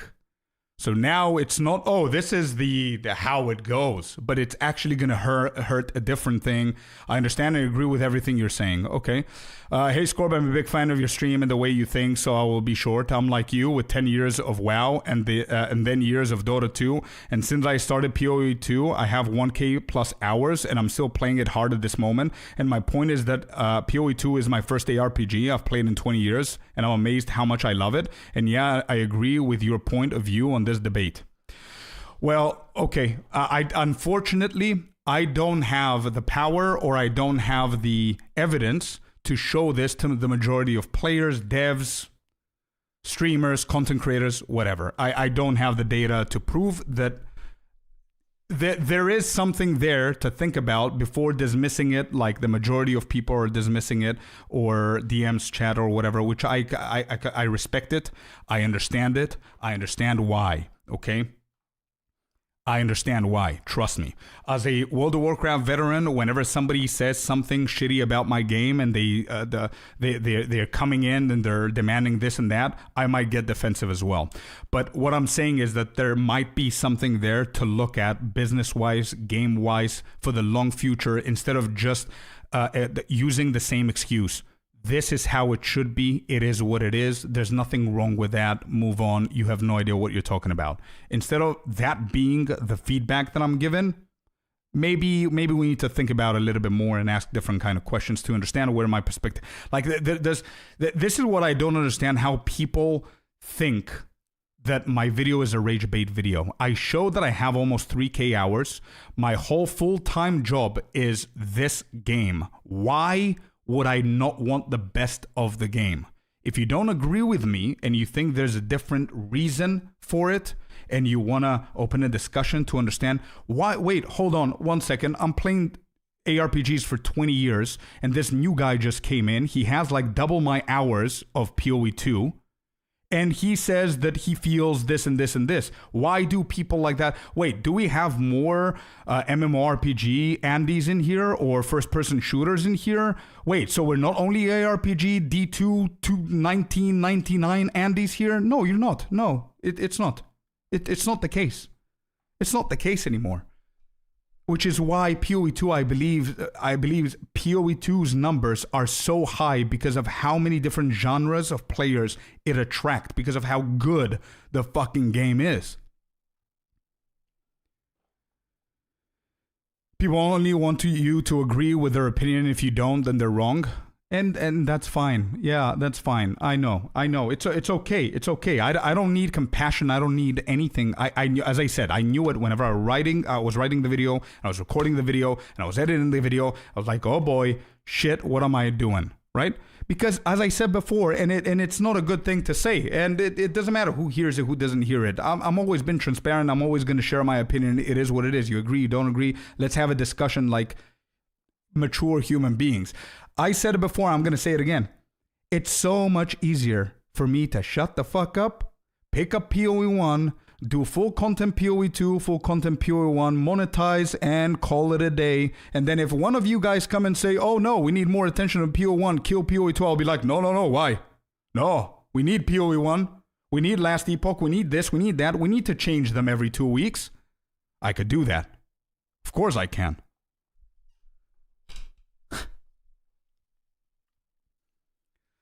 Of course I can. It's a conversation for the board at GG to have. Someone there has to say, why can't we keep people for 4 months? No, I asked that same question.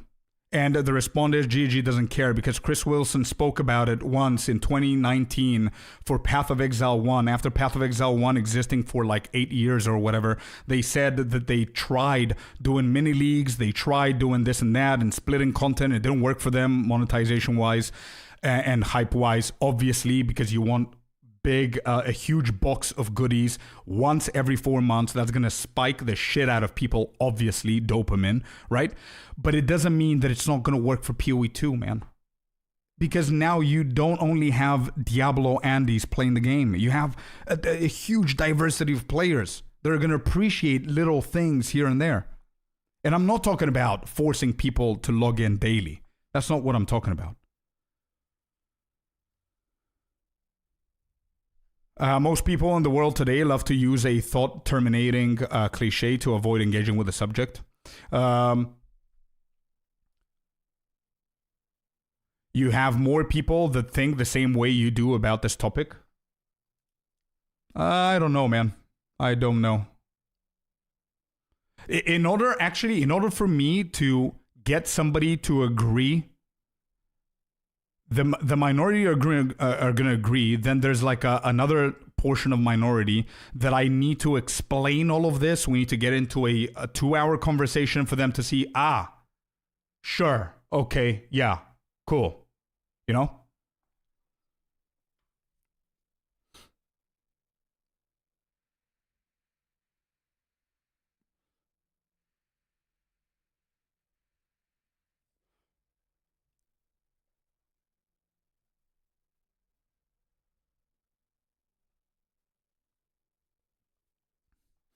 Do we think that this may be an entitlement about players with desire the games who love to be tailored even more towards our wants and desires?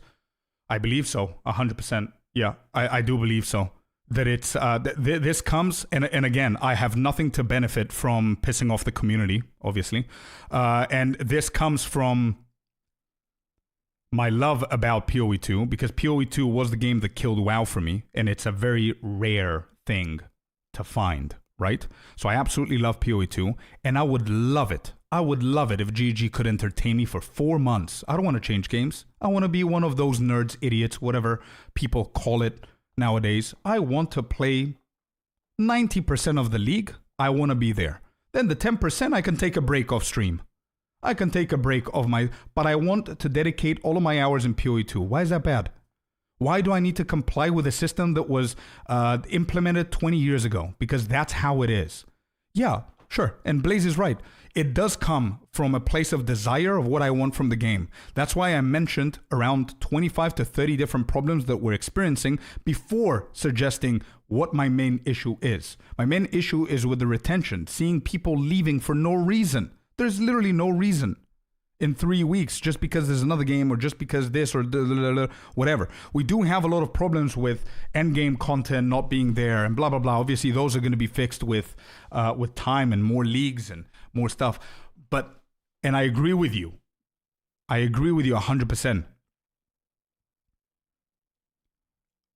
But I don't see the problem of what is the problem of adding a few more things here and there. If you want to come back, come back. If you don't want to come back, don't come back. What's the problem? Apart from GG's time and effort and not having and being understaffed and whatever. I've played MMOs, I've played ARPGs. I guess my philosophy in gaming is just I'll play what I find fun rather than feeling the need to stick to one specific game. There's nothing wrong with wanting more fun. Oh, 100%. I'm exactly the same, bro.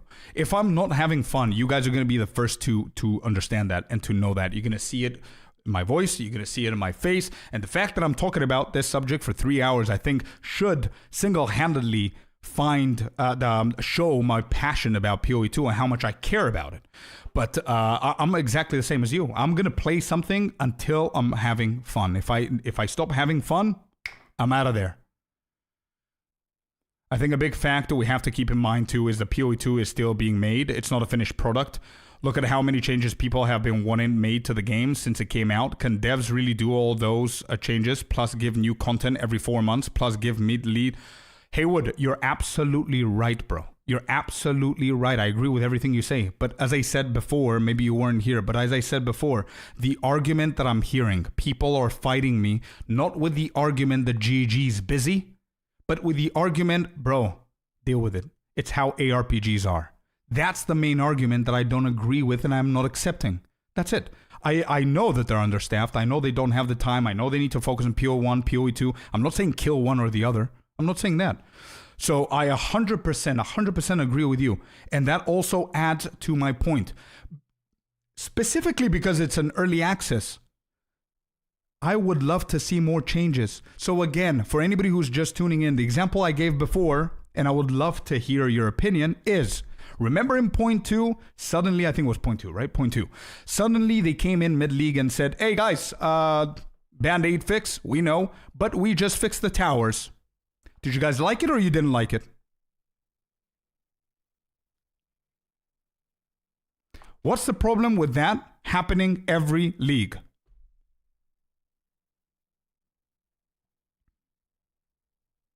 Changes that are urgent, that could wait. Obviously, the towers could have waited for the next league. Don't you think? Why would GGG not save the big news about the towers for point 3? Why did they release it mid point 2? Wasn't it because point 2 was not checking their list of performance, maybe? This is exactly the time to do those things to the early access? Exactly.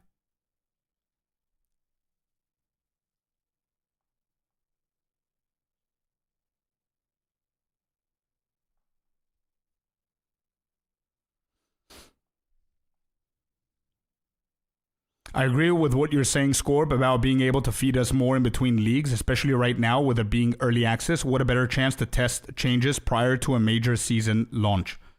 So, okay, so exactly what you said. Why are people against that? I don't get it.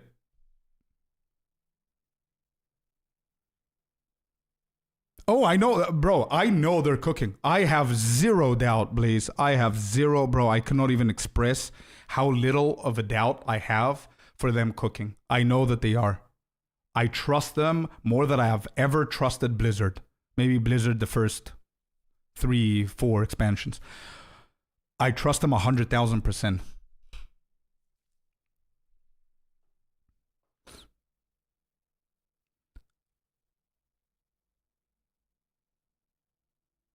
I think that it is what it is an insufficient argument, 100%. My thoughts are the GG probably has more important problems to fix to resolve retention problems than throwing stuff out mid-league. They could go ahead and throw those updates into the game mid-league. That wouldn't be a big deal. Sure. Yep. I don't care about when they add stuff in early access. I don't think they should be dropping meta changes mid-league after launch, though. Meta changes as in balance, like build changes, I 100% agree with you as well. I don't want them to touch that as well. I think it's a bad call. I could be wrong, but I'm sure GG doesn't care for retention. Okay, so let's... Do you think that if I had the power to tell all 16,000 people to log off because I'm going to buy them Resident Evil 9, do you think that GG wouldn't care if they had like 100 people playing the game? If the answer is yes, then okay, GG doesn't care.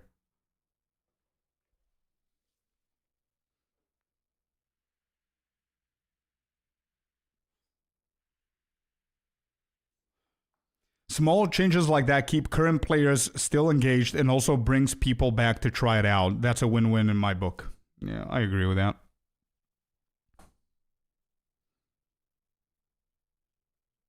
Okay, anyway. If this became a habit, especially during early access, players would naturally stick around longer. Private leagues might delay their launches and overall engagement would improve. Here's a rough example. Based on recent interviews and comments from the devs, we already know that 0.5 will be massive. Endgame mapping changes Atlas tree changes, Atlas map changes, a Yep. new mechanic, Yep. tablets and waystones likely affected, changes to citadels, pinnacle bosses, quality of life Sure, yeah. improvements, and a ton of damage. So somebody in his chat said they're going to burn out 100% from me saying that they can add a few things extra throughout the months. And they're talking about, when he said they are going to burn out, he's talking about the 16,000 people, by the way, who are still playing Path of Exile 2 with dry content. And again, what Blaze said, it might be new, they might just started, whatever the case is, but I'm pretty sure there's a big chunk of people that are going to appreciate new and highlighted, hype, small little things, and they're going to appreciate it. I don't think GG releasing something exciting is going to burn them out quicker.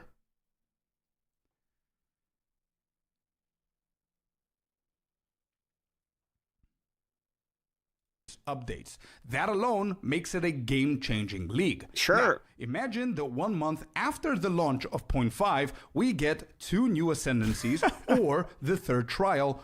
Absolutely not. The way the people reacted with this, I take that back 1,000%. If GGG comes in 2 months after the league and they drop 2 ascendancies or a new trial, shit is gonna go crazy. Holy shit. Yeah, no, Scorp. Nope, I take that back. Or any feature significant enough after? to get people excited again. If GG... Okay, we're doing the thing. Okay, this is not unique to him, and this is not unique to PoE. This is something I see all the time. We're doing the thing in which, I saw this even in mobile games, in which the argument is I want what we're already getting, but faster. Like the argument we're actually having here is not that it's talking retention. He's just saying he wants a league every month. No. That's not what I'm saying.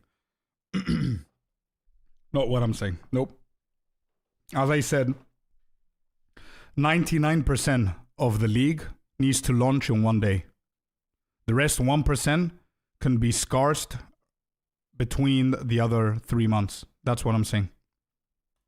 It's like it's like we're already doing the thing he wants them to do. It's called league launches, but now we have to have it a month after this league. So it's like we're already doing that. It's called a league. It's every 4 months. It's every 4 months. It's just more. We're just asking for more. And if you want to ask for more, that's fair. Like, okay, I want more. Sure, we want more. But like, they're trying.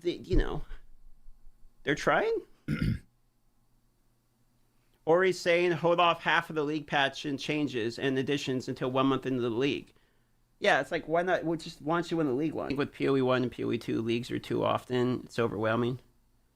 I don't see a problem. Finishes a major feature early, they could choose not to launch it immediately and instead spread it across the 4-month cycle. Oh, he's literally saying what the guy in chat says. He's saying to like not like, nah, bro, you can't, nah. You can't have the reveal and then imagine they do the reveal and they say, here's everything that's coming 0.5. The first phase of this will release the first week. The second week of it will release the boss. The third, no, because then. What it is this is actually corporate thinking of we have to bring up our retention instead of actually thinking whether the players want. This is actually thinking about how can we increase our retention numbers artificially. 100% if that was my take. I agree with what he said, but that's not my take. That's not what I want them to do. It's not layers. I said it before. I don't want them to do layers like WoW. Absolutely not. Absolutely not. I didn't say to show the reveal and then gate it and not give it to people. I'm saying huge ass fucking release and in 2 months, surprise, boom, new content. What's the problem with that? Why do you need to, I'm not saying you need to know it 2 months before and then not get it, gatekeep it or whatever. My example is always going to go back to what they did in 0.2 in the middle of the league. They changed the towers. It got everybody to stop doing what they're doing, come back to try it. Why can they not do that what's the problem with that? It could not be as significant as the towers. Sure, it could be something smaller. But what's the difference? He's turning your argument into WoW Season of Discovery, which is not your take. Yeah, I think you phrased it badly in the video. Maybe. I don't know. The way you phrase that makes it sound more substantial than what you actually want. Like, it's actually really bad, because then basically what you're doing is you're like, we could just give you our league, but we're going to make you time gate and weight it so our numbers look better. No. I don't think we need to do that. One is smaller focus changes. For example, 1 month where Rogue Exiles are guaranteed in every single map, they're affected by Abyss and Wisps by default, and they're super juiced up with 100% effectiveness or more, making them harder and more rewarding. The next month could focus on essences or rituals or any other mechanic that encourages players to change how they play or farm. This also gives GEG a chance to experiment with ideas that might never make it to a full league launch, to see what works and what... We can't whiplash the league all around every month, bro. It's called leagues. It's what you're talking about is called leagues. They change it up every league, and you want the leagues just faster. Can't do. You cannot whiplash the league every month. It's called a league. It needs to remain as a league. Okay, I see the point. I see the point. The question is, what if 0.5 comes out now? Actually, 0.4 came out, and it's called The Last of the Druids. So the theme is the Druids, and they brought they failed to do the end game, so they brought a temple and the Druids. So here's a question to all of you guys: What's the correlation between the temple and the Druids? How is that related in any way? If they came in 0.4 and they fixed and they juiced up the Wisps, would that be part of the early access progression, or would it be part of the league?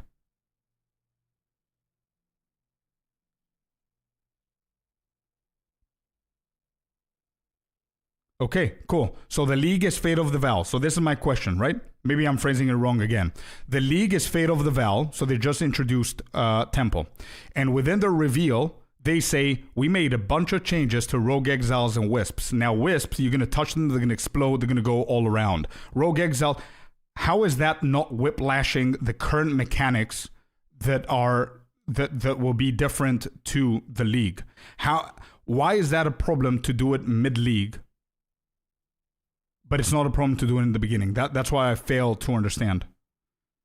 If they don't have the time to fix it in the beginning of a new league, why do they not have the chance to release it in the middle of the league?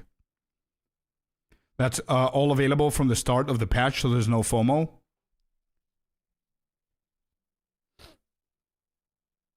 Okay, so for FOMO reasons. But it's... Is it actually whiplashing the league? Because I mean, it's the temple is the league, but there's so many people, not the majority, for sure not the majority, but there's so many people that didn't touch the temple.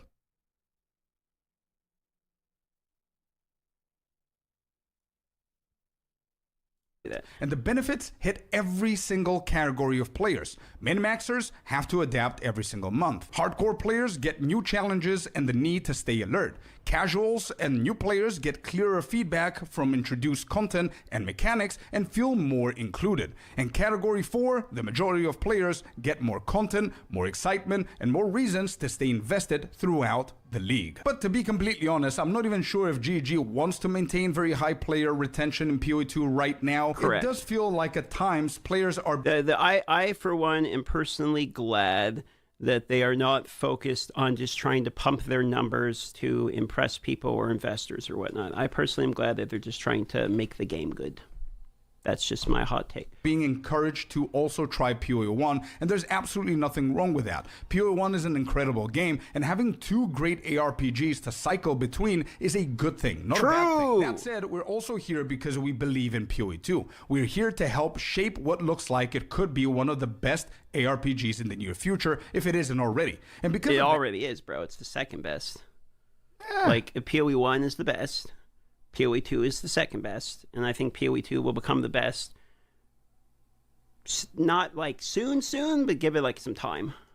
Yeah, you see, that's a funny statement. I'm not saying that I disagree that a lot of people feel that PoE1 is the best for them, of course, but it's a wild statement to make.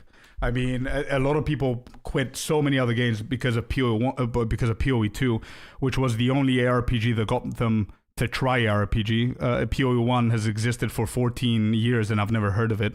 I only heard of it because I started PoE 2. Yeah, so I mean, yeah, this game is the best. Exactly. Yeah, it's a very it's opinions, bro, for sure. Yeah, it's for me, PoE 2 is the best ARPG because it's the only RPG that I'm having fun, and it's not. I don't need a PhD to play it. You know what I mean? But again, also I'm realistic. I like PoE 1, and it's easy for me because I discovered it and I started whenever it started.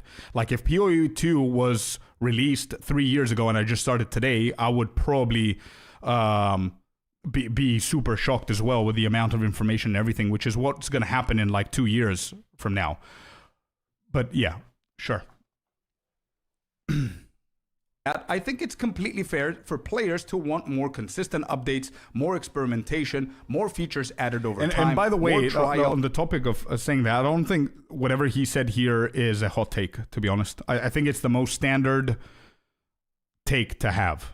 It's the most retention in PoE 2 right now. I don't know how to call feel it. Like a time. It's definitely not a hot take. Players are. I for one am personally glad that they are not focused on just trying to pump their numbers to impress people or investors or whatnot. I personally am glad that they're just trying to make the game good. Sure. That's just my hot take. Being encouraged to also try PoE 1 and the it's more experiment. We're impatient, but because we're invested. So also the other thing is like you gotta give some people some time to like when to come back, because like if you constantly just drip feed stuff all the time, when someone gets bored of the game and quits, like they're not going to come back in a week for the next small 1 week update. Like the thing is, sometimes people get bored of the game and quit, but then they come back because they haven't played in like 2 months, and then they try the new league again.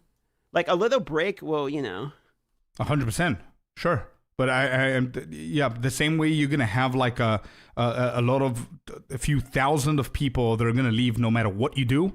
You're going to also have a lot of thousands of people that are going to stay no matter what you do. So whoever wants a break is going to get a break. I don't think GG fixing stuff and releasing stuff is going to prevent people from having their breaks if they want their breaks.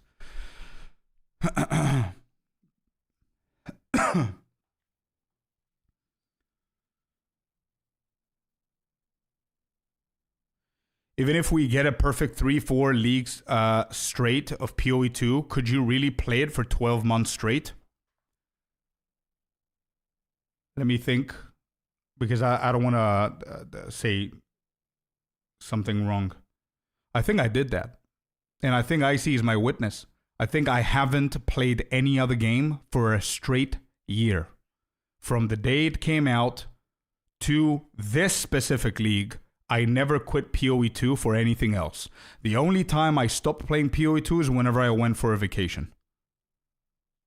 So yes, I did, and I would 100% do that. Yep. Because the way that I personally grew up with games, and this is it doesn't go for everyone, and I'm not expecting everyone to be like that, right? Burnout is definitely a real thing, but again, I have the experience of playing the same shitty ass game, and the highlight is on shitty ass, right? For 20 years. Do you think I'm gonna burn out that easy? I come from a very different breed of the gamers. I mean, not only MMOs and MMORPG, but WoW gamers are different. And I'm not saying they're better. They're worse. 100%. They are worse, especially now that I played WoW and I saw what is happening in WoW. I 100% prefer PoE 2's community for sure, 100,000%. There's no even question asked. But yeah, it's again, I don't want PoE 2 to turn to WoW. I don't want layers. I don't want that. Definitely don't do that. Definitely don't look at business more. Definitely don't look at money more. Don't make anything pay to win. 100,000%. I love that. Respect that. That's what got me in. Okay. WoW community is so toxic. Oh yeah. 100%. It's not only that. Ego, it's naive. There's so many other names. Anyway, not everyone though, but in gist. But now I'm also, with all due respect to everybody, I'm not talking about anybody here or DM or his chat or whatever. Everybody is entitled to their own opinions or whatever. But I do see that as a very common trait that WoW has as well, where they're not going to hear anybody say anything about the game without dismissing them and calling them dog shit or idiots or you don't know what you're talking about or whatever the case is. They will always start their argument or their excuse with, I've played for 20 years, and the same way that I did now for the sake of the example. I played 20 years of WoW, but they do it for every single thing. If you're a new player trying WoW retail and you have an opinion, you're not allowed to have an opinion, because they played since 2004 and 5 and the game was better back then. So you're not allowed to like retail right now because it's modern. So I'm seeing a very similar trait to some extent, where it's like, oh, you're new to ARPGs. You don't know what you're talking about. This is how shit rolls, dude. This is how it is. No, it's absolutely not acceptable. It's bad. Absence makes the heart grow fonder. I'm genuinely I think the league what you system's guys perfectly think. fine. Do you agree with my take? And if you don't, let me know why. What do you think is the biggest problem PoE2 has right now that isn't easy to fix? Open discussions are super healthy. We're talking about the same game we all love. Isn't easy to fix has to do with balance of the skills and the passive tree. I think that's actually not easy to fix. I think trying to get like the numbers to make sense with some of the, like, conceptually, crit's way too strong. There's the cast on crit problems. There's just like, I think actually making like the skills make sense numbers wise, numerically, like that's probably pretty hard to fix. The rest of it is just, we need leagues. It just needs time. Okay. Well, that was the video. I'm going to share the video now. If you guys want to give it a watch undisturbed without my opinions and whatever. This is DM's video as well there. I will just scroll once, okay? Because I know what's going to happen. I love DM. He's the best. Yeah, he's amazing, man. He's amazing, 100%. I'm a little bit sad that my point that I probably fucked up a lot of times there explaining stuff. Maybe I could have explained it a little bit better, but it is what it is. Video can be summarized as this: the person hasn't been with PoE long enough, there you go, to know that GG has already tried shorter leagues and learned their lesson 13 years ago. So if you do a mistake 13 years ago in a completely different project, that means that you're not allowed to try something similar 13 years later, when those dudes that were playing your game 13 years ago were like 20, and now they're 33, 34 with 2 kids, right?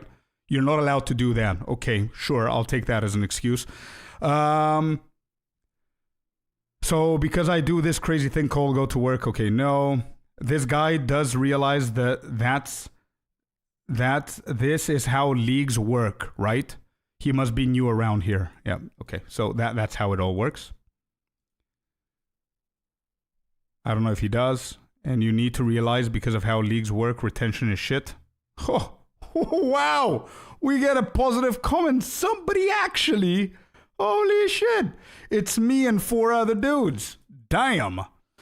Everyone realizes this. It's a part of the game's core design. Things do sometimes have downside, and that's okay. Oh, okay. So now we're getting somewhere. Hold up. So somebody's saying here that they do realize that the way that the leagues work, which is the main excuse that they're dismissing my point and my take, and nobody's agreeing with my take, is because that's how it works. They know that the way it works, the game's core design, is the reason we have problems with retention, but you're willing to just say, well, things do sometimes have downside, and that's okay.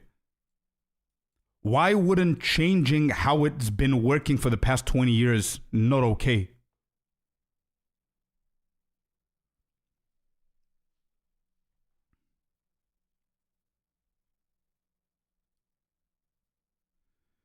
And you should realize the players, wait, who are they? Okay, they're reacting to, okay. And you should realize the player do not have to care about retention unless it gets to the level of nobody plays this, which we are far from.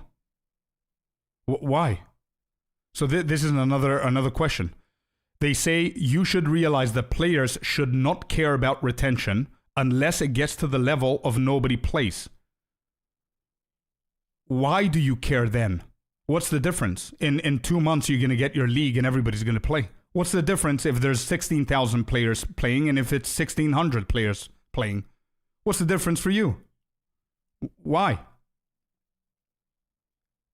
You don't care about the goodwill of GG and if they make money and if the game is doing good. Why do you care? You care about the game. You play the game for like 3-4 weeks and you fuck off. Why do you care? It's either you don't care about retention, period, or you care about retention, period. There's no, I don't care if it's 16K, I care if it's 1,600.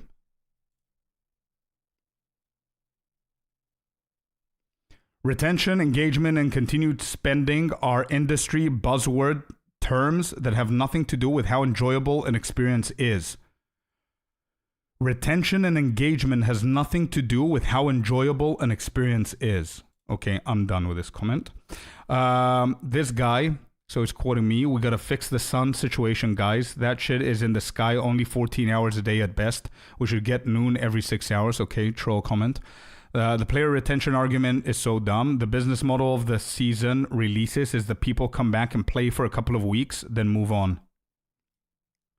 If you get 200 plus K players, to do that every 4 months, then it's a successful model. It isn't an online competitive game that demands constant attention for ladder rankings and daily logins. So would you guys be happy if we get ladder rankings?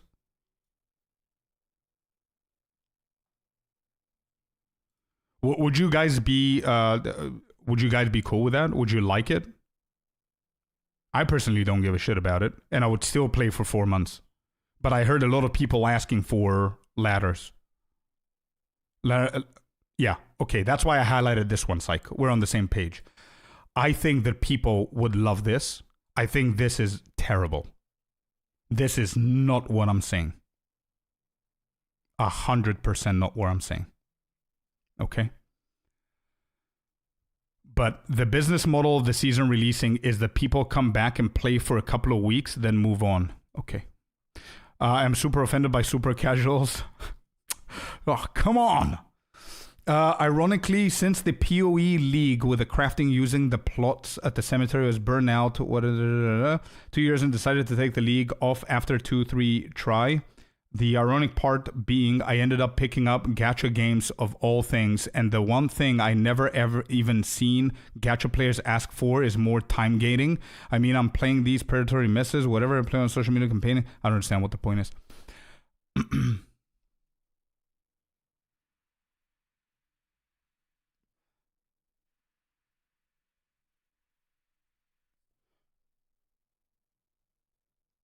That most definitely is not the business model. Well, that's how people perceive it, apparently. I didn't know it's that vocal, that it's the norm.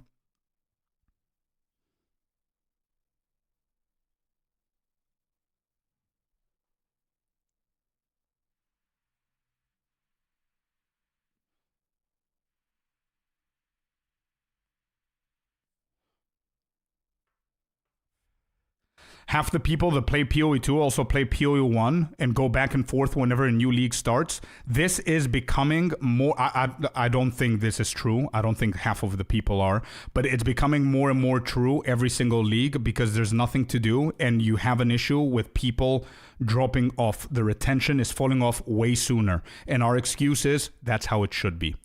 That's the problem. That's why people are playing PoE 1. That's why I am playing PoE 1. And I'm very straightforward. I'm going to try and learn it. I know that you guys told me a gazillion times that it's a lovely game, and I'm pretty sure I'm going to love it. But that's the only reason. I want to be very clear. The only reason that I'm playing PoE 1 right now, and I'm going to go balls deep, is because there's nothing to do in PoE 2. And that's, I think, a lot of people are doing this now. And there's more and more and more. Why the hell design an entire economy if you're expecting players to finish and log out in 2 weeks? Yeah, well.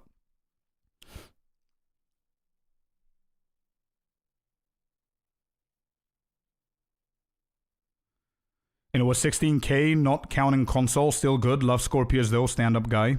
Yeah, no, console included and everything. I'm not talking, like, personally, to be completely honest, I checked the retention numbers whenever I was making the video, and I saw the dip. I didn't look at the actual number. I don't care if it's 6,000, 16,000, 52,000. I'm not going to be affected with how I think about the game based on the number. That's why I questioned the comment above, because why do you care if it's 6K or 60K? Just so you know that, oh, validation, I'm playing a popular game. Is that the reason the people care about the numbers? I don't care about the numbers. I care that the it's consistent and the game is growing, the game is doing good, the game is improving, the people that are playing have shit to do. Because I feel, honestly, I get the point that people are making about the burnout, but I think that burnout is going to be even worse in the future. Because of the people that are still playing the game. Like, okay, Kata, for example. I don't know if Kata, if you're here. You are one of the people that I know that you've been playing PoE 2 until today. From the beginning of the league until today, you're playing it every single day. You're on your 15th character or whatever. Are you going to do the same thing in 0.5 and the same thing in 0.6? Or are you going to quit sooner because it's just, you know what's coming? You know what I mean? It's just going to be nothing for 3 months. Everybody left. The economy is now drier because everybody left. Half of them are splitting between hardcore SSF. The other half are doing hardcore trade. Then the other half are doing second wind. Then the rest left because it's normal. 3 weeks you leave. Then the other half, they go to WoW. Then the other half have vacations. So all of those people, so 70% of the player base left at 3 weeks. So now the economy, given it's already shit, because it exploits and everything, is going to be even worse. Doesn't that affect you when you're playing? So Diamond, yeah, you, for example, are you willing to do the exact same thing 4 months back to back, playing every single league? For how long is that going to go? Without any hint of changes, any hint of new content, any hint of anything happening? Sometimes I'm the only guild member online. Yeah. Anyway, so that was the video. Damn. What a video. I knew I'm going to react, bro. I knew I'm going to react to this video today. And I was like, shit, should I do that? Should I not do that? I think this is going to be my last time reacting to these kind of videos. It is what it is. It's not going to be my last time sharing my opinion, even though I think it's going to be a hot take. But it's going to be the last time I'm reacting to a video like this because... I don't mind saying that I'm completely wrong. I didn't understand the whole point of it. And sure, okay, I see the point. Like, I've said it like multiple times tonight. But I just cannot... I cannot accept the excuse. This is how it is. Just, you know, I just can't.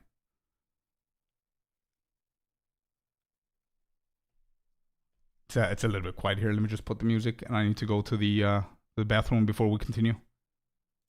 It is what it is. No, I don't absolutely know. I just want to say it, that absolutely nothing to do with DM. The same way that I shared my opinion, he reacted to my content, and thank you for doing that. And he shared his opinion. Absolutely nothing to do with any individual, by the way. Any individual in here, in his chat, if I'm posting this video in the future and you're watching, it has nothing to do with you specifically. I'm not taking this shit personally. I have an issue with the way people encounter this issue, and that we're not willing to sit down, think about it, instead of saying, bro, this idiot is not aware that 16 billion years ago they said this and that, so that's how it's going to be for eternity. We're going to die, our kids are going to play the games, and my son, whenever he's 30, he's going to be saying, oh, these are the games. Back in my dad's era, PoE 2 was the same. What is that logic? Why would I agree to that? Anyway, that's it. Delete, thank you very much for the 5, dude. I appreciate you. I just realized something. Wait, I'm skipping a lot of comments here. The problem with PoE 2 is that they haven't finished designing the entire economy yet. There's no sinks, which is why inflation is so insane every league. Yeah, I agree, but people outright saying this is how leagues work doesn't just sit well logically with me. Yep. In PoE 2 right now, I play for about 2 weeks because I run out of content. PoE 1 can last me about 6 weeks, depending on how much fun I'm having, and I could keep going for sure. Beautifully said, dude. If you go into the game and you are a Giga Chad, you play the game like, I don't know, 8 hours a day, 7 hours a day, 10 hours a day, 12, whatever the case is, you know what you're doing, you're going through the content, you're going to dry very, very quickly, and then you have to make a choice. Do I go for hardcore SS7? Is that going to be fun? No. Am I going to try another build? No. Okay, then what the hell am I doing here? And you're going to go back to your main game. I have no problem with that. Absolutely no problem with that. And there's a lot of players are going to say that. But here's the thing. Not everybody's going to say that. So my question is, if we can make those people that are not going to say that have more fun in the game and being more engaged and understand the game better, how is that a problem for everybody else who's going to leave? How is that a problem? If it's not going to fuck up the game in any way, either the economy, balance changes, or whatever the case is, apart from FOMO, what is the real problem here? Maybe they need to add better multiplayer modes to the game. Right now, the only time I see people playing together is boosting or leeching. Yeah.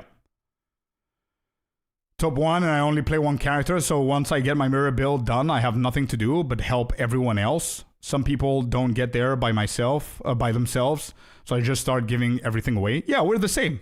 Yeah, you've been with us like now 2 launches. We're doing exactly the same thing. The majority of us, like if you 10%, I would say, we giga max out everything.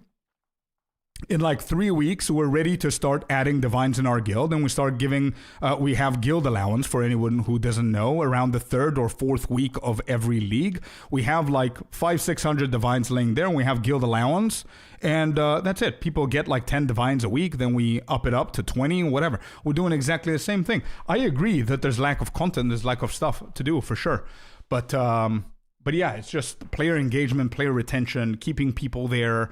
Because as I said, my biggest problem is that the 16,000 people, as the chat pointed out before, and I think Blaze also pointed out, that some of those people probably started the game or started the league for the first time late, and they're playing it now, so they catch up with the next one. Sure, I can see that happening as well. But we're going to have this conversation again, I would say, early April, before it's too hype for the new league, okay? Before it's too hype for the new league, and when it's too late for even players that just started today, because they're going to run out of content early April, right? And we'll see how many stick. Are we going to see 16K again? I don't think so. It's going to be much less than that. And I know what the argument is. Of course, man, it's like that last month, it's normal. Sure, okay.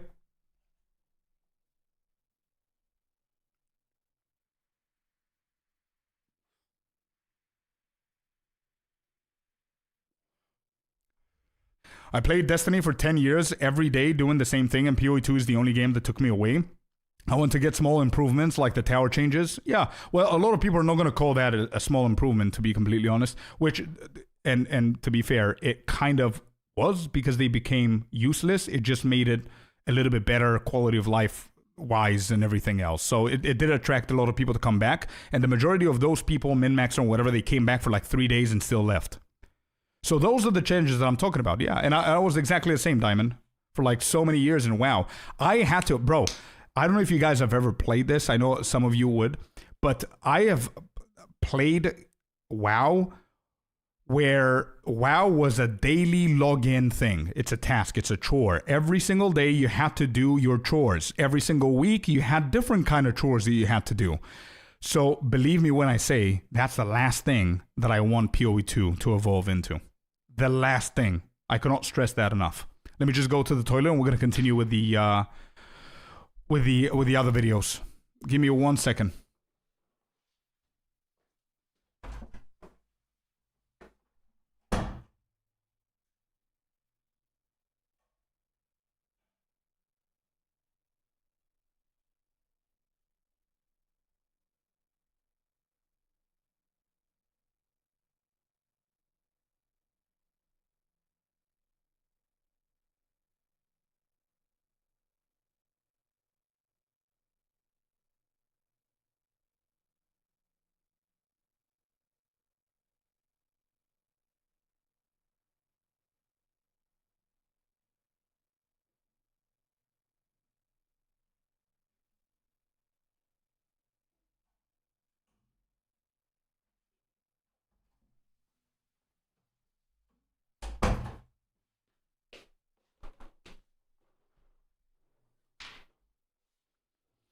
All right, we back.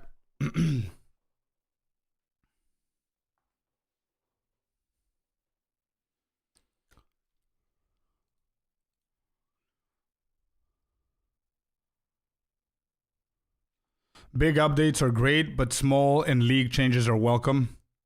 Maybe we should bring back build reviews. I think that, yeah. Game needs to get better. However they do it, it is fine with me until launch. Yep. For over a year. Had to do daily coins items. Otherwise, yeah, exactly.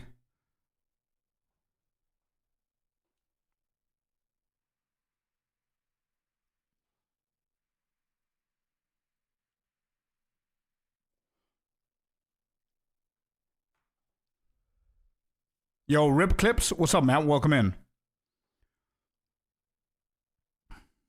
Okay, give me 1 second. I wanted to check my DMs.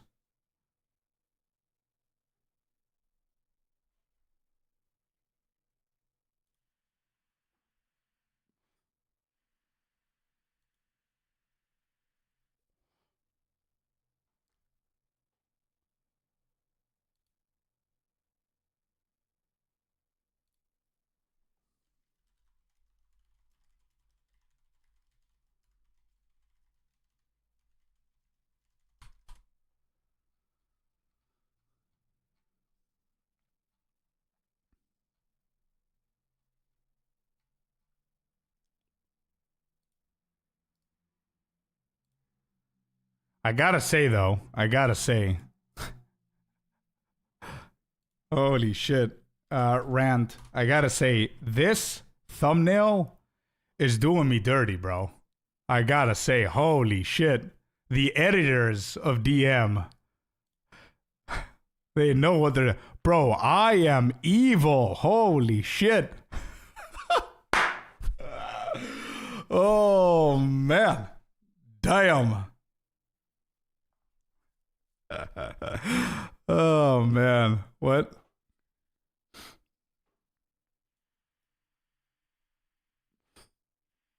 Shadow Monarch Scorp, yeah. Scorp is mad as hell. Is not gonna take it from the super casuals any longer. Yeah, this is kind of this is a crazy thumbnail, dude. Crazy thumbnail. Damn. Now you listen to me, super casuals. Anyway, all right. Yeah, exactly. The bubble with the super casuals. Yeah. Holy shit, dude. Okay, well, let's move on.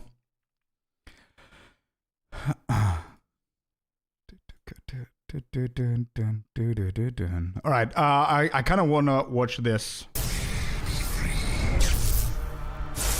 Hi, this is Rin here with a video for the Mirage reveal. This is not going to be covering the patch notes recap. That will be a different video, so I'll have a raw reading of going over all of it in depth and my opinions as we go. I'll have a TLDR one. This is just like a overall first impressions for the Mirage announcement, and where do we even start?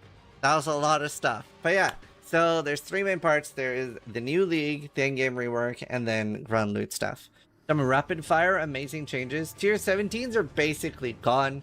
They're still in the game, but it's less centered around them. They're called nightmare maps now, and they don't really work the way they did before. They're not what we're going to be doing for juice loot, which is huge. Chisels, carry missions, pedal skills, map device crafts, all gone. Gone. Harbinger mechanic completely gone. Fractured and ancient orbs are moved to the core drop pool. Harbinger will. Okay, so I've got a question for everybody. Are you guys happy with the Harbinger being gone? You like that change? And the tier 17 maps? You like those two changes? What is the plan for tomorrow's stream? I'm not sure. Today and tomorrow I need to look at the builds. I want to watch these videos, and maybe I'm gonna play a little bit more. We'll see. Yes, they don't matter. There's like 50 other things to do. Sure. Yeah. Okay. What if they removed Blight? Would you say the same?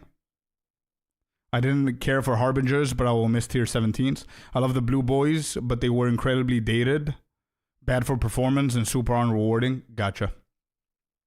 Don't even say such things, Scorp. Okay. So, okay. They literally, what Muzz said, yes, I would. I'm a huge Blight enjoyer, but I'm okay with it being gone. Okay, damn. Different kind of opinions. Love that. It's very split.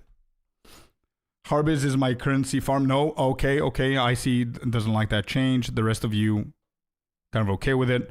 I don't like that they removed Harbingers, but they said they will rework them. Got it. So they were pretty bad, huh? Blight is one of the most hated mechanics. I think some people would be dancing in the street if you deleted it. What is it? Celestina's not happy with that. I like Blight, but some people do not. I see. Okay. Cool. Getting a full rework. It's going to be like a Harbinger 2.0 coming. Oh, he just said all it. Full valuable rework. currency drops are doubled, whatever that means. Who? 2.0 coming. All valuable currency drops are doubled, whatever that means. So that's very exciting. New transfigured gems, more Atlas points. I think it was 5 or 8 more. More interactable and user-friendly Atlas. Awakened gems gone, replaced with new exceptional support gems, which we'll talk more about later. But it's a lot to cover. Replaced with a new exceptional, interactable and user-friendly Atlas. Awakened gems gone. Awakened gems. What are awakened gems? Are those the Val gems that you got from that little? I don't remember names. I just vaguely remember there's like a red cave that you click on and you go and everything is corrupted and you kill the last dude and then there's something dropping there. Was that an awakened gem or no? Different. Okay. I'm okay with any mechanic being gone as long as we get something to replace. Gotcha. Awakened gems are like a next tier of some support gems that are only level to 5. Awakened gems comes from Maven. Oh, yeah. Okay. I think I remember. Awakened supports are like lineage support, but they've been replaced with exceptional supports, which are more like lineage supports. Got it. Maven has awakened. Okay. Am I seeing a trend? And please don't misunderstand this, PoE1 Vits. Am I seeing a trend of PoE2 being the lab where they're testing shit, and if it works, they're fixing things that didn't work in PoE1 with replacing it with shit that already works in PoE2? Is that fair to say? The same way that they're doing vice versa, by the way, but yes, that's correct. Okay, that's good. That's good. I love to see it. It's very good. Imagine gems, but level 20 to 25 plus bonus, kind of that. Gotcha. Okay. Do we have like an example? Is he going to show an example? Hopefully he does. I would love to see what the new, not awakened, what are they called? Exceptional supports are. Both games are better tests for each other. There's a lot of cross-pollination. Yeah, I love that. If something is good in one game, it should be in both games. Oh, I had a question, by the way. I'm sorry. I completely forgot. Mercenaries. What's happening with those? They don't exist in the game anymore? Was that a league-specific mechanic that didn't go core? Yeah, I just want to see 1 or 2, I see, to understand the point. They didn't come back yet.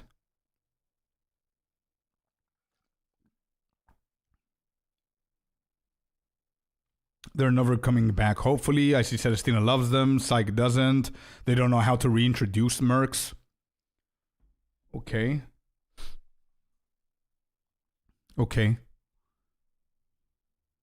Replaced with new exceptional support gems, which we'll talk more about later, but it's a lot to cover. Either way, I asked my chat, and Reddit is happy, and I asked my chat. So many people in my chat said there was their favorite patch notes ever, like favorite league reveal ever. And I agree. This looks amazing. So let's get into why. Wow. Do you guys have the same opinion?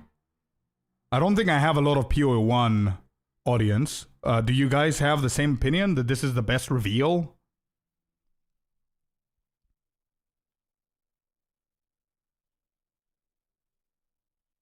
Here are some exceptional support gems. Awesome. We're gonna check that. My worry about this league is I think we don't have enough difficult content this league, but we will see. Yeah, this league reveal is incredible. Okay. We don't have a lot of difficult content. Okay, unfortunately, I don't have an opinion on that. Is that new headless dude pinnacle boss? Is that a new pinnacle boss? It feels like Conquerors of the Atlas, which was an incredible reveal too. Okay, I don't know anything about that. We're gonna watch that later on. Let me just finish the Ziz one. Interacting with the Jin portal, that's what Mirage League is all about, opens a copy of the map around it, and the mechanics inside this They sure do love this concept of Jins, by the way, huh? They really love it. pocket are empowered, but they're also sort of shuffled. They build on the way existing league mechanics are. So, like, you know, you can get an empowered version of Blight, empowered Strongboxes, like, we're different. And what I really like about this is that it is building on what the league mechanics are already about. So it's sort of the opposite. In Legion, we saw the homogenization of loot, where Legion just dropped every league mechanic in the game. This is so different, where it's building on every existing league mechanic, which is a way cooler way of doing stuff like this. So, you know, Blight is, and they seem to be going really hard on this list. They were like, I think they mentioned Delve is the only place they had fossils and resonators. Great. If you want Delve stuff, you gotta Delve. That's the way it should be. But yeah, free. Yeah, that's pretty cool. Do we not have that in PoE 2? Yeah, we do, right? There's no chance you're gonna get a currency that drops from one mechanic with another mechanic, right? Okay, I didn't know the PoE 1 wasn't like that. Quintuple tapped this league. Has very little crossover loot. What would be an example? Heavy nerfed? Oh shit, really? Oh, ritual. Yeah, sure. Ritual. Okay. Yeah, you can get a bunch of other stuff. Sure. Yeah.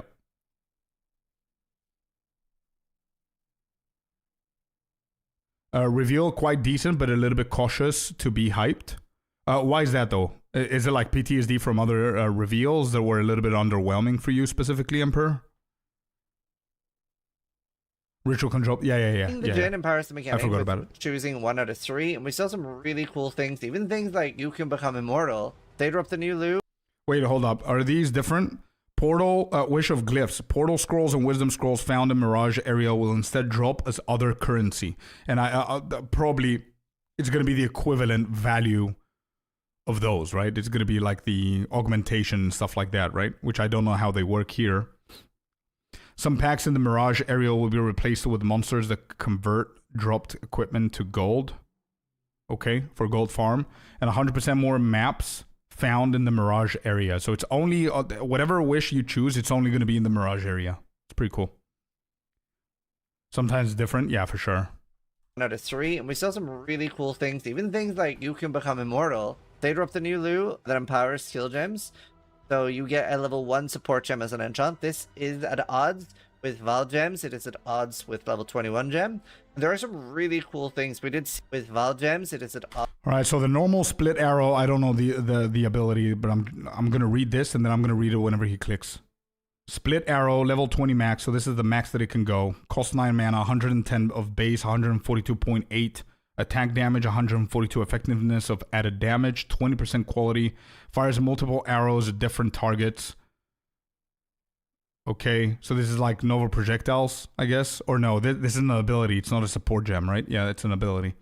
Fires 13 arrows. So whenever he clicks on that, level 21 gem, there are some supported by level 1 vicious projectiles. Corrupts a level 20, imbuing it with a random dexterity support effect. This is at odds with Val gems. It is at odds with level 21 gem. So you can add a support gem on the actual ability and then add more support gems to link it with the item. That's sick. That's crazy. But it's random, right? Okay. Really cool things. We did see an essence where you can get like +6 on a skill gem as long as it's only skill gem. There's so many cool things here with all this new stuff. So yeah, we're basically getting 7 links, which for a lot of builds is going to be incredibly strong. Yeah, we get new exclusive essences, new Harvest Life Force, new Texture Jewel, and Enchant Swap. Said you could basically fracture something from like a brand cluster and then change it to an area damage cluster and roll normally with a fractured brand one. So this opens huge potential for basically crafting our own pseudo megalomaniacs. So really cool endgame chase shit. Mirror worthy jewels for sure. Like people are already, especially in hardcore, mirroring like item level 84 minion clusters. That's happening a lot. That's gonna be even more popular now, I think. It's gonna be nuts. And there are new base types unique to this interaction. There's so much cool stuff. There was like a blight specific belt. Oh, this is pretty cool, right? Being able to anoint not only your amulet but also the belt as well is pretty sick. Where you can anoint the belt. There are new uniques with the upgrade mechanic or like some sort of swap mechanic. I really like this specific. Again, I don't know how good these uniques are because I haven't played it. I don't know them. I don't know how big uniques are in PoE1 compared to PoE2. I mean, in PoE2, uniques are pretty garbage. Apart from like the 5% of them, probably. But I really like the concept here, Rusty versus the Reforged or whatever it's called. That's what I was getting to earlier. They've added a ton of power creep, but I don't know if there is enough aspirational content to warrant building a character that expensive. Gotcha. The Ignite Sword might be good. The Poison one is pretty mid. So I'm assuming there will be some uniques that are interesting there. Gotta run, gang. Enjoy the rest of the stream. Good luck with PoE1 tomorrow, Scorp. Thank you, Delete Gaming. Thank you, dude. Thanks for being here. Have a good one. Uniques are really good in PoE1. Okay. Or hoping.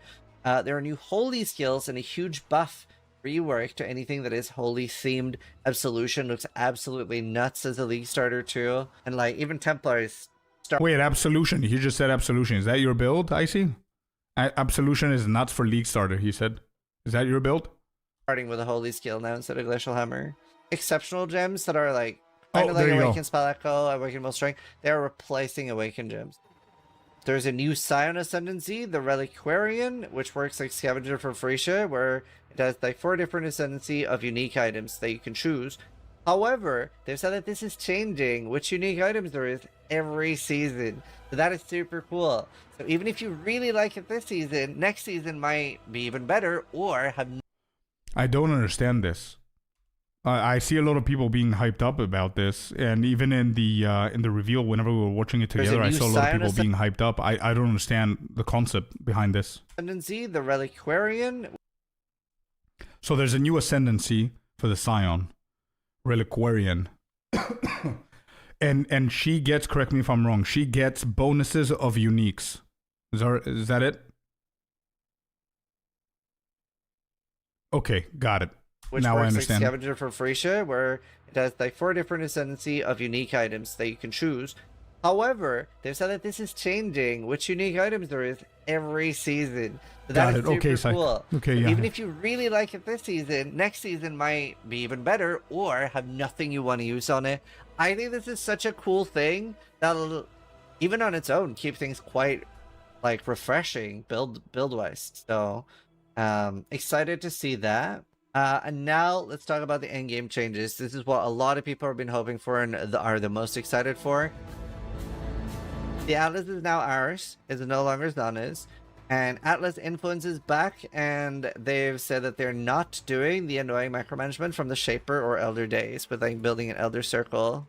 And there's so much quality of life and fundamental changes to the way maps work. Maps no longer drop identified, or like they no longer drop as a Mesa map or a Dune map or a Strand map. You now just drop a tier 10 map. So socketing these maps into the Atlas will turn that slot into the one you pick. So it looks really nice. So another question for you guys. What are these empty spaces for? What do you put in there? What is this for? Oh, this is the new layout for scarabs and shit. Okay. So it's not that big ass thing with like 27 different slots and 15 different paragraphs of shit explained to you, and that's gone?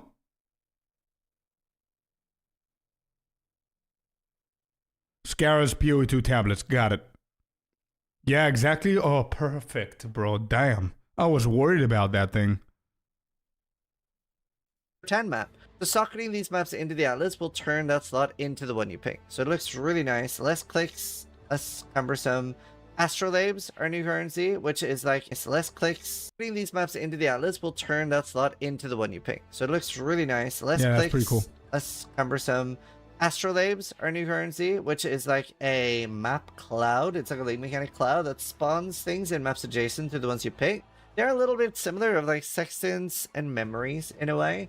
So like, let's say that 6 maps are influenced by a blight cloud. When you roll the first or do the first one, The 5 remaining will get more of a buff. You do another one, the 4 remaining will get even more of a buff. I really like this concept. This gets the juicing to a different level.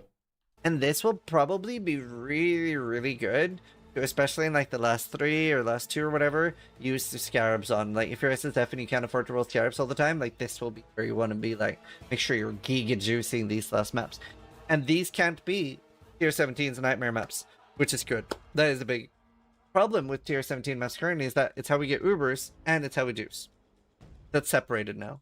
And for those that don't want to like do all the different map layouts, there is a new keystone on the Atlas that lets you just do one map.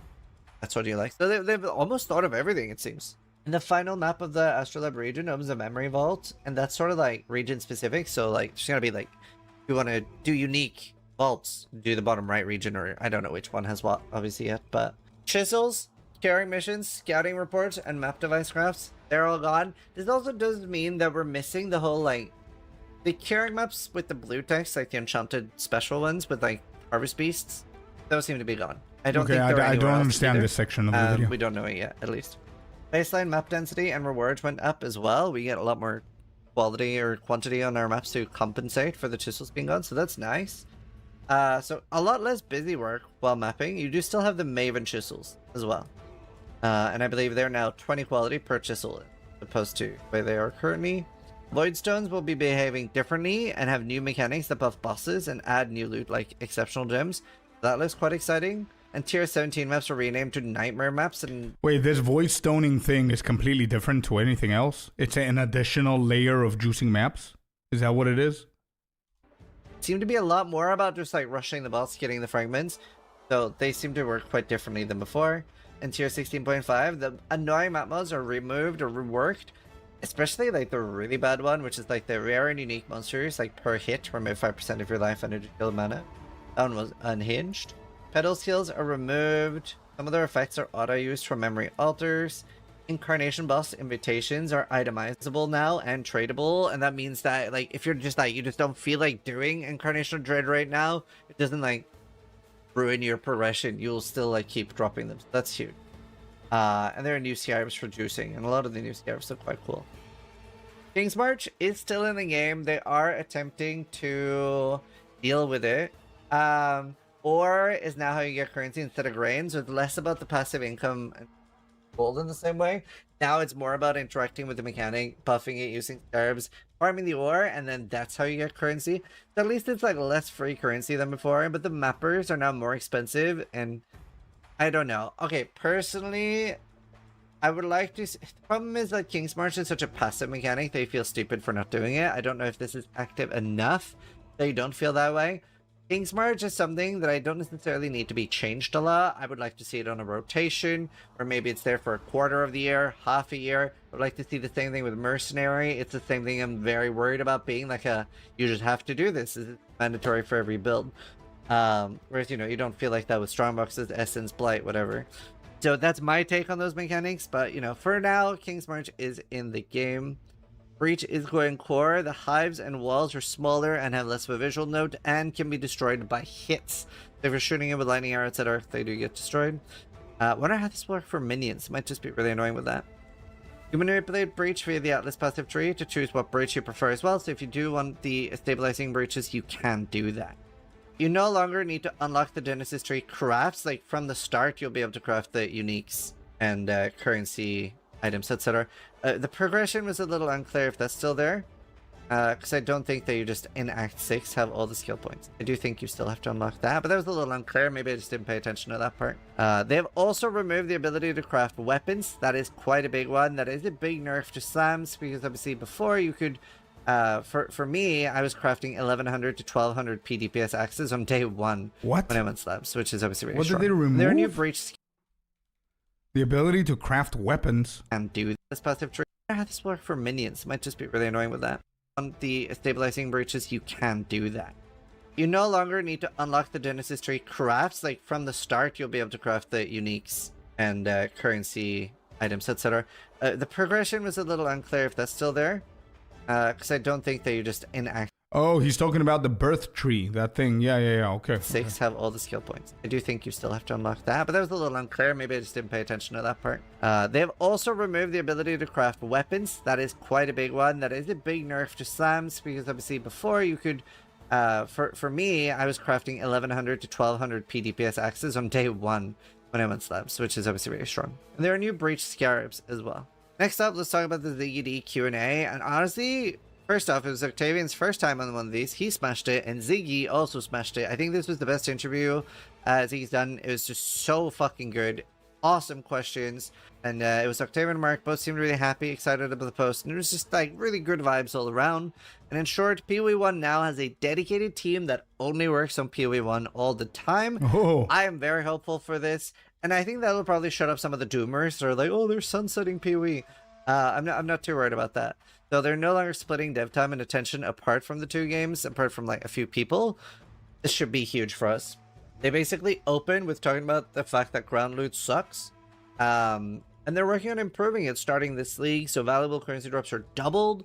Fracturing orbs, ancient orbs are part of the core drop pool now. And there are more changes coming to baseline ground loot now, but not between now and launch. They just, obviously they work all the way up to the 11th hour. They, till release, they're working. They agree that there aren't enough exciting moments when dropping loot, so they do want to address that. They agree that rare gear that drops is completely useless and needs changing. So they do want to fix that. They're committed to keeping balancing fundamental issues with the game long term, even if it means revisiting the same issue several patches down the line, which I think is a good thing. PoE is the type of game that you're never going to get it right. It's always going to need iteration. I think we all understand that.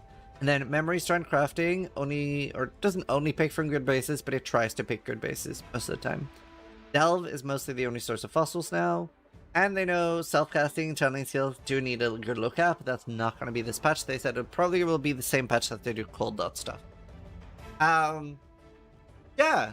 I've been very excited about PoE 1 for a long time. I do think last patch was a little bit more of a dud. I think it looked better on paper, with obviously being Breach League being very exciting.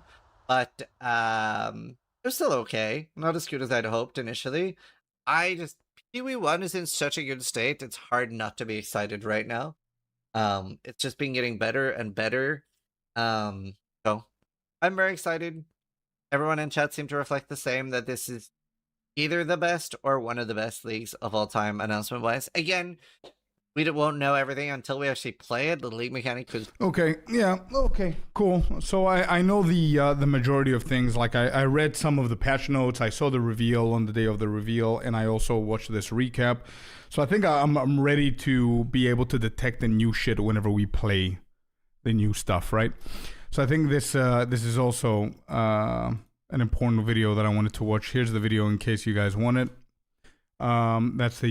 This is video right there. Do I have anything else that I wanted to check?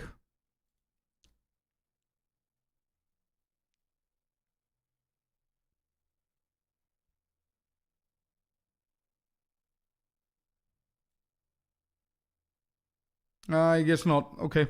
We're going to go for the spreadsheets. I'm going to watch that later or tomorrow. So I've got 2 different spreadsheets here. Let's go back to music for a little bit.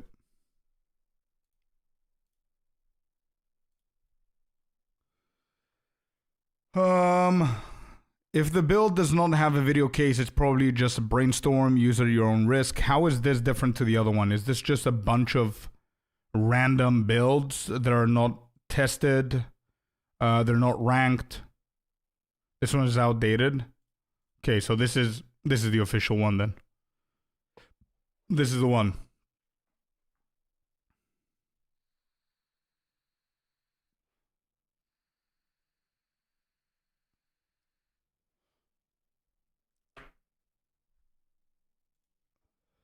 All right, so this is the one that you're telling me to try, and it's gonna be versatile or whatever.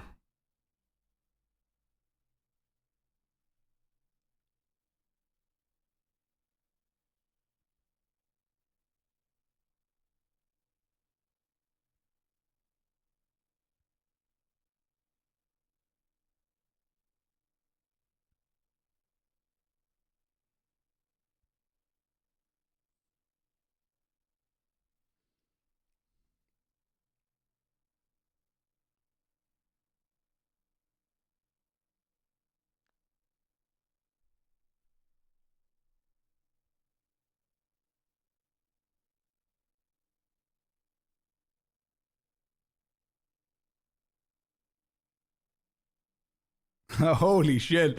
This is it, dude? You just run with the dude and you squat every second. You just do squats. That's it. That's how the build looks. That's the whole thing. Holy shit.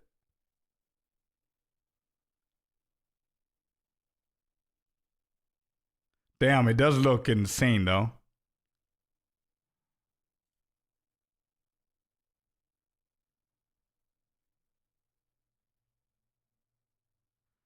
Kinetic Fusillade. This is the one you're talking about, yeah. Wave your wand to create a hovering kinetic projectile. After a short duration, the projectile is fired at an enemy. Everyone and their dog is going to be playing it. I don't like builds like that everyone plays. I thought that everyone is going to play whatever FUB is playing. What is this?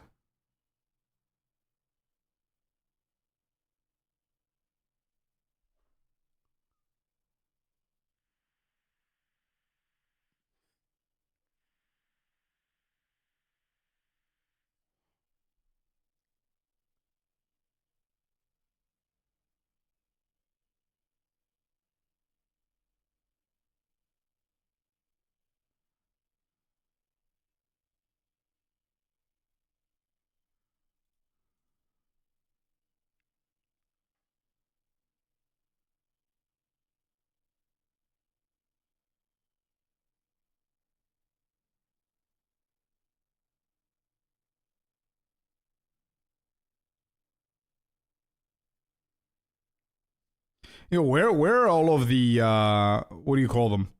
The holy builds. They're not in the top?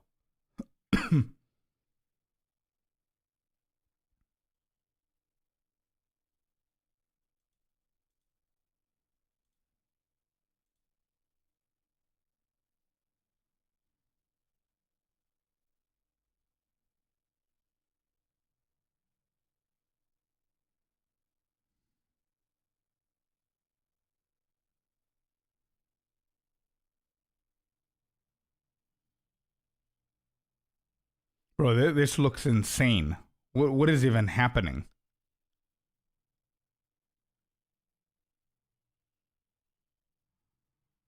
What just happened there? What?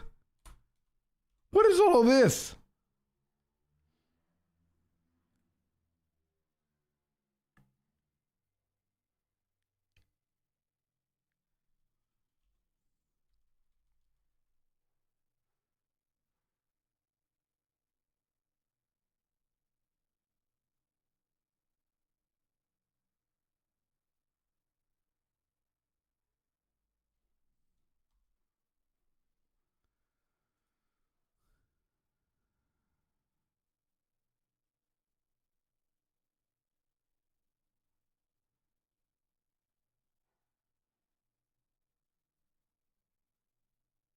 So there's no video on that one. I cannot see. Oh, I saw this one in the reveal.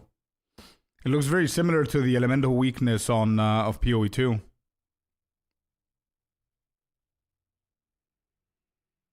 I wouldn't go KB. I don't know what KB is. Oh, kinetic blast. This one. Okay. So this is a map juicing build. Is that Trinity, by the way? Do you guys have Trinity? That little buff on the top left.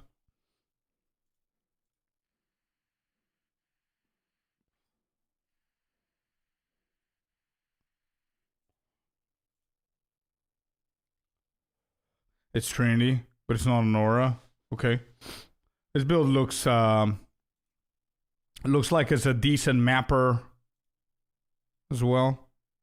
It's tough for single target. Okay. This looks impressive, but I don't know how good this is going to be. I think I'm going to... I don't recommend you Kinetic Blast. Okay, I removed it.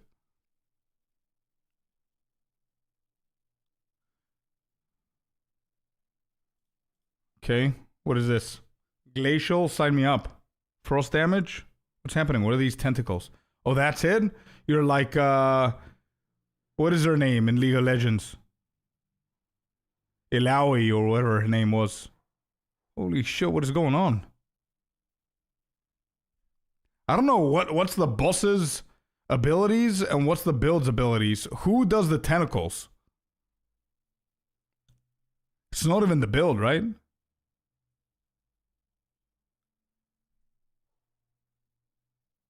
Oh, it's boss, okay.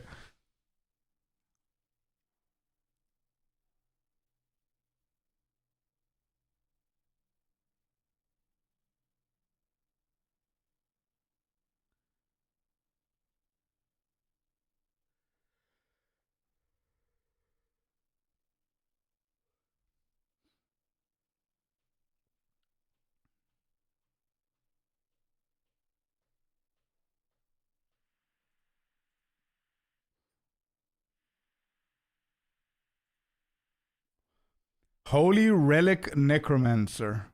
This sounds very different than everything else.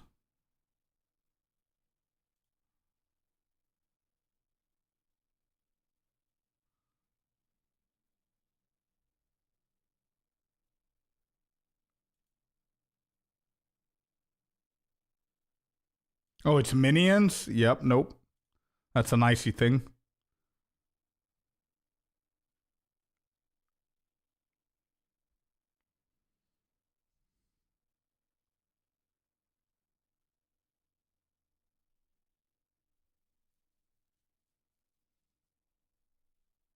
Right. So we don't really have an insane amount of choices of good, I mean, not good builds, but top tiered builds. It's these. Some of them don't have videos. Like 1, 2, I cannot see what they do. Lots of options. So we do have lots of options, but I mean, as somebody who wants to try and do the majority of content. Can you link the list? Of course. Here you go. So Kinetic Blast, you guys said no. Lightning Arrow, I didn't even click on this. I skipped this because...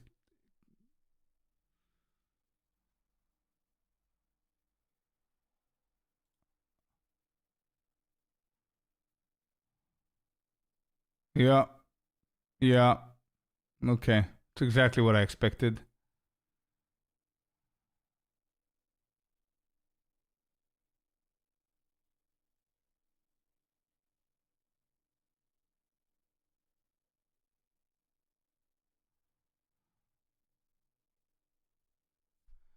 It's a list of build of streamers. Yeah. Some of them are huge, some of them are not. But yeah, it's just a build, a streamer build list, basically. Yeah.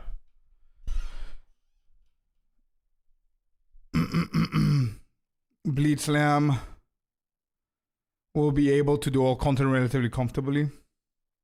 I don't know how to decide. Bleed Slam is well rounded for so this one here.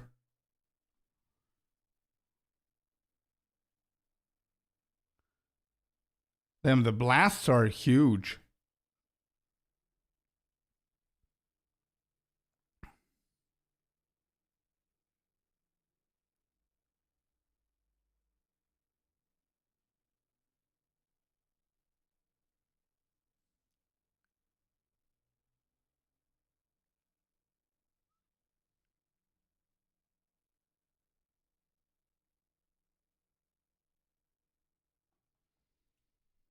Okay, interesting.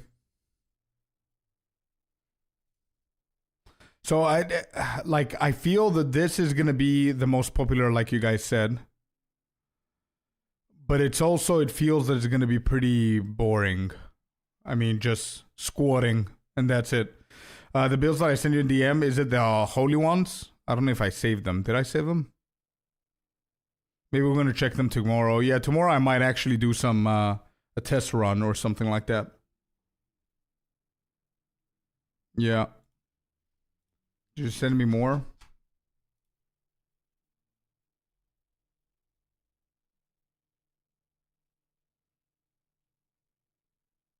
No. Well, okay.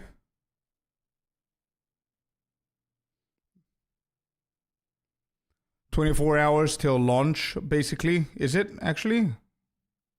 Damn. That's nice.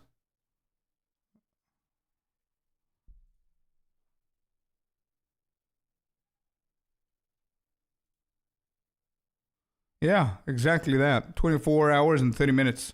Yo, Gora. How you doing, man? Welcome in. Yeah, you're right. 24 hours. In 30 minutes, 24 hours. Yeah. This is pretty sick, actually. I'm gonna try and get this. You said that 36 is pretty tough, but I think if I manage to do 36 challenges, that means that I played the league fully, right? The launch drops are pretty good. Yes. Okay. Good. Is a time commitment. Do you think I'm gonna manage to do it before PoE 2 launches? That's the question. I think challenge is a good way to see a bunch of content in the game. Good. It is doable. So if you get it, you played a lot. Okay, good shit. Yes? Okay. Good. Good to know. Good to know. I'm excited for these as well, for the packs.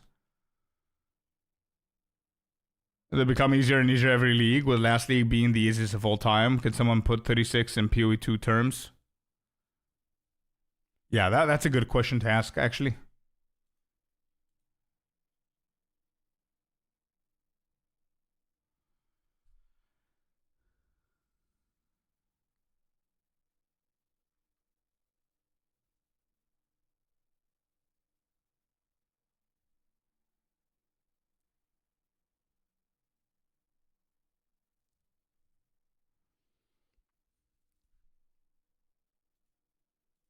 There are a lot of interesting builds, to be honest, but again, it's just a list of streamer builds. I would love to see any other builds that are not, like, tiered.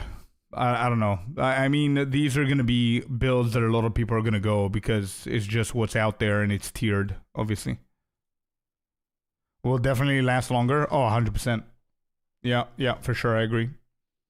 I really wanted, my idea was, oh shit, I want to try the holy stuff. So either the holy spinneroo or the holy hammer thing. That was my initial thought. And then where can I find their reveal? So it's on the website, right? This is the trailer. Yeah, that's the trailer.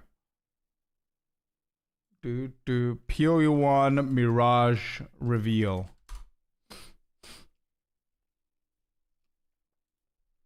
There were a few, like, again, as somebody, and you should expect that. New players in PoE 1 are not going to know what the hell is a good build. We're going to visually choose, you know what I mean? So visually, I saw a lot of fun-looking builds, and I need to find them. It's better to understand. Yeah, I know, Mose, yeah. Holy Strike and Holy Hammer both look very strong. You should be able to semi-adapt the Earth Shatter build by Ben into a Holy Hammer.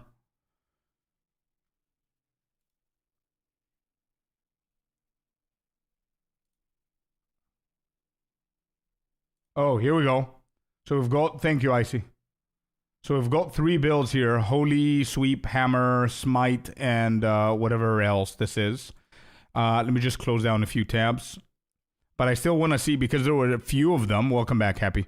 There were a few of them that I saw within the reveal that I was like, holy shit, that looks really cool. And it wasn't holy. So I don't remember what it is. Somewhere around here, I think. In my opinion, it's better to pick strategy than pick a build and not other way around. Well, to be completely honest, knowing me the way that I play PoE 2, I would probably select the Legion mechanic, the Monolith, or whatever it's called. I think that's pretty fun. But I don't want to lock that decision and then want to try other stuff, because I do want to try other stuff as well. The Lightning Nova? Was it?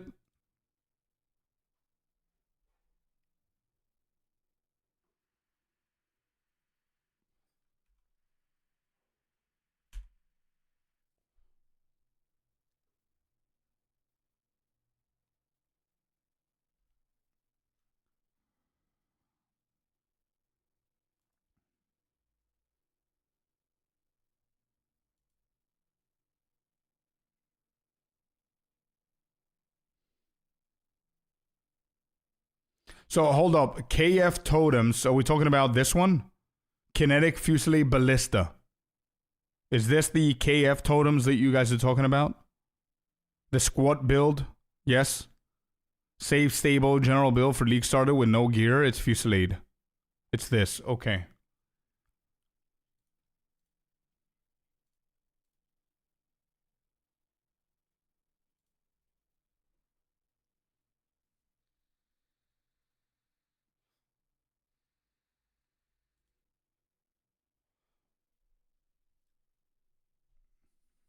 Yeah, my only issue with that, and I have, I think about this the same way in PoE 2. I honestly don't like playing a build that every single person plays.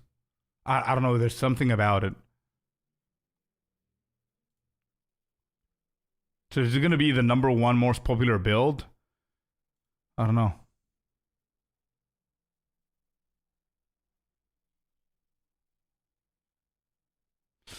What kind of biz do you like playing? I know it's going to sound like I'm lying right now, but I'm not very picky with the builds. Like every single league in PoE 2, I've mained a build, but I also tried another 8. You know what I mean? Like every single league, I try like multiple different builds because I want to know how they play. I want to have opinions about them. I want to know how to build them and all that stuff. So I'm not that picky. I'm going to go through a build and make sure that I finish the end game. But PoE 1 is not my game. PoE 2 is very different for me. I know what I'm doing. I can do all content. Like, I don't care about resistances most of the time. And it's very different the way that I play. So I cannot really judge this. It's like 100 times faster to what I'm used to.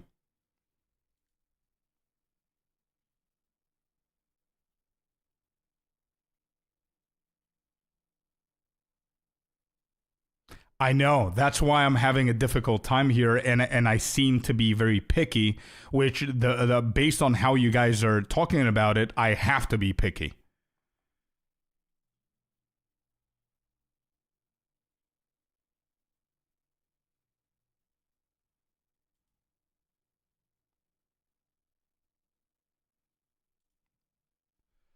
Fair enough. I understand what you guys are saying.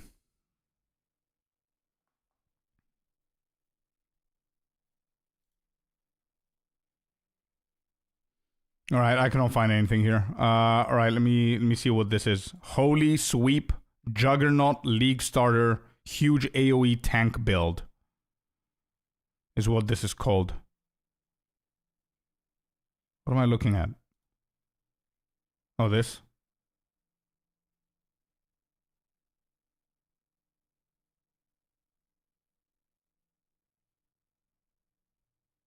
This looks like it's gonna suffer on boss fights.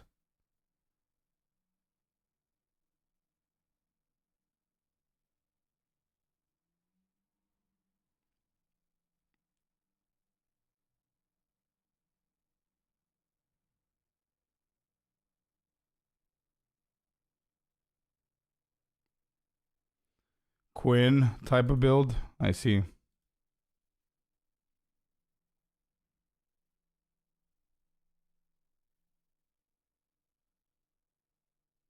Yeah, no. Holy Smite. What's Holy Smite? To smite from up. Is that what I'm looking at?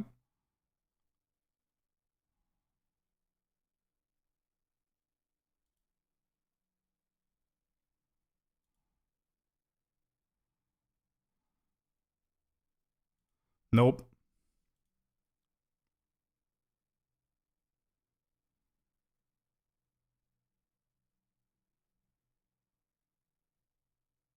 Oh wait, this is the one that they previewed. The first one is gonna hit, then it's gonna hit. The other one is gonna have like a chain reaction.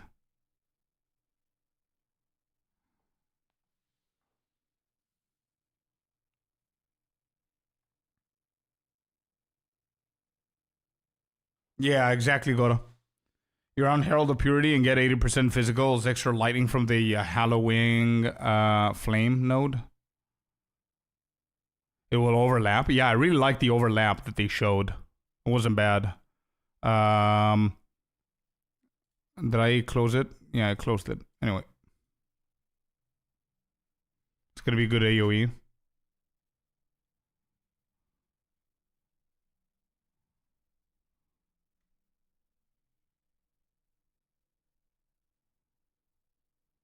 Holy hammers look good. Yeah, but it isn't the any, and it also goes for PoE 2, but as we said before, PoE 2 is more generic with the builds.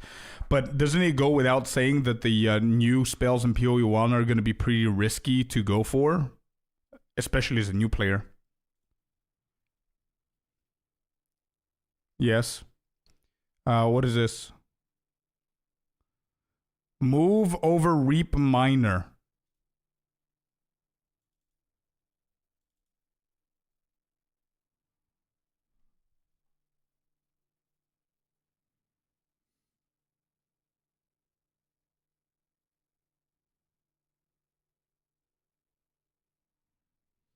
Most seasoned players, especially in softcore trade, do not play. Yeah, fair enough. It's also a reason that I'm avoiding to play new skills in PoE 2.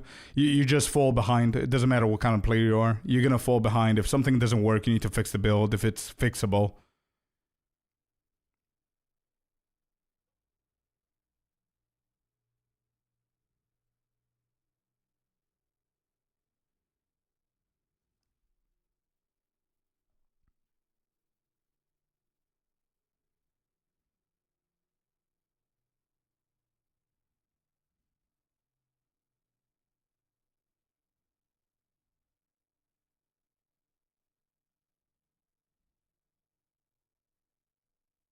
Well, that was easy. What was that? Okay. All right. Well, we don't need to decide now. Go tomorrow as well.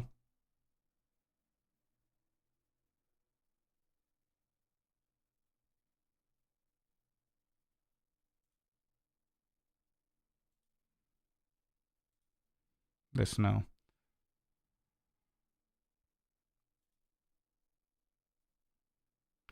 This is not bad. A lot of you guys are telling me that this is going to perform pretty nicely as well. GC Mines is excellent. That's what I'm starting. Yeah. This is not bad. It has the... yeah, it has a cool effect to it. It's quick. Insane AoE. It looks like decent boss damage as well. Slams require 10 keys to... Oh, shit. Yeah, that's bad.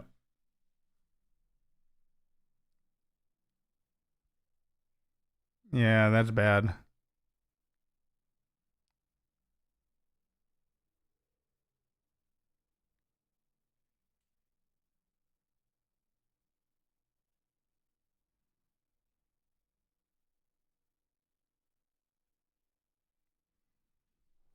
I think he even said in the beginning that the con is how many keys, how many buttons you need to press on bosses. Pros, great mapper and bosser, extremely tanky, satisfying Val skill. Cons, button heavy bossing, high socket pressure.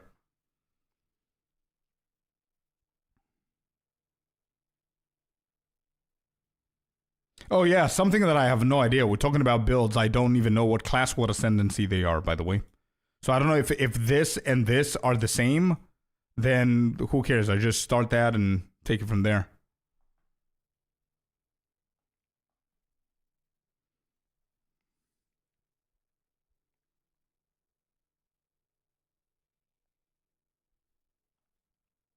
It is the same? Really? Wait, so what class are we talking about here? You can respec ascendancies in PoE 1? Yeah.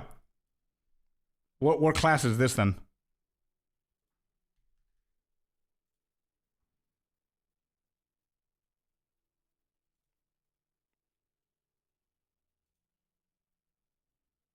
Templar? Who's the Templar? This dude? Doesn't say anything. Do I need to click him? Yeah, Templar. This guy.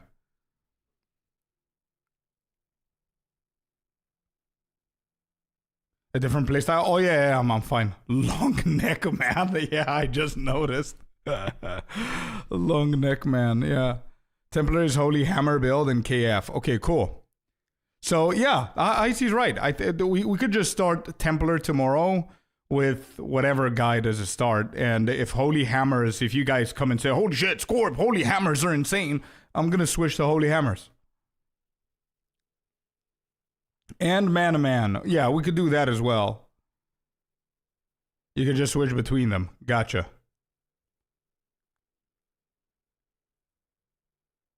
To be fair, Sunder clears a campaign, then decide. I guess. I don't even know what this is going to do. How do you start with this build? I have no idea. But if I click on Ring Guide, let's see what he says.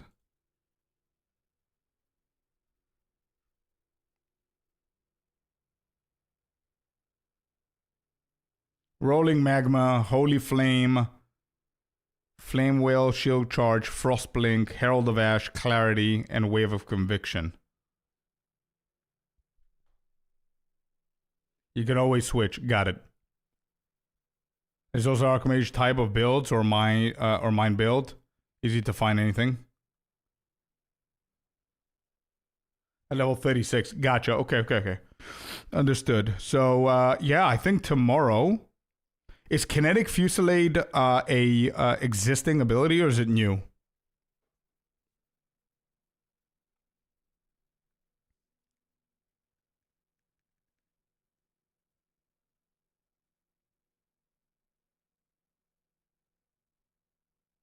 Existing. Okay, so tomorrow, I think we don't have any other major videos to watch as a beginner in PO1. I think we just test the waters and see. Before the release, we start leveling up. Warm up a little bit, because mouse movement is gonna screw me up. I can tell you that much for sure. So I need to get in the habit of moving. And we might actually level up a little bit. It's gonna help us also level up quicker whenever the league launches. So, not bad. Nice spells this league. Okay, cool. Good to know. Good to know. Yeah, okay. That's what we're going to do. Well then, chat, I am done for today then, guys. It was a good 6 hours. Thank you very much for being here, all of you. I am actually really excited. Whoops, wrong one. I'm really excited, chat. Thank you so much for the support today, for everybody who subbed, followed, chatted, whatever you guys did. Thank you. Just hang out, lurked. And yeah, have a good day, beautiful afternoon, evening, morning, wherever it is at your side of the world. And I'm going to see you guys tomorrow for the big launch. I have a lot of shit to prepare for tomorrow because we're going to have the drops and I have to have the right commands and everything. So I'm going to prep that tonight and tomorrow.